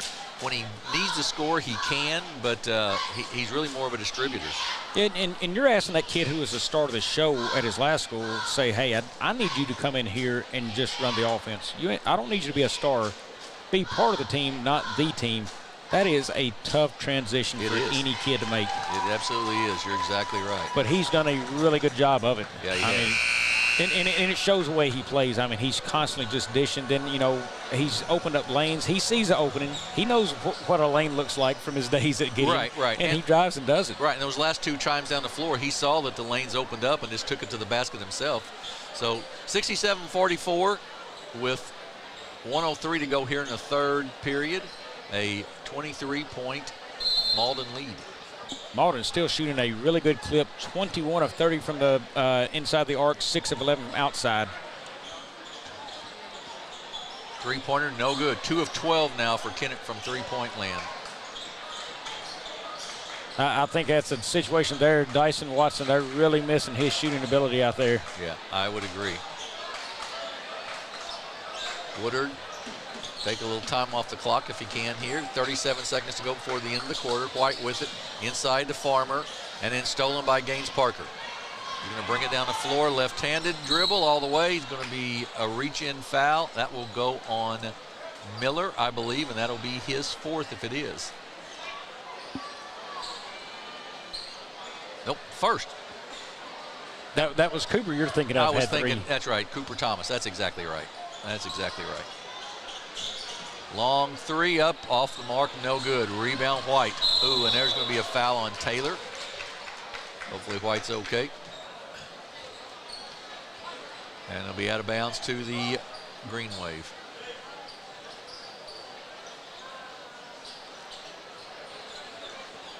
Foul number 10 is Prairie on Taylor for the Indians. Inbounds. White will look to get it inbounds and does in the corner to Miller. Inside to Farmer. Good steal there by Wilson. Ahead to Taylor. He goes up and blocked by Marcus Burton. Came out of nowhere. Good block by Burton. He's played just a all-around solid game. Jim, 2 bad offensive sets there by Malden. They put Farmer in a tough situation there. They're asking a big deal. Inside pass to him 2 ago for a double team, and then that one across the court, across the lane. I mean, that's almost an impossible place for a young man to make.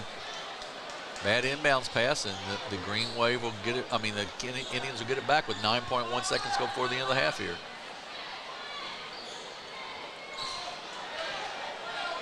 In the corner, nothing there. To the basket, up, Hubbard up and good. And that's going to end the third quarter with the score. And that concludes our third. Malden 67, Kennett 48.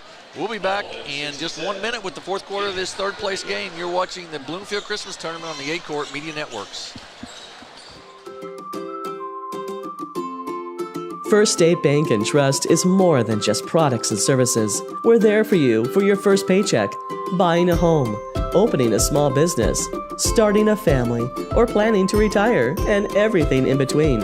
We're the local bank you know and trust for all of your financial needs. Visit fsbtrust.com or stop by your local First State Bank and Trust to explore all of your financial options. Equal housing lender, member FDIC.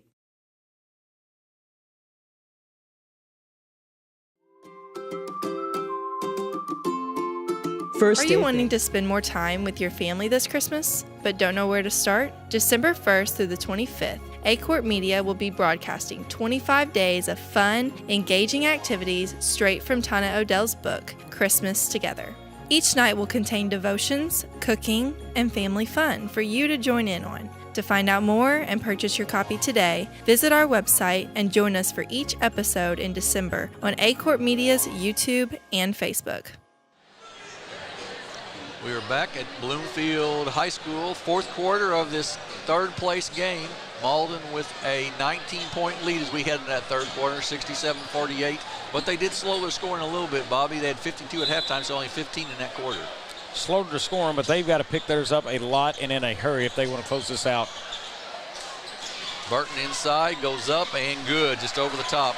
Marcus Burton, 21 points, 15 rebounds tonight. He has had a big boy night of basketball for sure. In the corner for Wilson for 3, good. Deshaun Wilson for 3, 69-51. Woodard ahead to Miller. He goes up and no good, but he'll go to the line to shoot 2 as he was bumped as he went up. Miller has 10 points already on the evening. And they'll shoot 2. Fouls on number 2, guys. Miller is a 5'8 junior. The 5 starters for Malden, all juniors. Free throw good.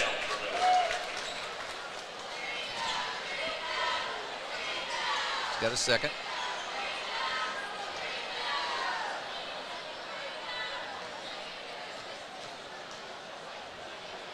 Up and a little long, no good. Rebound taken down by Gaines Parker. Desmuke's going to get bumped on the floor, and that'll be the 5th team foul, so that'll be still out of bounds, unless they call that on the shot, which I don't think they will. You're talking about a young man that's not afraid. It's Dubuque's, isn't he? He is. He will take it into the basket, no problem. That foul was on Miller, his second. They get it in.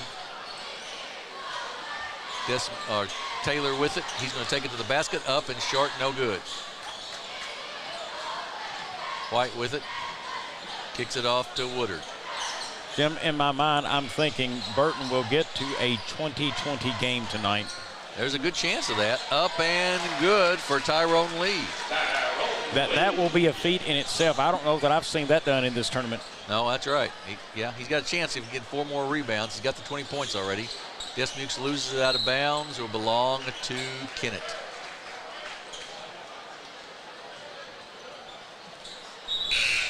Five new coming in for the Kennett Indians.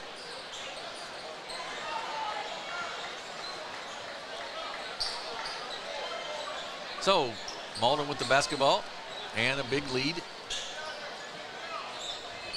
Man-to-man defense. Woodard just waves everybody down the court and says, I'll take care of getting it down. Don't worry about that. And he does. And pulls it back out. Good screen set there by great screen set. How about by Woodard? Burton, and then Woodard to the basket. That's 5 guys in double figures for the Green Wave. Shot short, no good. Rebound by Lee. He kicks it out to Woodard. Woodard to the basket. Good play there by Gilmore on the steal. He's going to try to take it to the basket. He does, rims out, gets his own rebound, kicks it out top to Tribble for 3, short, no good. Gets his own rebound, knocks it over. Hinfling for 3, short, no good. And then a rebound taken down by Woodard. He gets it ahead. Great pass to Miller, up and good. Well, somebody just got caught watching basketball and not getting back on defense right there for Kennett. Hinfling kicks it in the corner to Williams. Ashton Williams' 3 is short. Woodard with the rebound. And Jefferson's going to foul him, and he'll send Woodard to the line to shoot a 1-and-1.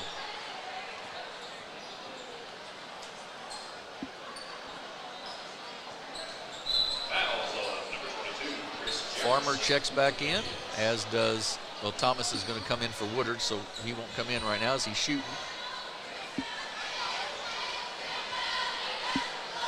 Sean Wilson checked in for Ashton Williams. Well, Jim, a 25-point game, and a lot of this crowd seems to have lost interest. That it's just a struggle kind of get there for Kennett right now. Yeah, just a lot of conversations going on in the crowd right now versus watching the ball game. You're exactly right. Jefferson kicks it to Hinfling, then back out to Wilson. Kicks it back to Jefferson. A 3 up for Kennett, up and good by Hayden Gilmore. His first of the night. 5 minutes and a little change to go. 21-point game, 76-54. Malden will end up with playing to the 3rd place as they were seeded number 5. Woodard inside, a little runner up off the glass, no good, but he's going to be fouled and go to the line to shoot 2.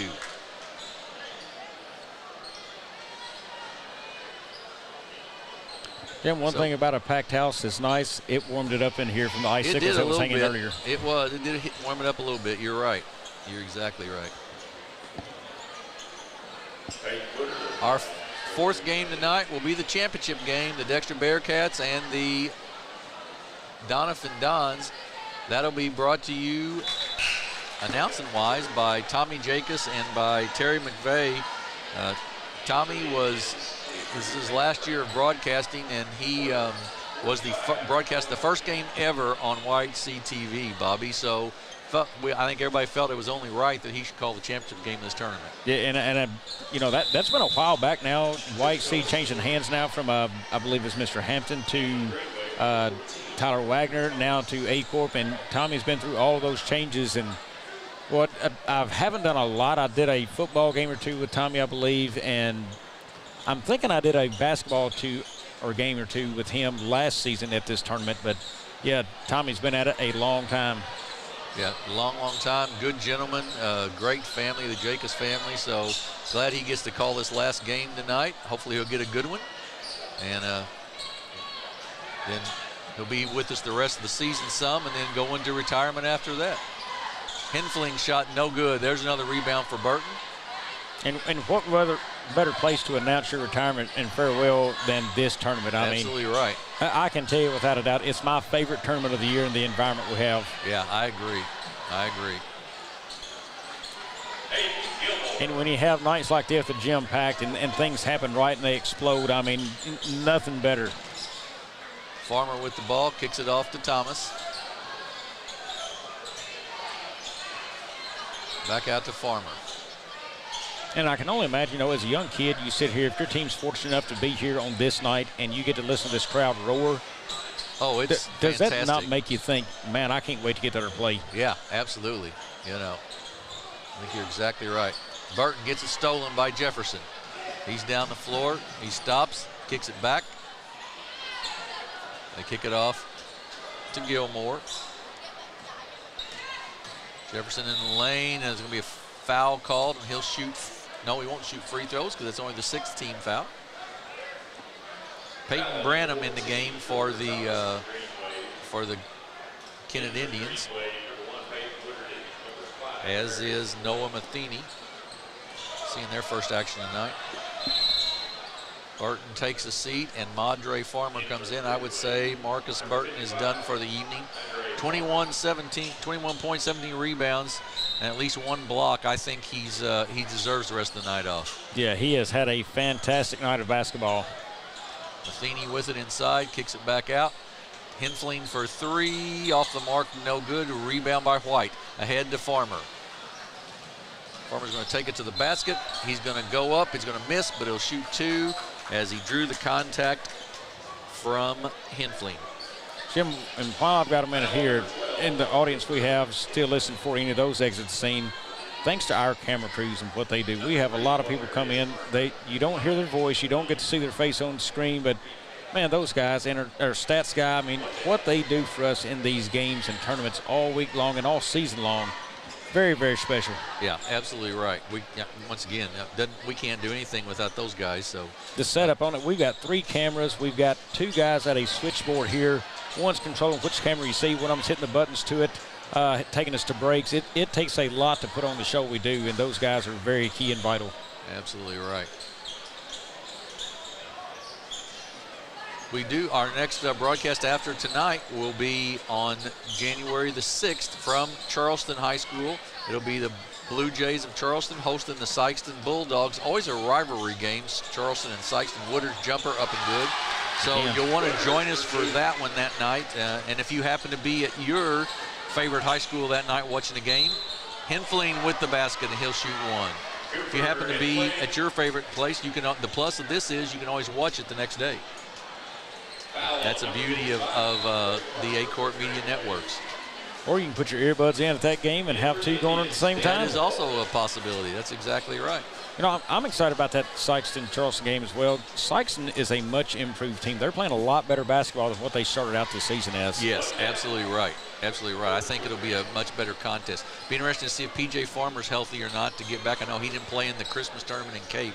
I did see his name, I think, in the books. Maybe not championship night, but the night before when they played Jackson. Okay.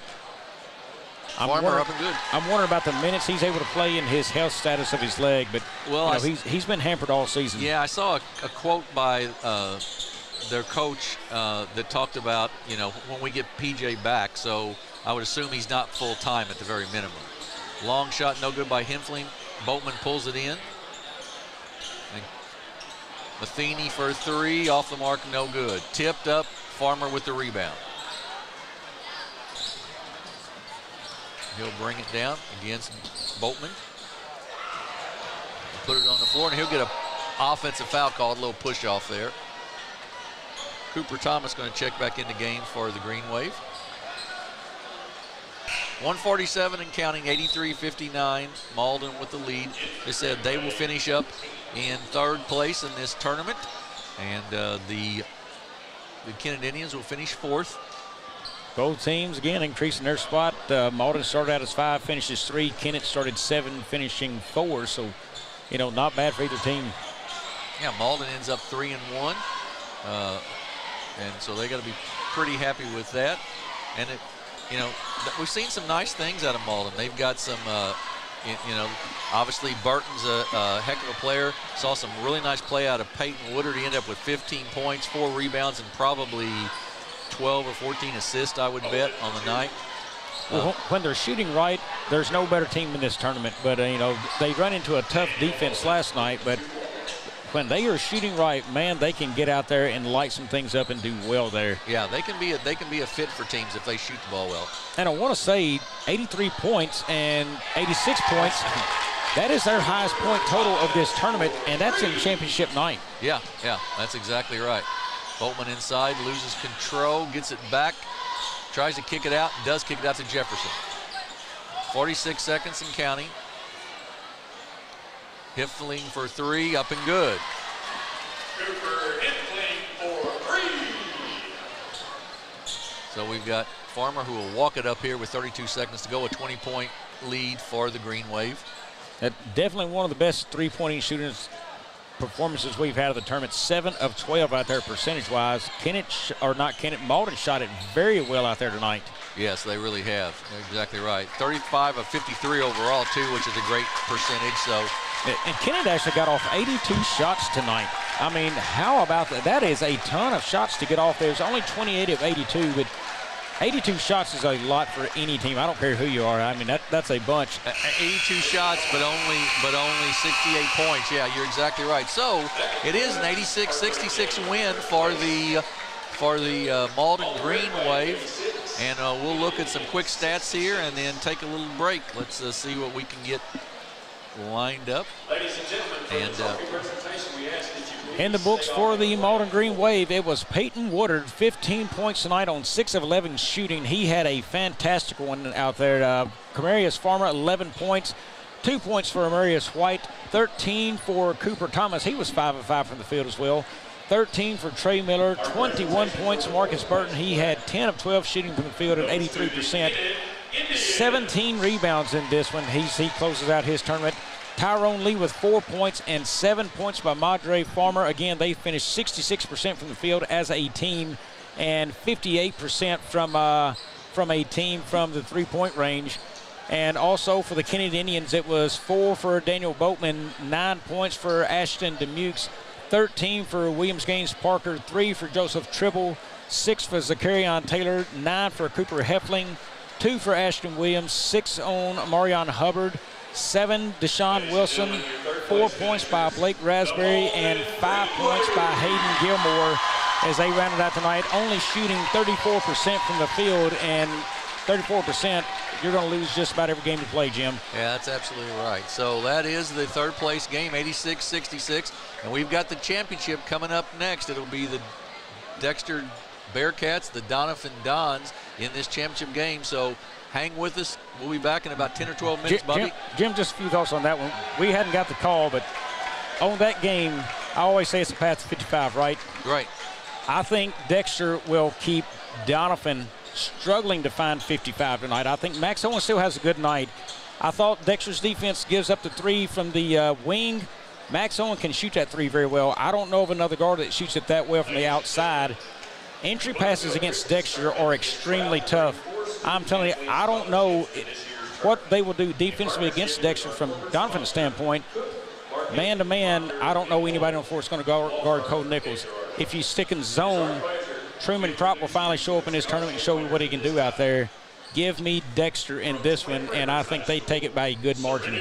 Well, we'll see. The 3 games today have been a The 3 games today have been a wide open games. I mean, nothing very close. So they're doing the presentation here, folks, just real quick of they're giving two scholarships to cheerleaders, 2 scholarships to basketball players this year by one of the law firms, and congratulations to these kids on a scholarship.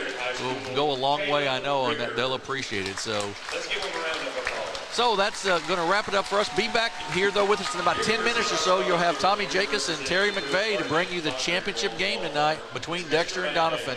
Thanks for listening, and we'll be back in just a few minutes here on the Aycorp Media Networks. Trust is more than just products and services. We're there for you for your first paycheck, buying a home, opening a small business, starting a family, or planning to retire, and everything in between. We're the local bank you know and trust for all of your financial needs. Visit fsbtrust.com or stop by your local First State Bank and Trust to explore all of your financial options. Equal housing lender, member FDIC. Juju Promotions in New Madrid is your one-stop shop for all your personalized merchandise.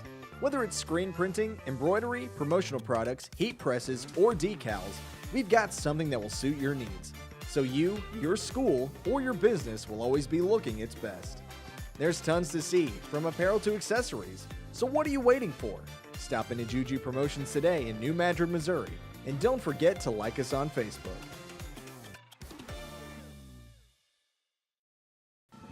Entrusting us with your health care is one of the greatest compliments our patients and the community give us. Thank you, Dr. McFerrin and the entire team at Southeast Health for getting me back on track. Thank you, Eric, for placing your trust in our dedicated team. At Southeast Health, we have so many reasons to be grateful to our community and the patients who have chosen to place their trust in us. Southeast Health, always by your side. First State Community Bank has been named the #1 bank in Missouri by Forbes, and we think they might be onto something. When it comes to banking, we've always said that people should come first, and we hold true to that idea. Opening an account has never been easier. You can even do it online. We want our community to thrive, and that's why we put it in our name. So come bank with the certified best at First State Community Bank, serving our community because it's who we are. Are you wanting to spend more time with your family this Christmas, but don't know where to start? December 1st through the 25th, Aycorp Media will be broadcasting 25 days of fun, engaging activities straight from Tana Odell's book, Christmas Together. Each night will contain devotions, cooking, and family fun for you to join in on. To find out more and purchase your copy today, visit our website and join us for each episode in December on Aycorp Media's YouTube and Facebook. At Focus Bank, we believe in really free checking. What does that mean?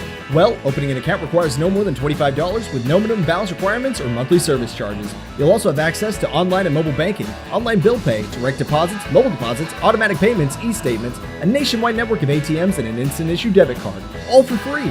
Your first order of checks is on the house, and you'll also receive a complimentary thank you gift. Come visit us in Sykeston, Charleston, Crothersville, or East Prairie.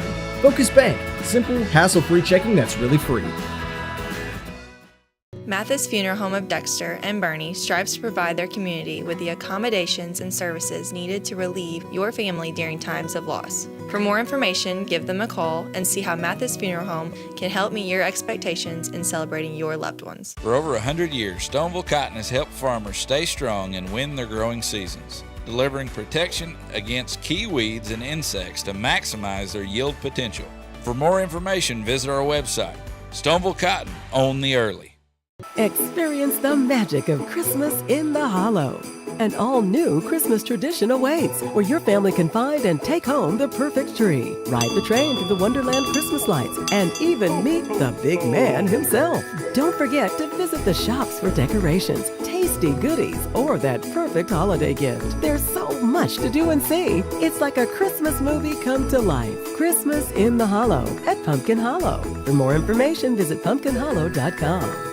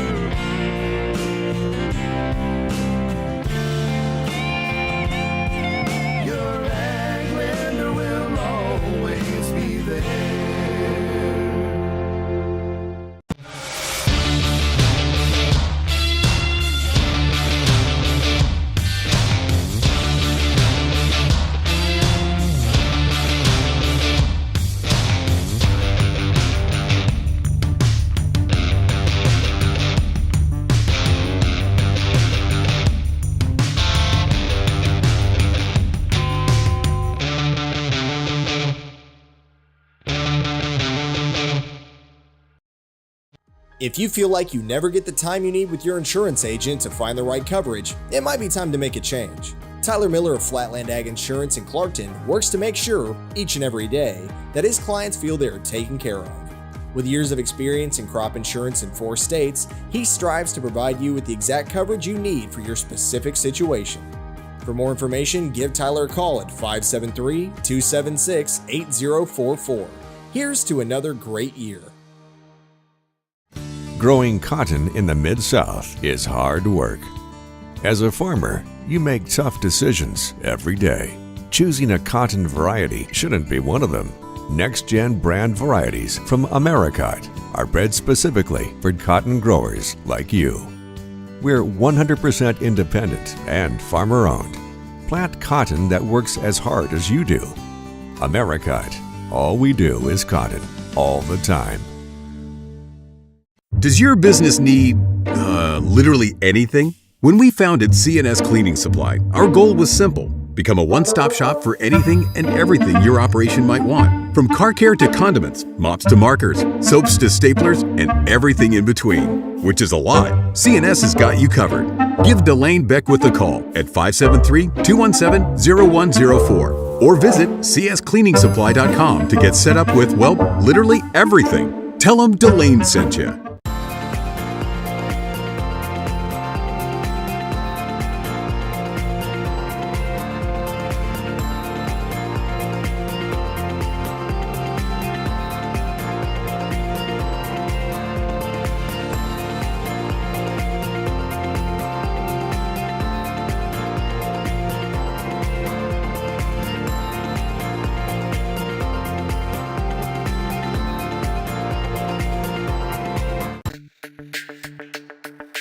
We're for agriculture. For growers, doers, whatever it takers. We're for doing things with purpose. We're for the little guy with big guy dreams. We're for agriculture. We're for you. Nutrien Ag Solutions, leading the field.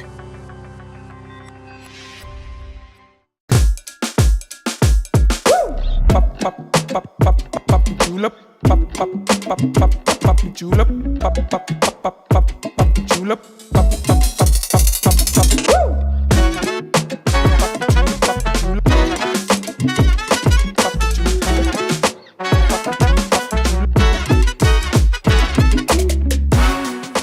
If more than not on the back of your vehicle, you paid too much.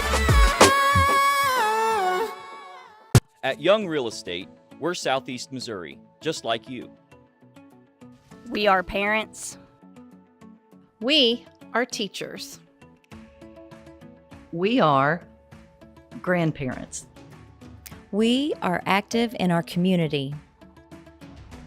We are patriots. Serving all of Southeast Missouri, and we are here for you. We are young.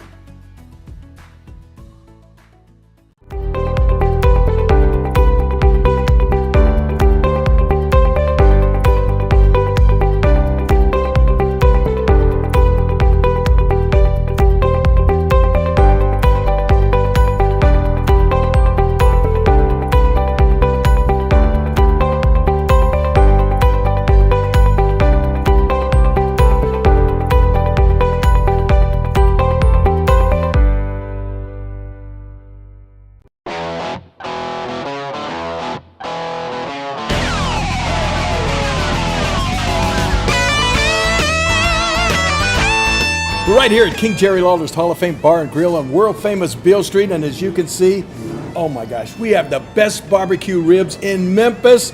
Oh my gosh, the gumbo is out of this world, but you gotta try the King's Triple Decker Slam Burger. You'll love it.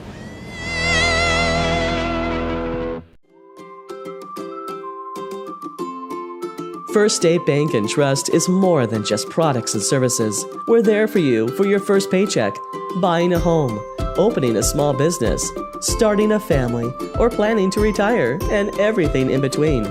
We're the local bank you know and trust for all of your financial needs. Visit fsbtrust.com or stop by your local First State Bank and Trust to explore all of your financial options. Equal housing lender, member FDIC.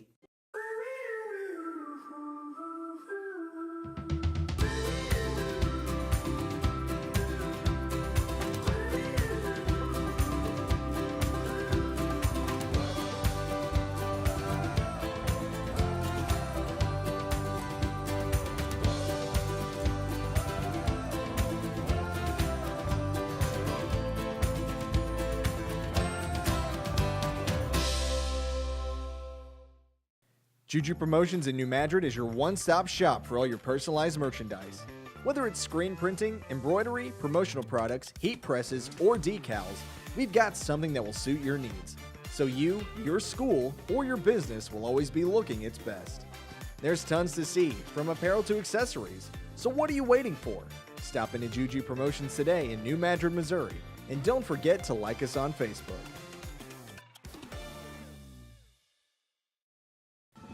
Entrusting us with your health care is one of the greatest compliments our patients and the community give us. Thank you, Dr. McFerrin and the entire team at Southeast Health for getting me back on track. Thank you, Eric, for placing your trust in our dedicated team. At Southeast Health, we have so many reasons to be grateful to our community and the patients who have chosen to place their trust in us. Southeast Health, always by your side. First State Community Bank has been named the #1 bank in Missouri by Forbes, and we think they might be onto something.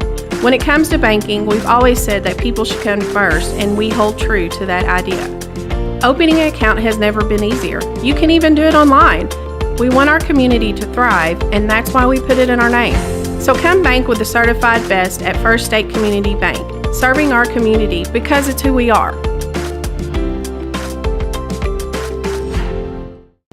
Are you wanting to spend more time with your family this Christmas, but don't know where to start? December 1st through the 25th, Aycorp Media will be broadcasting 25 days of fun, engaging activities straight from Tana Odell's book, Christmas Together. Each night will contain devotions, cooking, and family fun for you to join in on. To find out more and purchase your copy today, visit our website and join us for each episode in December on Aycorp Media's YouTube and Facebook. At Focus Bank, we believe in really free checking.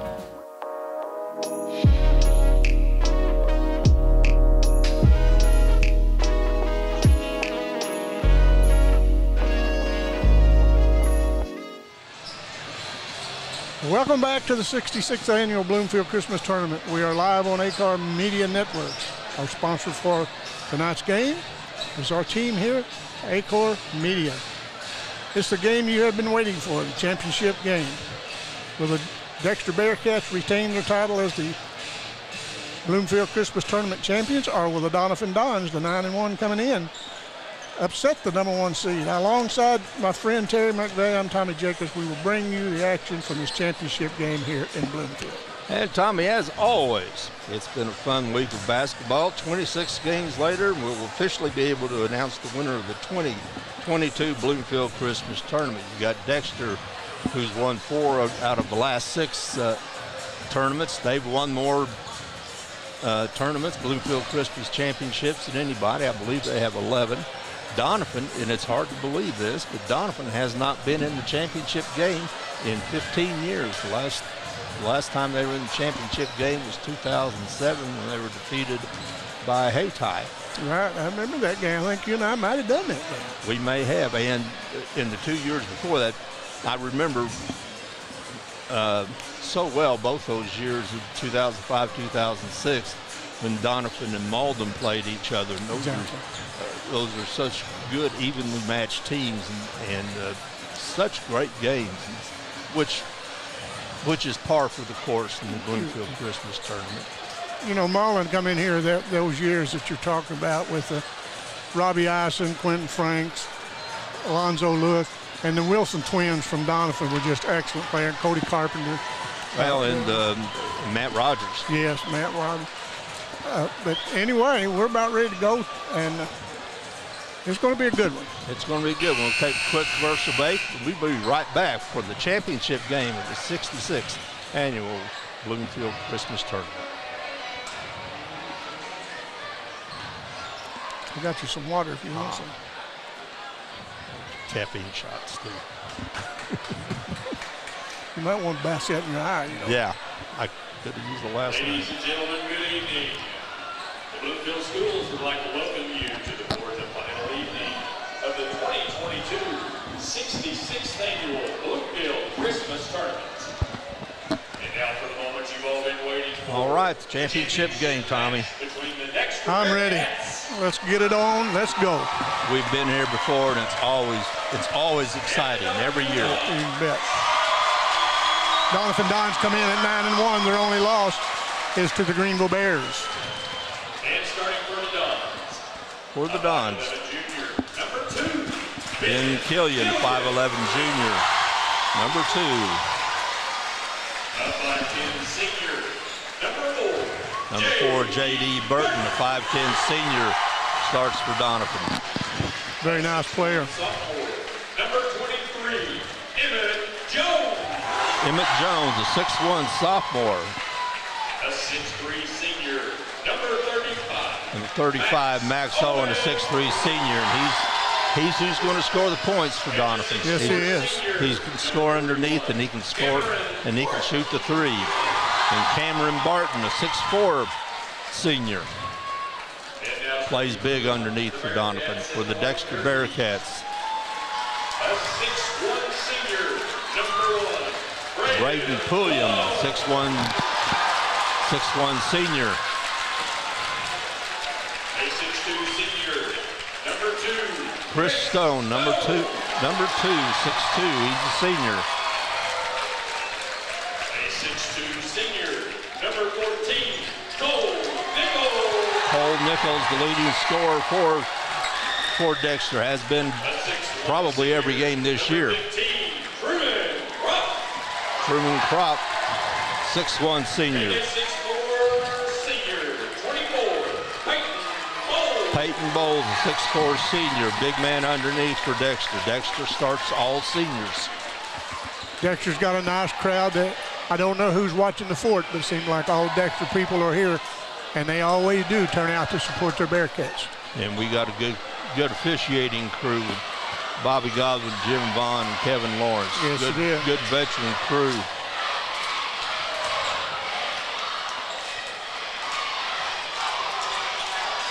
Well, we're ready for some basketball, Terry. Vaughn will throw it up.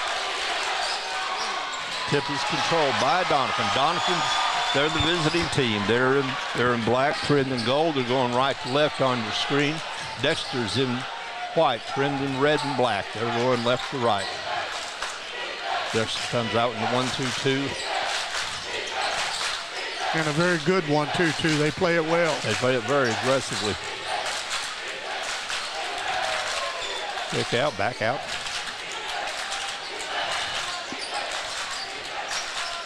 They're doing a good job on the big man underneath, just like they did last night with Marcus Burton. There's Cole Nichols with the interception. Good anticipation. Steps in the lane and gets his first 2 of many tonight. 2-0 Dexter.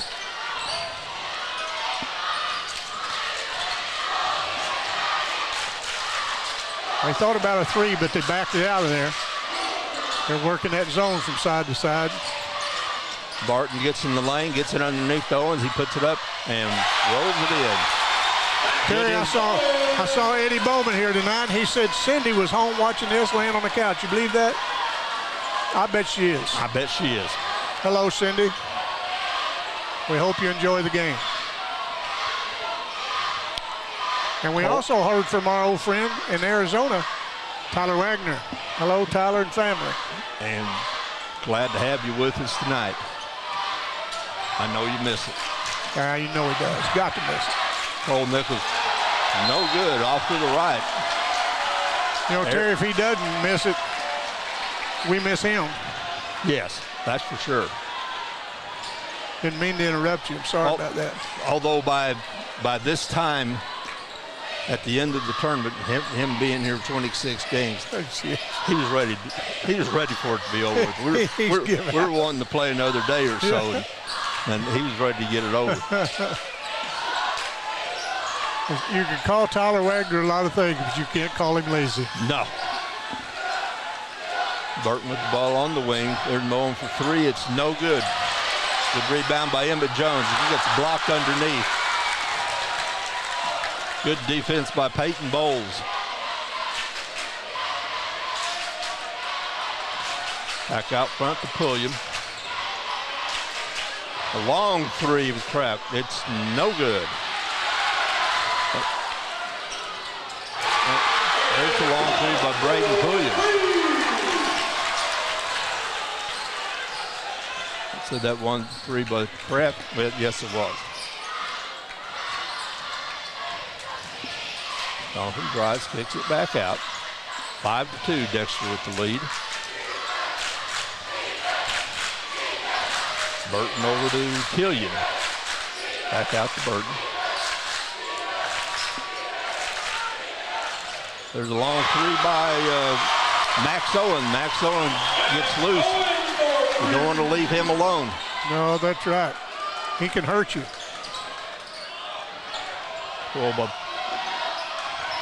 William, he's shooting another three. It's no good. Rebound by Cole Nichols. 1-on-3, puts it up, puts it in. Nice touch underneath by Cole Nichols. 7-5. Dexter takes a 2-point lead. Looks like we're going to go back and forth on this one. Yes, it does. That zone is bothering Donovan right now, but they want to get it underneath, and Donovan or Dexter don't want you to, but that's what they want to do right there. Yeah, hit Cam Barton underneath. He's not the scorer. He's not the scorer that Owen is, but he can hurt you. He's got some size. Donovan is man-to-man. Cole Nichols is top of the key.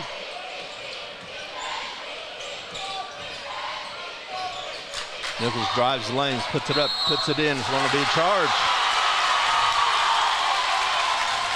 Offensive foul, gives the ball back to Donovan. They got a chance to take the lead.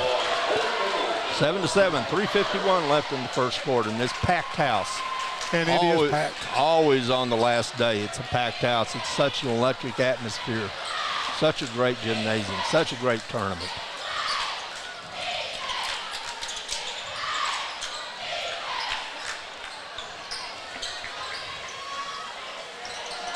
Stone kicks it up. It's no good. Rebound underneath to Barton. Cameron Barton with his fourth point. 9-7. Donovan takes their first lead of the game. Barton's a good cleanup man. He would have got that and laid it back in. Chris Stone for three. It's no good. Rebound to Dexter. Saved in by Barton. And here comes Killian. Controlling the dribble out front. Gets Donovan going to try to be patient. Drive, it's no good. Rebound to Krapp. Cole Nichols takes it all the way. Just gets past his defender and puts it in, lays it in easy. Now we're tied at 9.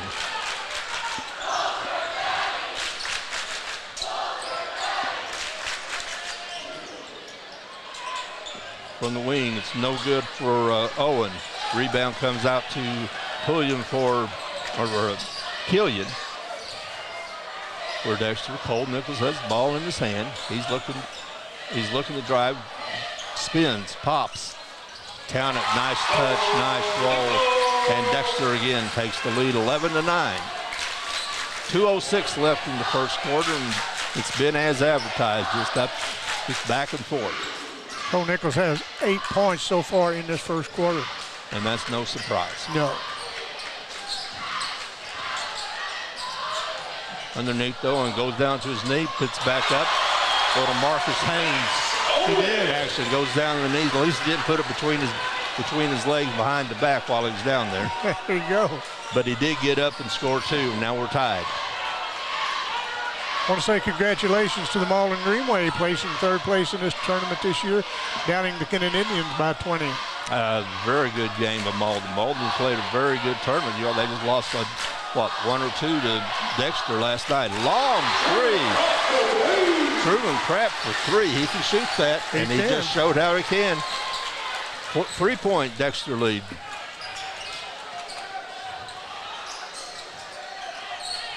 Stone out front, back to Owens.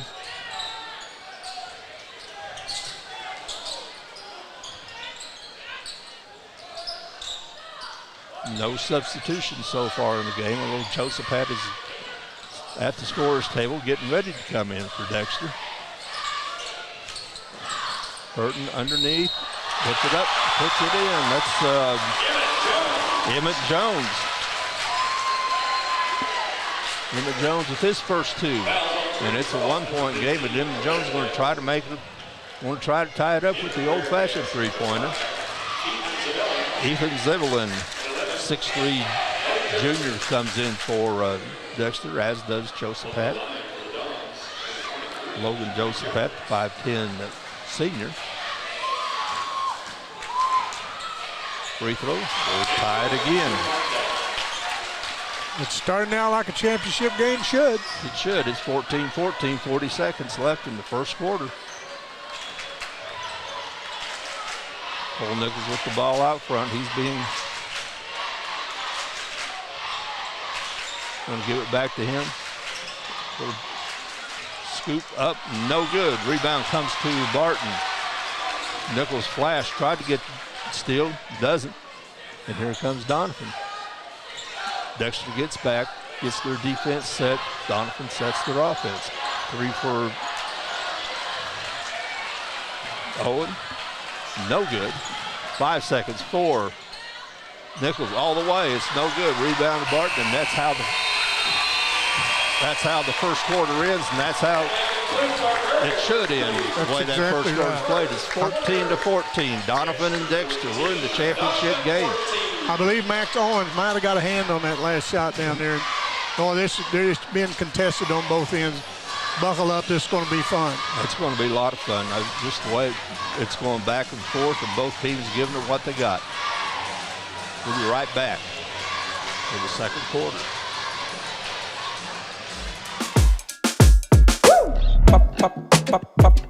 Julep, julep,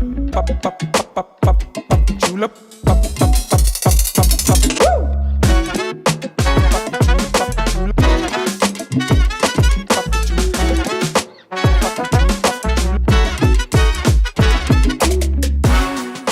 If Moreland's not on the back of your vehicle, you paid too much.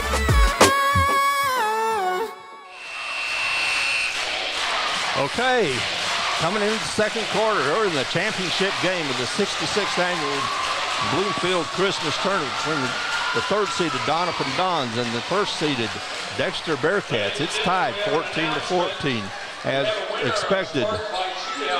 Cole Nichols leads Dexter with 8. Max Owens leads Donovan with 7.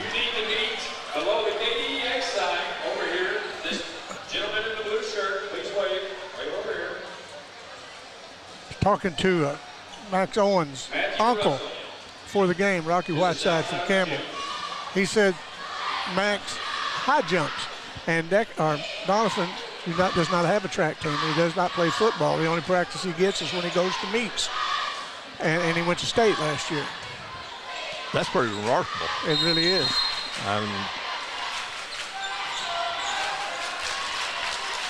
And now we got the classic battle out front with Cole Nichols being guarded by Max Owen.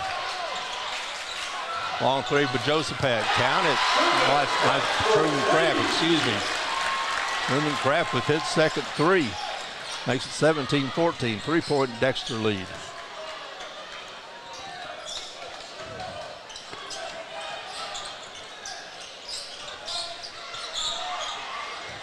Emmett Jones with the ball on the wing. Back out to Rawlings. He's now in the game, his first action.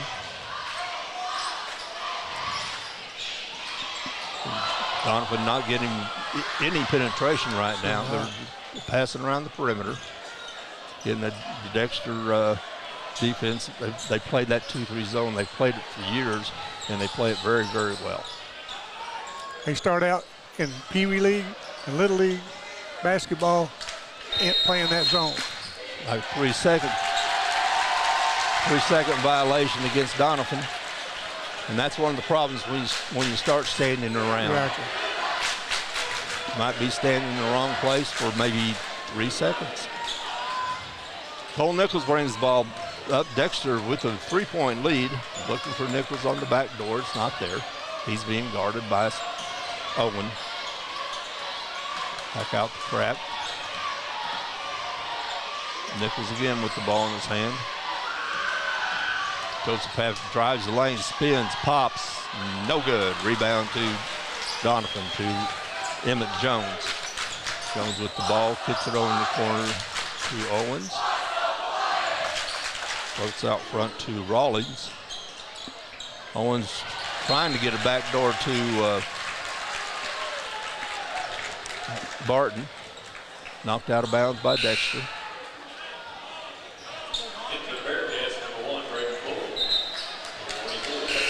Peyton Bowles and Braden Pulliam in the game for Dexter.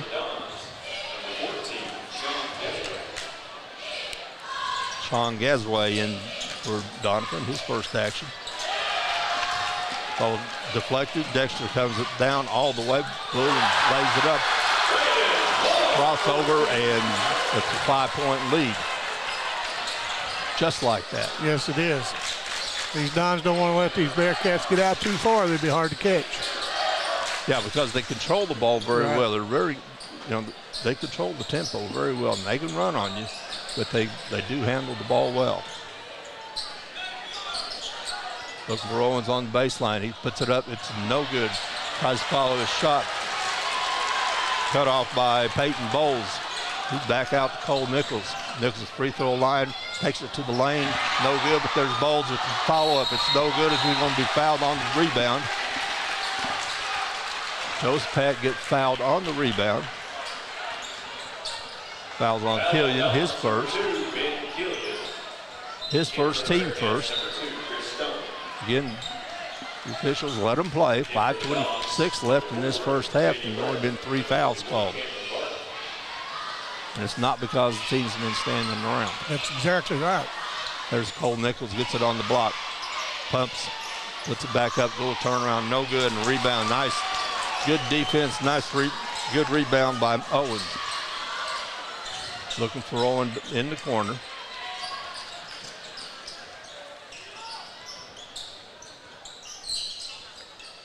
Coming up on 5 minutes left in the first half. Underneath to Burton.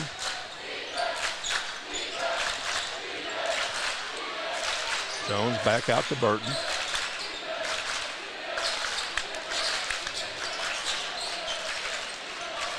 Long skip pass to Owens in the corner. Puts it up. It's no good. Rebound's going to be out of bounds off of Donovan to Dexter. Dexter with the lead, with the ball and a 5-point lead. 4:43 left there in the first half. A quick first half so far. Yes, it has. And I think one reason is the officials are letting them play. Not a lot of fouls called. And I don't think walking's been called once. No, I haven't. I was thinking about that earlier. Didn't see much call in the last game. Guess they got it all out of the system. I can see how. I can too. That's been the call de jour for this tournament. There's a walk. There it is. There we go. Just as I said. There it is. Max Owens normally hits a high percentage from that baseline out there, and he struggled a little bit tonight. I say he struggled, but he's still producing. He's got 7 points, but he's had some good looks. He's had some good looks, but he's rushed just a bit. Mm-hmm. Dexter's speeding up his shot just a little bit, and that could take a shooter out. Dexter stays back in that zone, but they're quick to the ball. Get that just like in the corner, boy, out there on him really quick. Nichols flashes out. Long 3 from the corner. It's an air ball. Rebound comes out to Dexter. It's going to be out of bounds. Good hustle on the Pulliam's or Chris Stone's part. But he lands on the out of bounds line, and it'll be timeout, 30-second timeout 19-14. Donovan has the ball. They're down by 5. 3:40 left in the second quarter. You know, Terry, earlier today for the 5th and 6th place game, East Prairie came away with a big win over Bernie. That was a surprise to me. It did, yes. And they just played very well. East Prairie, I was impressed with East Prairie this tournament. There were several teams that impressed me in this tournament. Puxico played a very good tournament. They got down to the consolation bracket, but I thought they played a very good tournament. Yeah, after they got out in that consolation, they went ahead and won the consolation championship. And not only did East Prairie win, they won 77-54. Yeah, that was a big surprise. You know, Bertie came in undefeated to the tournament, and they were the second seed, and to the surprise of nobody. You know, I think the only surprise is that maybe they weren't the first seed. Drive, put it up, no good. Rebound to Josephat.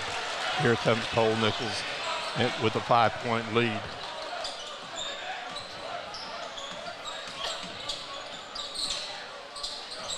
Dexter run that little weave out front like they did. They always do, and it works very well for them. Just like that. Just didn't score, but Nichols cleans it up, puts it up, puts it back. 7-point lead. 3 minutes left in the first half. Dexter out for the biggest lead of the night. It's been a while since Donovan scored. Yes, it has. Kind of a dry spell for them. And they really haven't gotten a lot of good looks. Another skip pass. Drive by Barton. It can't get the layup to go. Dexter with the rebound. Here comes Cole Nichols. Being guarded by Owen. Goes back to the free throw line. Pulling, there's Josephat from the wing. It's no good. It's short, comes back out to Rawlings. Burton with the ball, puts it underneath, puts it up, and puts it in. Emmett Jones. It's been a while since they've scored. Well, it's been a while since they've got it inside the paint. You bet. Cuts the lead to 5. Dexter in their weave. Josephat to Stone. Pulling for 3. No good.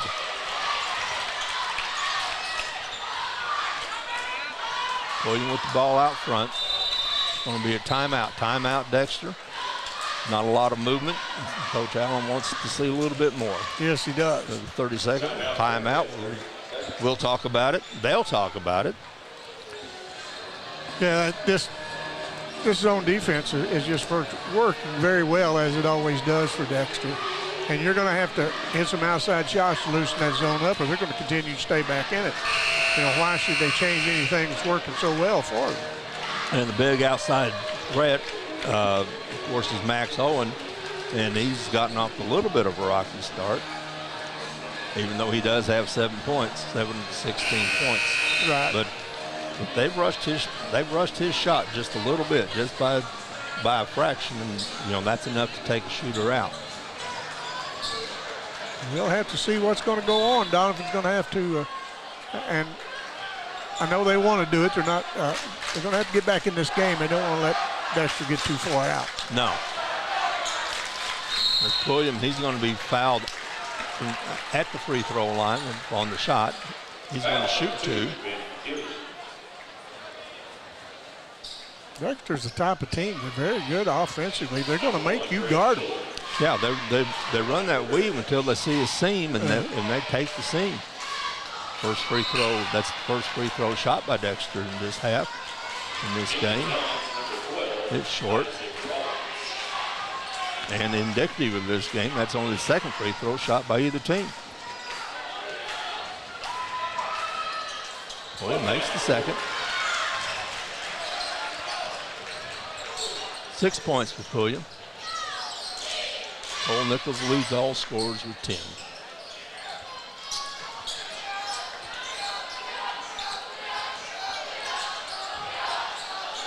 Underneath going to go off of Donovan. It's going to be off of Dexter. Ball stays with Donovan. 1:20 left here in the first half. Owens keys it in. Gets it underneath and got behind the defense, but didn't make the layup. Got to make those. There's a rebound to Owens. He gets it out front to Rawlings. He gets picked up, and Dexter's back in their defense. They get back in a hurry. They seldom get beat down the floor. Yes, that's exactly right.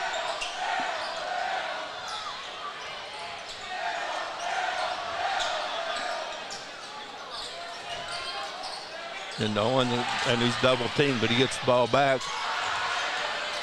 Drive down the middle, and it goes up, and it goes in for Emmett Jones. Emmett Jones now has 7 in the game. He ties Owens. That's the leading scorer for Donovan.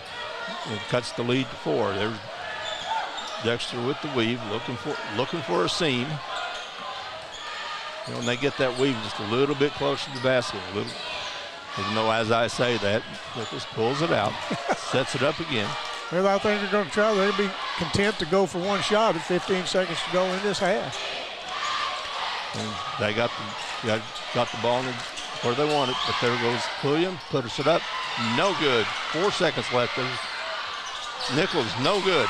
1.2, and that's going to be the end of the first half. And what a good first half it was. But the Dexter Bearcats, first seeded Dexter Bearcats, 22. Third seeded Donovan Dons, 18. We'll be back in just a minute. What does that mean? Well, opening an account requires no more than $25 with no minimum balance requirements or monthly service charges. You'll also have access to online and mobile banking, online bill pay, direct deposits, mobile deposits, automatic payments, e-statements, a nationwide network of ATMs, and an instant issue debit card, all for free. Your first order of checks is on the house, and you'll also receive a complimentary thank you gift. Come visit us in Sykeston, Charleston, Crothersville, or East Prairie. Focus Bank, simple, hassle-free checking that's really free. Mathis Funeral Home of Dexter and Bernie strives to provide their community with the accommodations and services needed to relieve your family during times of loss. For more information, give them a call and see how Mathis Funeral Home can help meet your expectations in celebrating your loved ones. For over 100 years, Stoneville Cotton has helped farmers stay strong and win their growing seasons, delivering protection against key weeds and insects to maximize their yield potential. For more information, visit our website. Stoneville Cotton, own the early.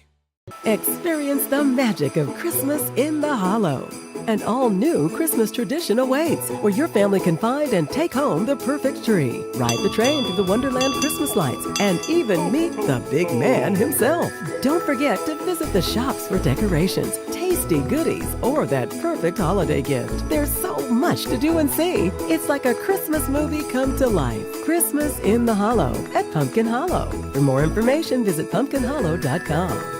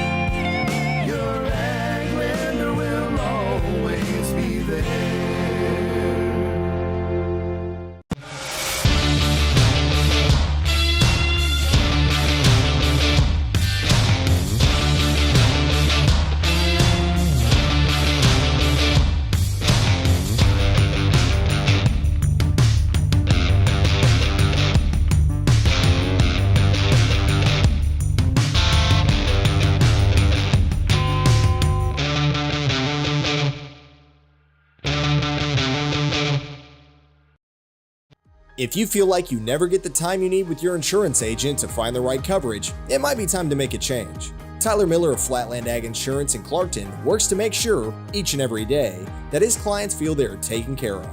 With years of experience in crop insurance in 4 states, he strives to provide you with the exact coverage you need for your specific situation. For more information, give Tyler a call at 573-276-8044. Here's to another great year. Growing cotton in the Mid-South is hard work. As a farmer, you make tough decisions every day. Choosing a cotton variety shouldn't be one of them. Next-gen brand varieties from Americot are bred specifically for cotton growers like you. We're 100% independent and farmer-owned. Plant cotton that works as hard as you do. Americite. All we do is cotton, all the time. Does your business need, literally anything? When we founded C&S Cleaning Supply, our goal was simple. Become a one-stop shop for anything and everything your operation might want. From car care to condiments, mops to markers, soaps to staplers, and everything in between. Which is a lot. C&S has got you covered. Give Delane Beckwith a call at 573-217-0104 or visit cscleaningsupply.com to get set up with, well, literally everything. Tell them Delane sent you.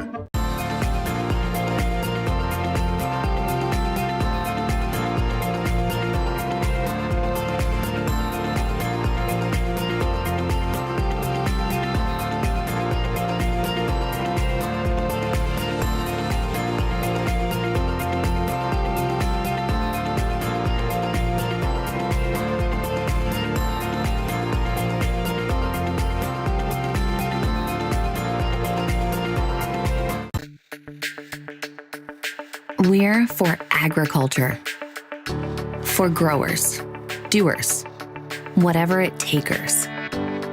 We're for doing things with purpose. We're for the little guy with big guy dreams. We're for agriculture. We're for you. Nutrien Ag Solutions, leading the field.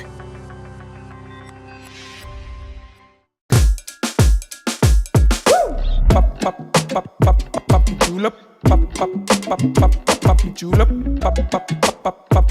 julep,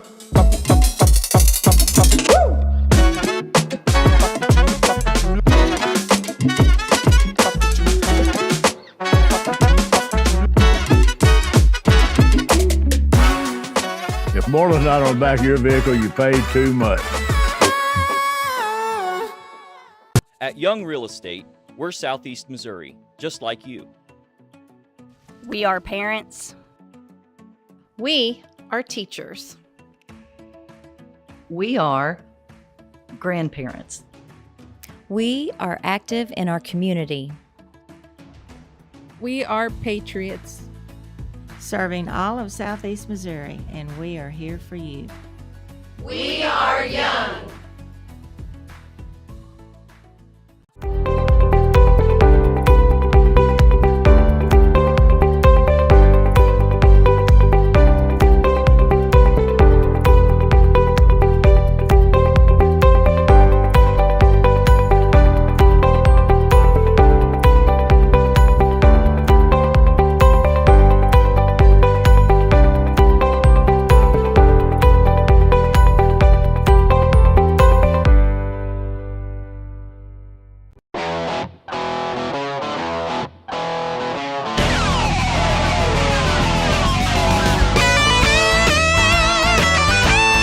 We're right here at King Jerry Lawler's Hall of Fame Bar and Grill on world famous Beale Street, and as you can see, oh my gosh, we have the best barbecue ribs in Memphis. Oh my gosh, the gumbo is out of this world, but you gotta try the King's Triple Decker Slam Burger. You'll love it.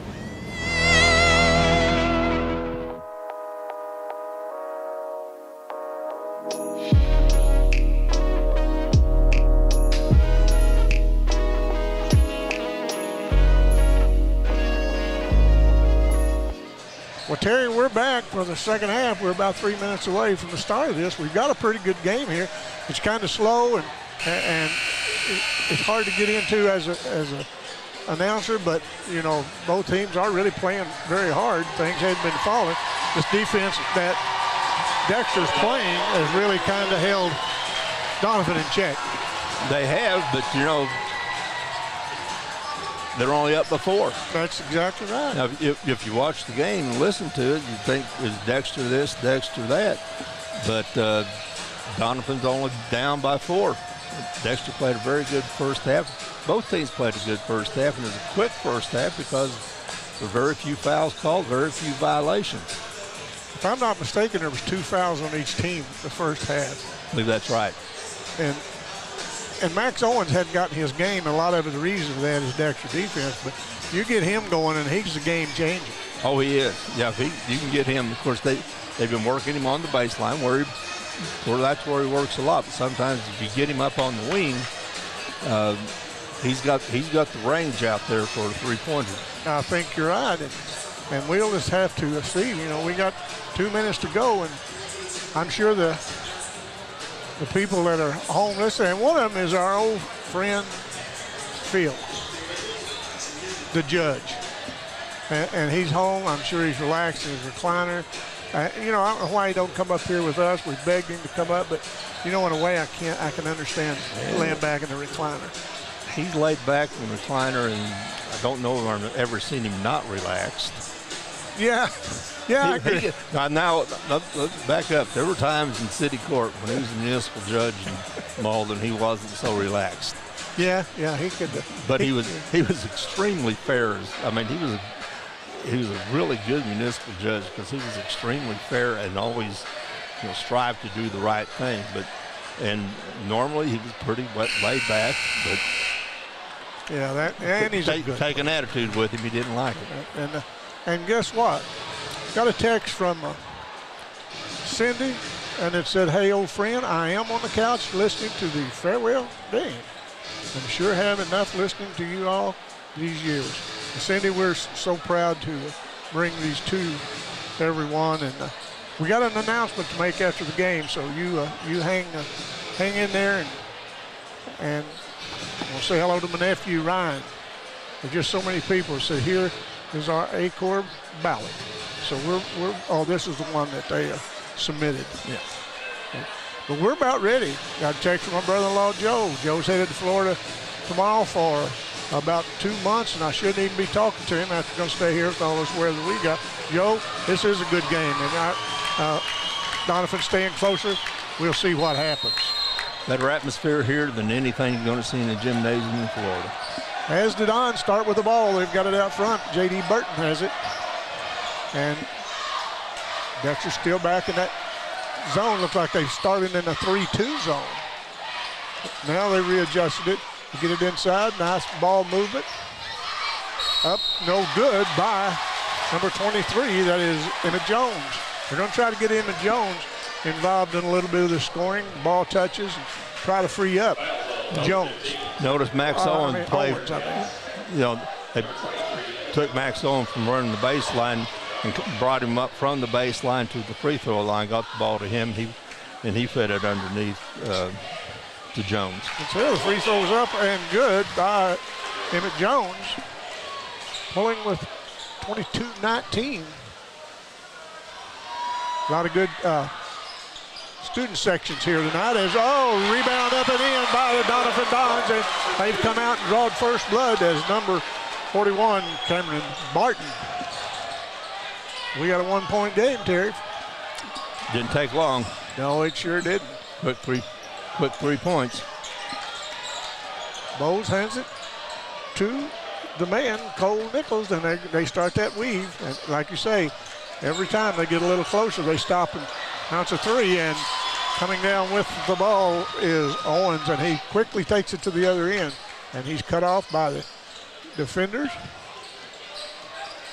Yeah, they're back in that 1-2-2. I was mistaken a while ago. Max Owens has the top of the key, swings it over to J.D. Burton. Now he's hung up. He's trying to get it to Barton. Now they do. They double team him, and it's knocked out of bounds. It'll stay with the Dons. It seems like Donovan's playing with a little more pep this time. Well, they're the game up. They're lining up a little bit differently. You know, that time, again, Max Owens gets on the free throw line and high post, and there he is out on the wing, and that's what we said at halftime. He can hit that shot from the wing. You bet, and Max Owens just buried it to give the Dons a 24-22 lead and kind of quietened the crowd for a second, but they'll be back in it as soon as the Dexter Bearcats and Cole Nichols launches his. There it is, and the crowd's back in it. What atmosphere we have at this Christmas tournament at Bloomfield. This year is no different than any year. Whoever's playing, a lot of excitement. J.D. Burton looks inside, tries to get it. Now the defense closes up, can't throw it in. Swing it back around, didn't kill him. Now back to Owens. Owens has it. Owens has it top of the key between the circles. You know, they've kind of slowed down a little bit now because that defense is keeping them out of there.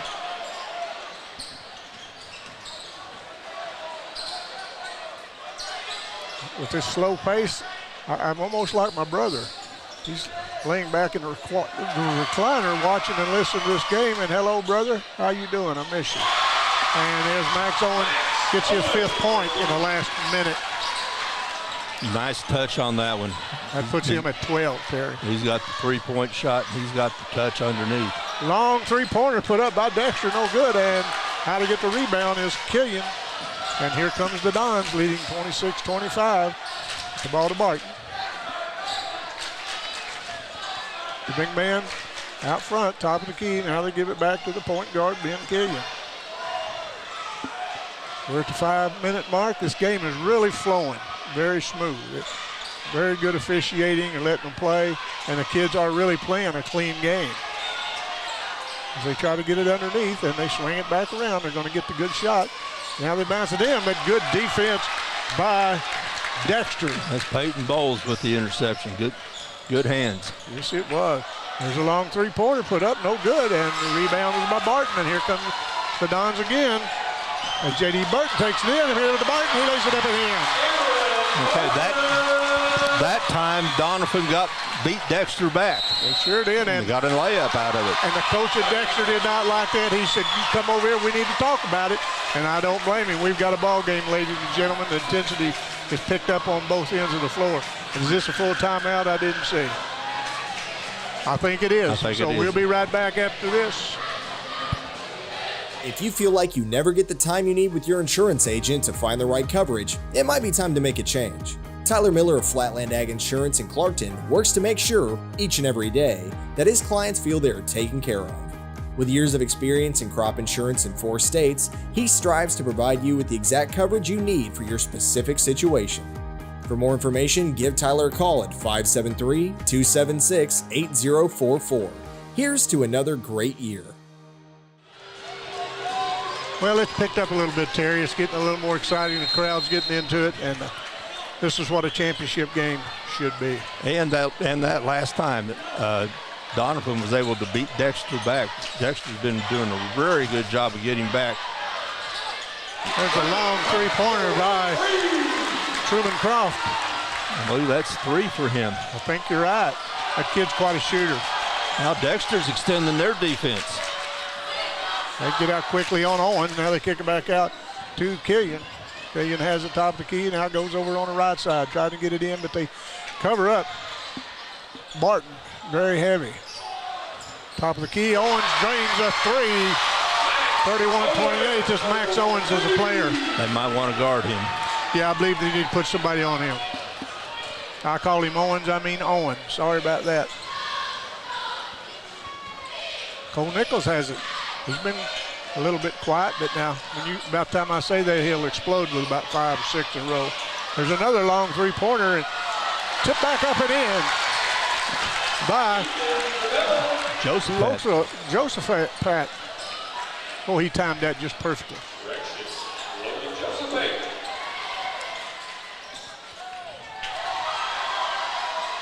Yeah, they're got another text from the judge. He said now they're playing, and you're right, the way it's kicked up.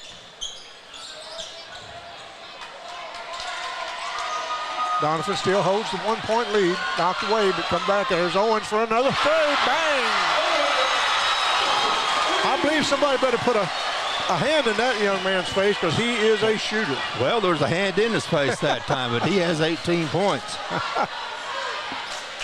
Whatever he did, the coach talked to him at the half. It worked.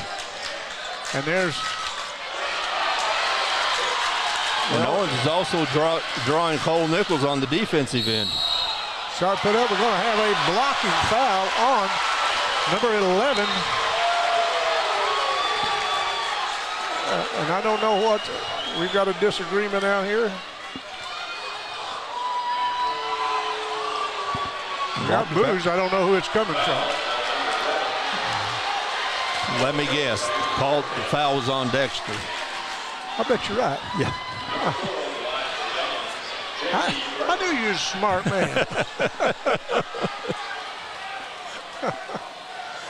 A lot of people dressed in red were making.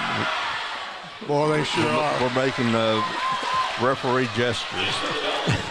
J.D. Burton, first free throw was no good, and he will get another. And the second got it 35-30 with 2:23 to go in the third quarter. The Christmas tournament has come alive. They swing the ball around, got it Chris Stone. He takes it over, gives it to the man, Cole Nichols. And we're going to have a foul, I think, on number 23, or did it just go out of bounds? I think it just went out of bounds. No, they did call the foul on Jones. Did they? Okay. His first, just team first. As we got the ball in Cole Nichols' hands, and I'm sure that's where they want it. Swing it, now Nichols has it back on the left wing. There's a long three-pointer up and drained it. Truman Croft. This kid can shoot the three. We've watched him shoot it for a few years now. Has 4 now. 4 threes. He has 12 points. They'll pull him back within 2. Thought Owens, but boy, they got out on him quick that time. They know he'll let it fly if he gets a chance. Get it into Owens, and it's knocked out of his hand. Donovan coach wanted a foul on that.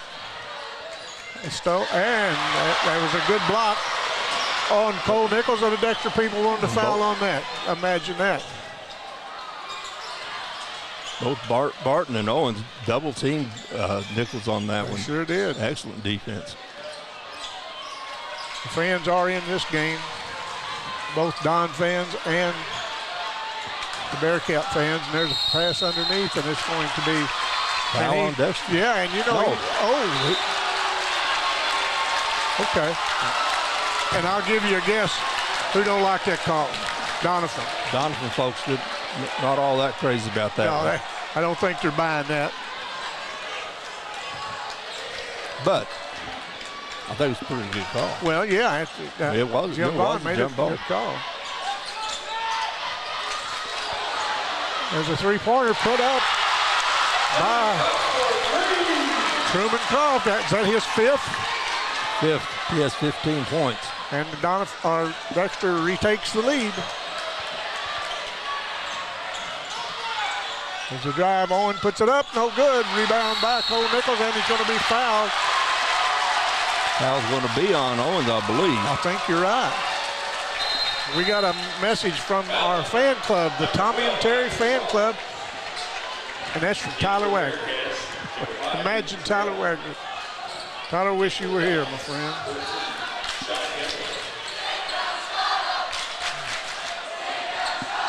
A picture of Tyler and his young son.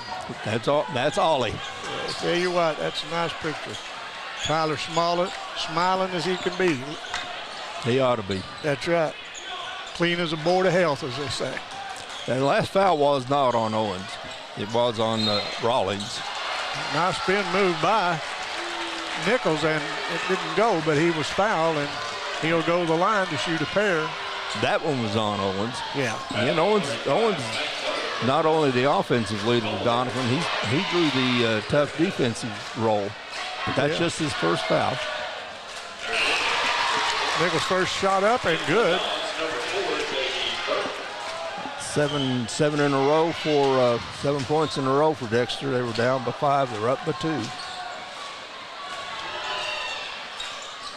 Second up, no good, and here comes Barton the other way. The big man brings it over, he takes it in, and we're going to call a blocking foul on Dexter. They're going to shoot 2.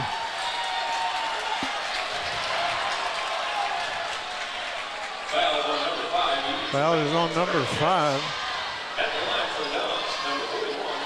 Ethan Zimmerlin. Barton has 8 points, 8 rebounds. We throw up and good. 1-point game. Donovan's 4 for 6 from the free throw line. Into the game for Donovan is Sean Gezaway. Second one up, got a bow.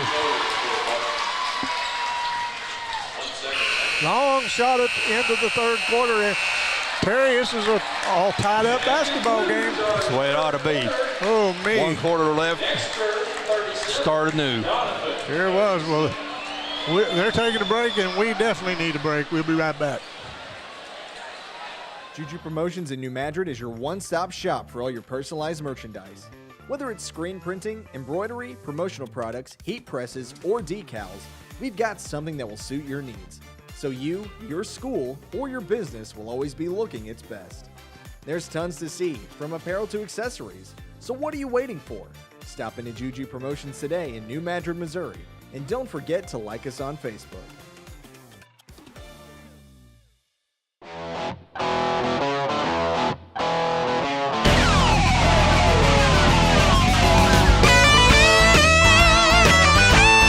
We're right here at King Jerry Lawler's Hall of Fame Bar and Grill on world-famous Beale Street, and as you can see, oh my gosh, we have the best barbecue ribs in Memphis.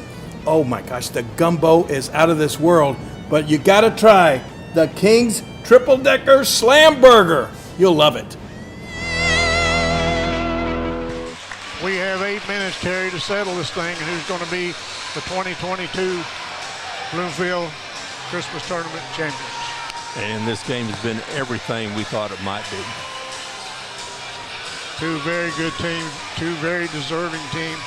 They both had, it was last night. It took Dexter all they had to down Malden, but they got Malden out of the way. Now they're back in here, and the Dons are testing them, and these two are very well matched. Ball is brought over to number 2. That is Killian. He puts it on the floor. They swing it top of the key. Now over on the left wing. Look, trying to get it inside, but now they have it to Owen.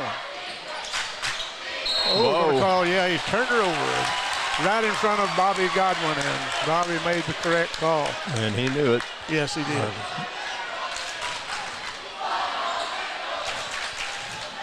Here comes Cole Nichols to try to give his Bearcats a lead as he drives at the free throw line. Cut off. Nice defense by Donovan.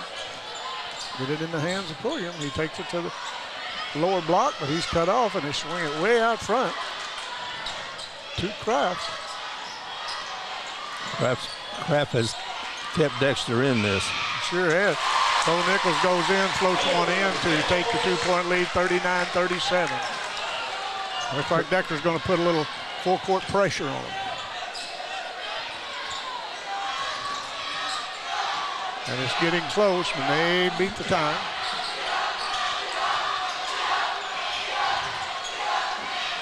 Get it inside to Owens. He stops, he pops, going to be fouled. He'll go to the free throw line.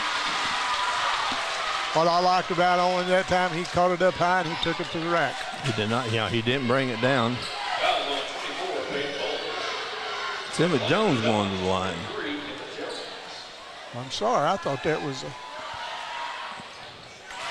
and Jones done the right thing. He didn't bring it down. That's right. Trying to give Owen a little more help, but he don't need it as good a player as he is. Second free throw and rolled off, but rebound by Barton. He puts it up, rolled out. And here comes the Bearcats the other way, leading 39-38. Barton's claiming his arm was hit, but no call.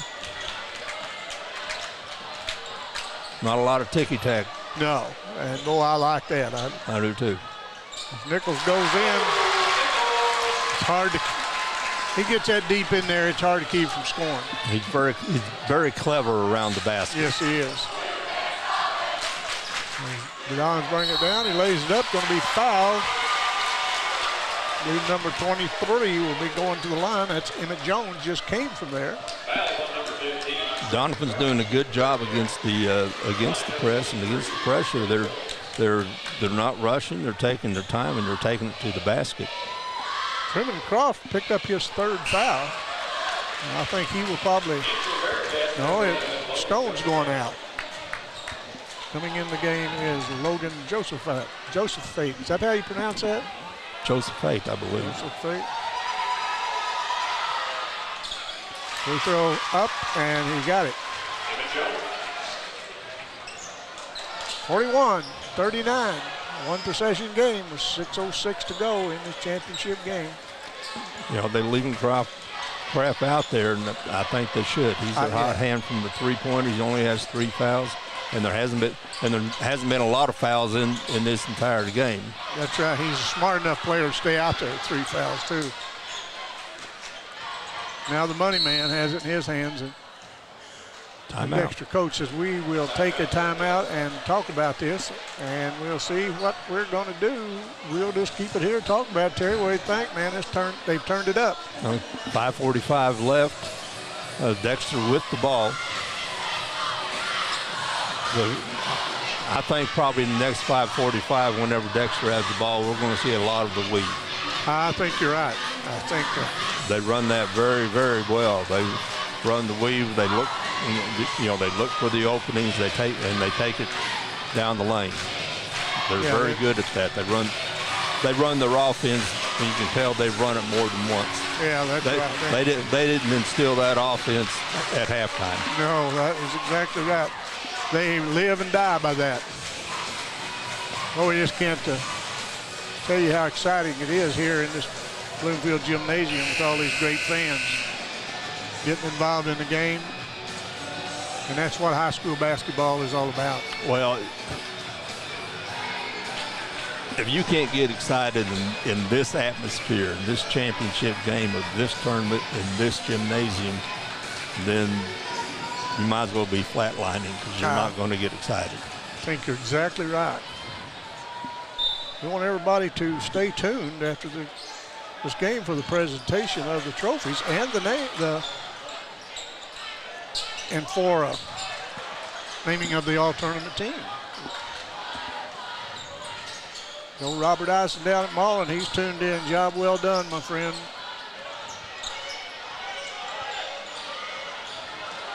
But Malden looked very good tonight. Yes. They've been a good team this year. 2 of their losses have been to Donovan, one by 1 point, one by 2. That's right. That's right.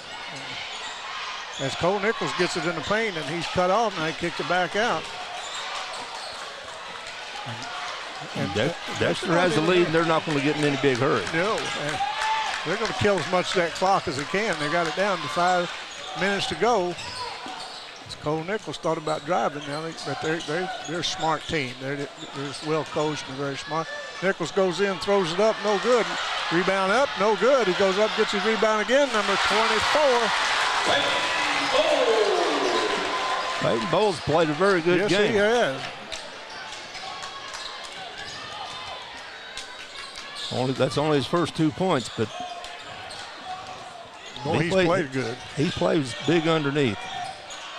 That 4-point lead is a pretty good lead with these two teams, and that clock ticking down to 4:25 to go in the game. Shot put up inside the paint, no good, and the Bearcats come away with it with a 4-point lead and the ball, and the clock approaching 4 minutes. And here's the weave. And sometimes they'll weave you to sleep, and then they'll drive in there and lay it up. That's when they see the opening. That's when they take it down the lane.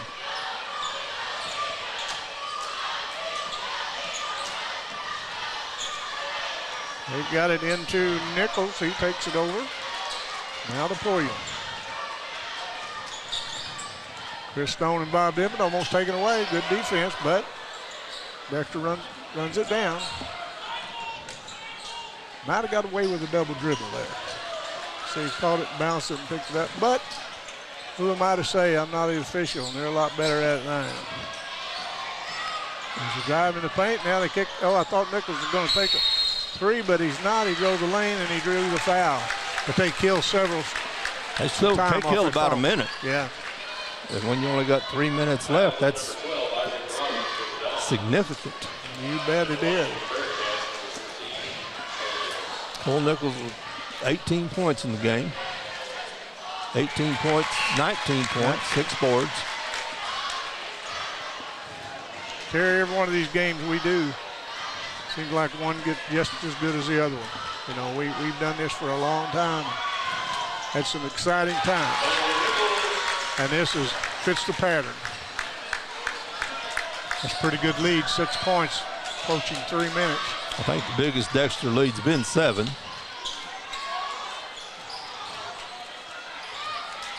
They'd like to hit a 3 to draw within, and Owens will try to do it, and he does it. He bangs it in. Timeout, Donovan, and now we're back to a 1-possession game. Good quick release, right on it. Yeah. And you almost knew it when you seen the ball hit his hands, and they're going to call a full-time timeout. Terry will take a break and come back and finish this thing up. We'll be right back. Entrusting us with your health care is one of the greatest compliments our patients and the community give us. Thank you, Dr. McFerrin and the entire team at Southeast Health for getting me back on track. Thank you, Eric, for placing your trust in our dedicated team. At Southeast Health, we have so many reasons to be grateful to our community and the patients who have chosen to place their trust in us. Southeast Health, always by your side. We got 2:59 to go, and it'll be Dexter's ball, 45-42. Dexter, the ball, 3-point lead. You think we'll see a weave? I would say you probably nailed it. I'd be surprised if Dexter shoots the ball within the next 30 seconds. I think you're right. They'll run just as much as they'll let them.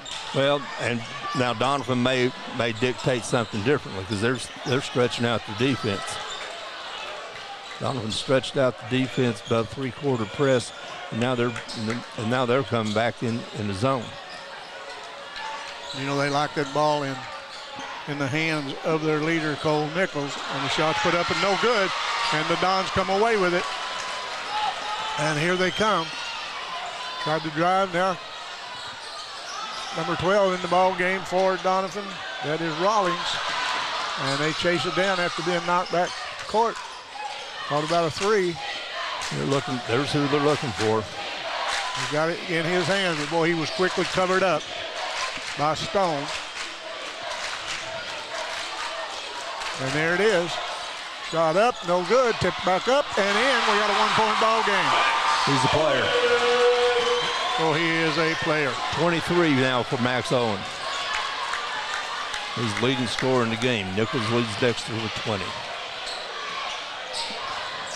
Dexter still holds that thin 1-point lead.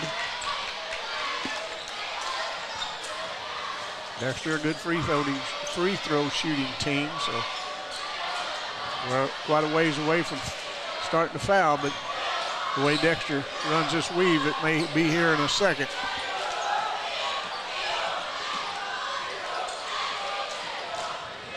What can I say? We got a weave and went for the steal, no good. Now they drive a lane, lose control. Oh, they said it went off a Don. And I'm sure it did. I just didn't see it. Yeah, it did. I think the Donovan player got a hand on it. Good look underneath. Got the ball to Nichols. He was guarded, but it was a good play, good out of bounds play called by Coach Allen. We got 1 minute, Terry. We're under 1 minute with Dexter with a 3-point lead, and we want to get the ball in. Owen, and they throw it back court, and they say it was touched. It was touched. It was. There's Owen with the shot. Oh, just off. And we're going to have a foul to stop the clock. 38.2 seconds. Dexter with a 3-point lead, 47-44. What a game. Timeout Donovan. They're going to have to do something to get the ball. You bet. We'll be back in just a moment.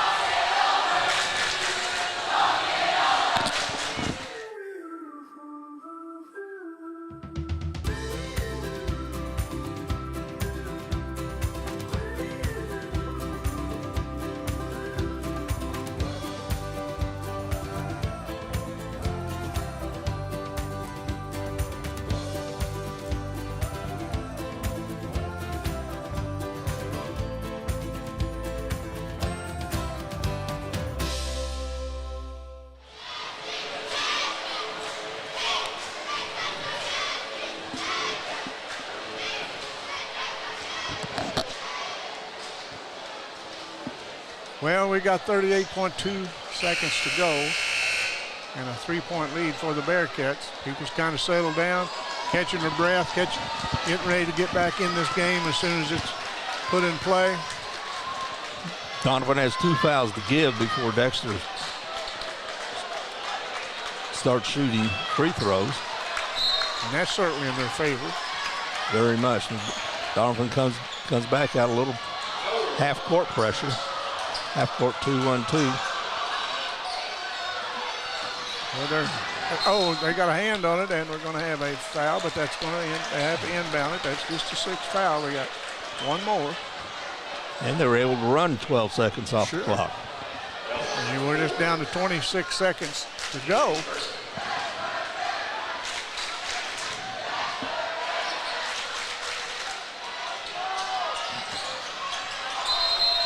Yeah, it was close to a 5-second, but Coach Allen called timeout. Good timeout. Full timeout. And it's a full timeout. We'll take it with them.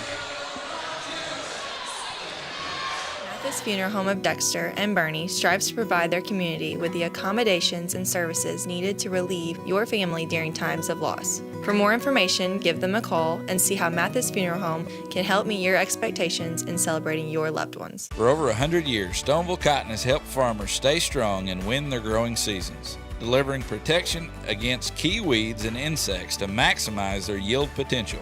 For more information, visit our website. Stoneville Cotton, own the early. Well, we'll see what happens. This has been very exciting. We'll ladies and gentlemen, I need a reminder. It's been everything we thought it would be, except a whole lot quicker. It's one of the quickest games we've done in this entire tournament. And it almost rocked you to sleep first half. Dexter inbounds the ball. They have Cole Nichols has it, and that's who Dexter wants to have it in their hands, and they have to foul him. They can't let him just run up. They had to foul him, and probably one of the best free throw shooters in the tournament going to the free throw line. Well, he's one of the best scorers in Southeast Missouri. Yes, he is. No doubt about that. He could definitely play on about any team, that I would say. Nichols puts up a free throw, rails it, gives them a 4-point lead. Yeah, it's 2 possessions now, and that is huge. 20 seconds left. Nichols eyes the bucket, shot up, no good. As here comes Owen, and he kind of lost control of it. He thought he was going to walk, and he had to throw it away, and Dexter intercepts with 14 seconds to go. Got up in the air, and had nowhere to go. But again, that was Dexter applying pressure, which they usually don't do. We'll take it, ice it here.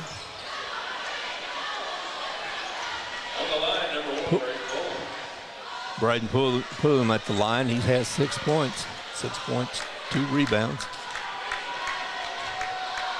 Dexter's 5 for 8. They get 5 for 9 from the line. Barton drives, puts it up. Here comes the Bearcats to run the clock down, but he got it to 6 seconds, and there's going to be a foul.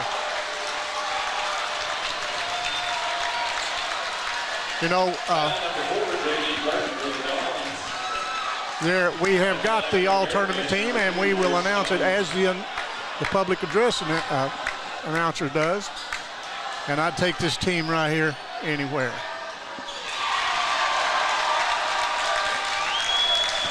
You had this bunch on your team.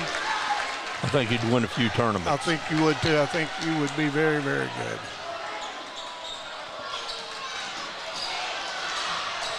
And most of the ones that's on here is a three-pointer put up at the buzzer. And that's the game as the Dexter Bearcats comes away with the victory of the 2022 Bloomfield Christmas Tournament. And we will stay with it for the presentations of the trophies. And then they gave them a shot. It was 49-47. What a championship game. Owens hit the 3. He had 26 in the games. Cole Nichols had 23. There's still 3 seconds. Oh, they're going to put .3 on the clock. You got time to catch and shoot. Not 3 seconds. And it's Dexter's ball. All they got to do is get it inbounds. Long pass to half court, and there's nothing Donovan can do about it. No. You don't have time to catch and shoot. No, you have time to tip. Yeah, you can't catch it. You can tip it. Yeah, you don't have enough time to catch.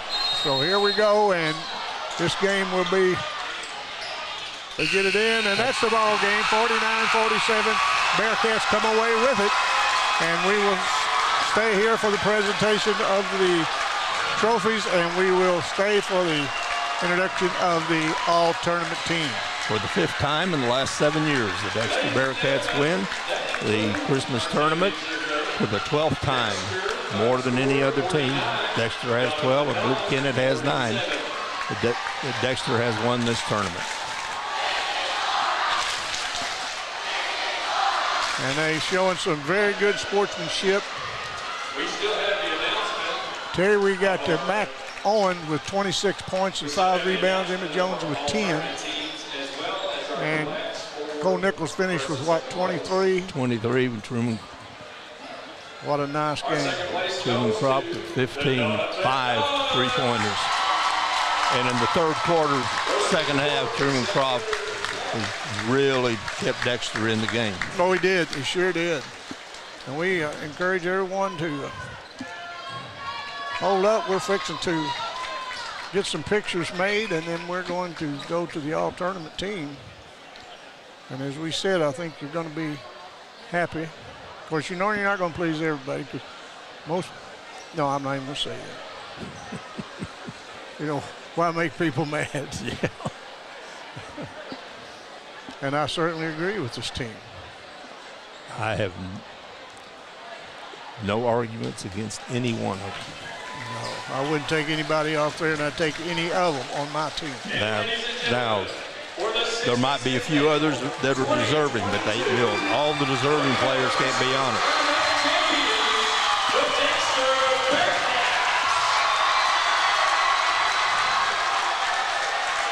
Donovan has nothing to be ashamed of. They have a nice team, and they're going to give some people some fits for the rest of the season. Well, this is the only 2nd game they've lost all season. The other was Greenville, and Greenville is a surprisingly good team. Yeah, they say they're really, really good. And I believe they got beat by 2 at Greenville. Yeah, I think it was. That's exactly right. Look at the Dexter Bearcats smile holding that nice trophy. And they certainly have the right to smile. They played very hard. They're a very good team. They're a very well coached team. They're a very well followed team. Well, and they come in as the 1 seed. And as the 1 seed, you got a target. Right. You got a target on your back. Everybody's shooting at you. Oh, you bet. And Dexter showed why they were the 1 seed and held it well. Well, we're going to announce the all-tournament team. Cole Nichols out of Dexter. That's certainly not a surprise. No.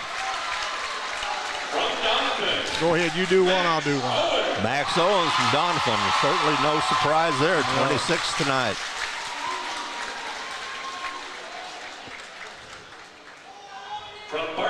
From Bernie, Tristan Johnson.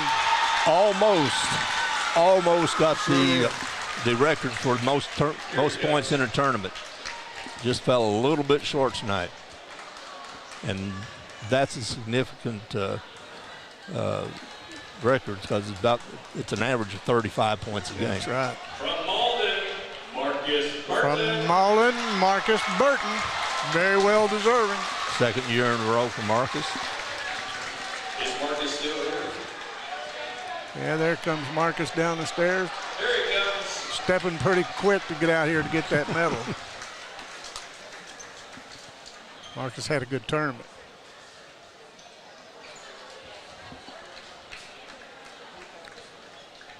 I think he's probably the best big man in the tournament. I agree.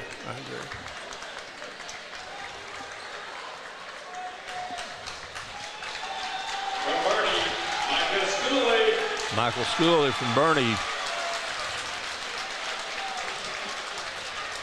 the hot left-handed shooter. Oh, he is, and he's got a quick release. And when he gets hot, he's on fire. Yes, that's right. From Donovan, Cameron Barton.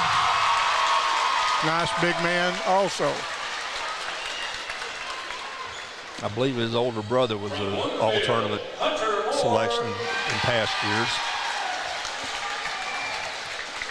Hunter Moore from Bloomfield. Bloomfield won 2 games in this tournament, and Hunter Moore put him on his back, both of them. From East Prairie, you know what, Johnson. East Prairie had a good turn. East Prairie had an excellent turn. Very good team. Is Noah still with us? Here he goes.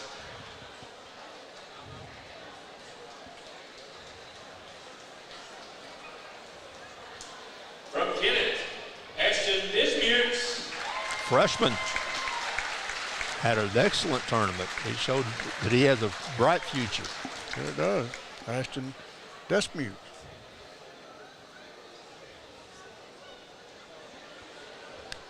He's coming to this way.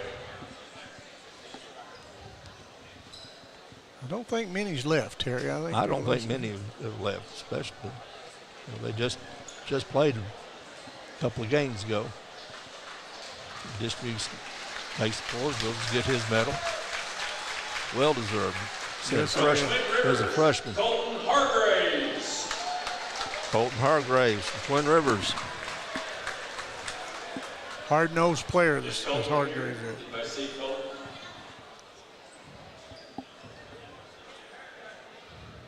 He had to walk from Twin Rivers. Malden. From Malden, Peyton Woodard. I was glad to see him make the all-tournament team. I think it was well-deserved. He adds something to the Malden team that they were lacking last year. Robert Farmer from South Pim, another freshman. 5'3" freshman who can play. I bet Robert stayed home today. And the next one I'm glad to see from Malden, Camarius Farmer. Malden puts 3 on the all-tournament team. And all well-deserved. All well-deserved, very proud of them. And Farmer's a repeat from last year's all-tournament team. And that's it. And here comes Q Farmer, not getting much of a hurry, but he'll be out there in a minute. No, he gets in a hurry on the football field and on the basketball court. Yeah. They're just going to hand him something. Yeah, just kind of sliding.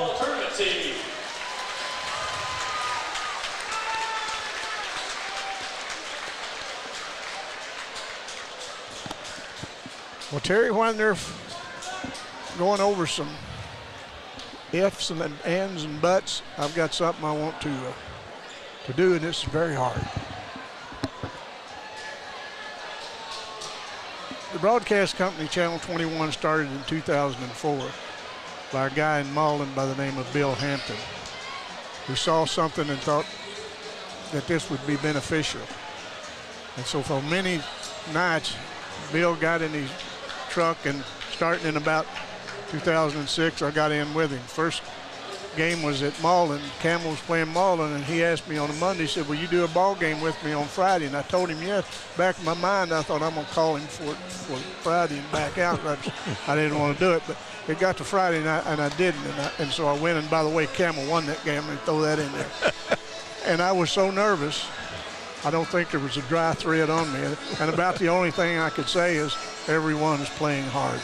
But luckily that back then it wasn't live. They could edit. That's right.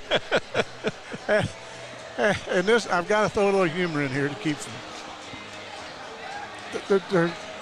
I guess it was New Wave. Gave Bill an old truck. It was a kind of a suburban-like thing, a small Suburban. I called it the old Hoopter strip. And it was red, but it was only red in certain places. It was a light red in certain places, and it was a rust color in certain places. But Bill loved that truck, and he took it home and said, man, I like this. And first he went out and bought those magnetic signs and put them on there and said, Channel 21. And the first time out was at Bloomfield right here, and here we came up here. Myself, Bill, and 2 high school boys to do the filming. And I don't remember who played, makes no difference. We started home, it was about 9:45, and we got about a mile and a half out of Bernie, and you know where I'm talking about, everybody will remember this, where those chicken houses are. Oh. And we ran out of gas. Because Bill thought where the E was and the hand was here, it had to get all the way to E, and he kept saying, I can't understand, I got a quarter of a tank of gas. Well, we've had, and I have to edit that, I can't say anything more. If Bill's listening, he'll know what I'm talking about. But one of the boys' dad brought us some lawnmower gas, and we got back to Malden. And it's just been a fun trip for me. You know, along came Tyler Wagner in a few years. They started going live in all these towns, and, you know, you could get on the internet and you could watch your hometown team play. And Tyler Wagner, when he bought Bill Hampton out and Bill decided to retire, he started doing 2 to 3 games a week, doing football, basketball, and Tyler was a worker. Tyler sold the ads. Tyler run the board. Tyler done it all. We had the sports roundtable, and he was just a worker, and he put this together. Played some sectional games. There's quarterfinal games in both football and basketball. Very much fun, and to think that someone can sit in Germany and watch their brother play high school ball, or a group of women and men in a nursing home at Malden got to watch their grandsons and their great-grandsons play football in St. Louis. Tootsie and Bernie. Yeah, and they put it back. They had a green wave party. And so that was quite a deal. And what a change has come to broadcasting for basketball, football, and some baseball this year. And I want to say thanks to Bill and Connie Hampton, and to Tyler and Christian Wagner, and to Barry and Michelle Aycorp. But let's never forget the little red hoopty that I talked about, because he broke the ground. Tyler came along and he helped him. Thanks for letting me be a part of this. And it's an honor to be broadcasting with a lot of people. My brother, for one, I love very much. Donnie Jenkins, Phil Sandy, Cameron Parker, Darren Todd, and some of these area coaches, Robert Ison, Jim Bidwell, Brad Botch, Brandon Blankenship, Travis, and I hope I hadn't forgotten anybody. And last but not least, this guy on my right. We've done many games throughout our time, and I've loved every minute of it, and I thank him for being my friend. It's been fun. It has been fun. And an old man told me one time, I asked him, I said, I'm thinking about running for school board. He said, well, you ought to know when you want to run, but always remember to know when to get off. And I've carried that with me, and I want to announce that I'm going to get off of broadcasting. My old body's been wounded for the last couple of years, and I need to make sure everything's all right. And I'll be popping in these gyms around here and checking out these basketball games, because I've always said, anywhere you live in Boot Hill, you can go no more than 20 miles any Friday night and see a very good basketball game, go any direction. And I better shut up, because this is getting hard. But the light's going to be on for you all the time, Tyler. Well, I certainly appreciate that. But I want to say this one more time.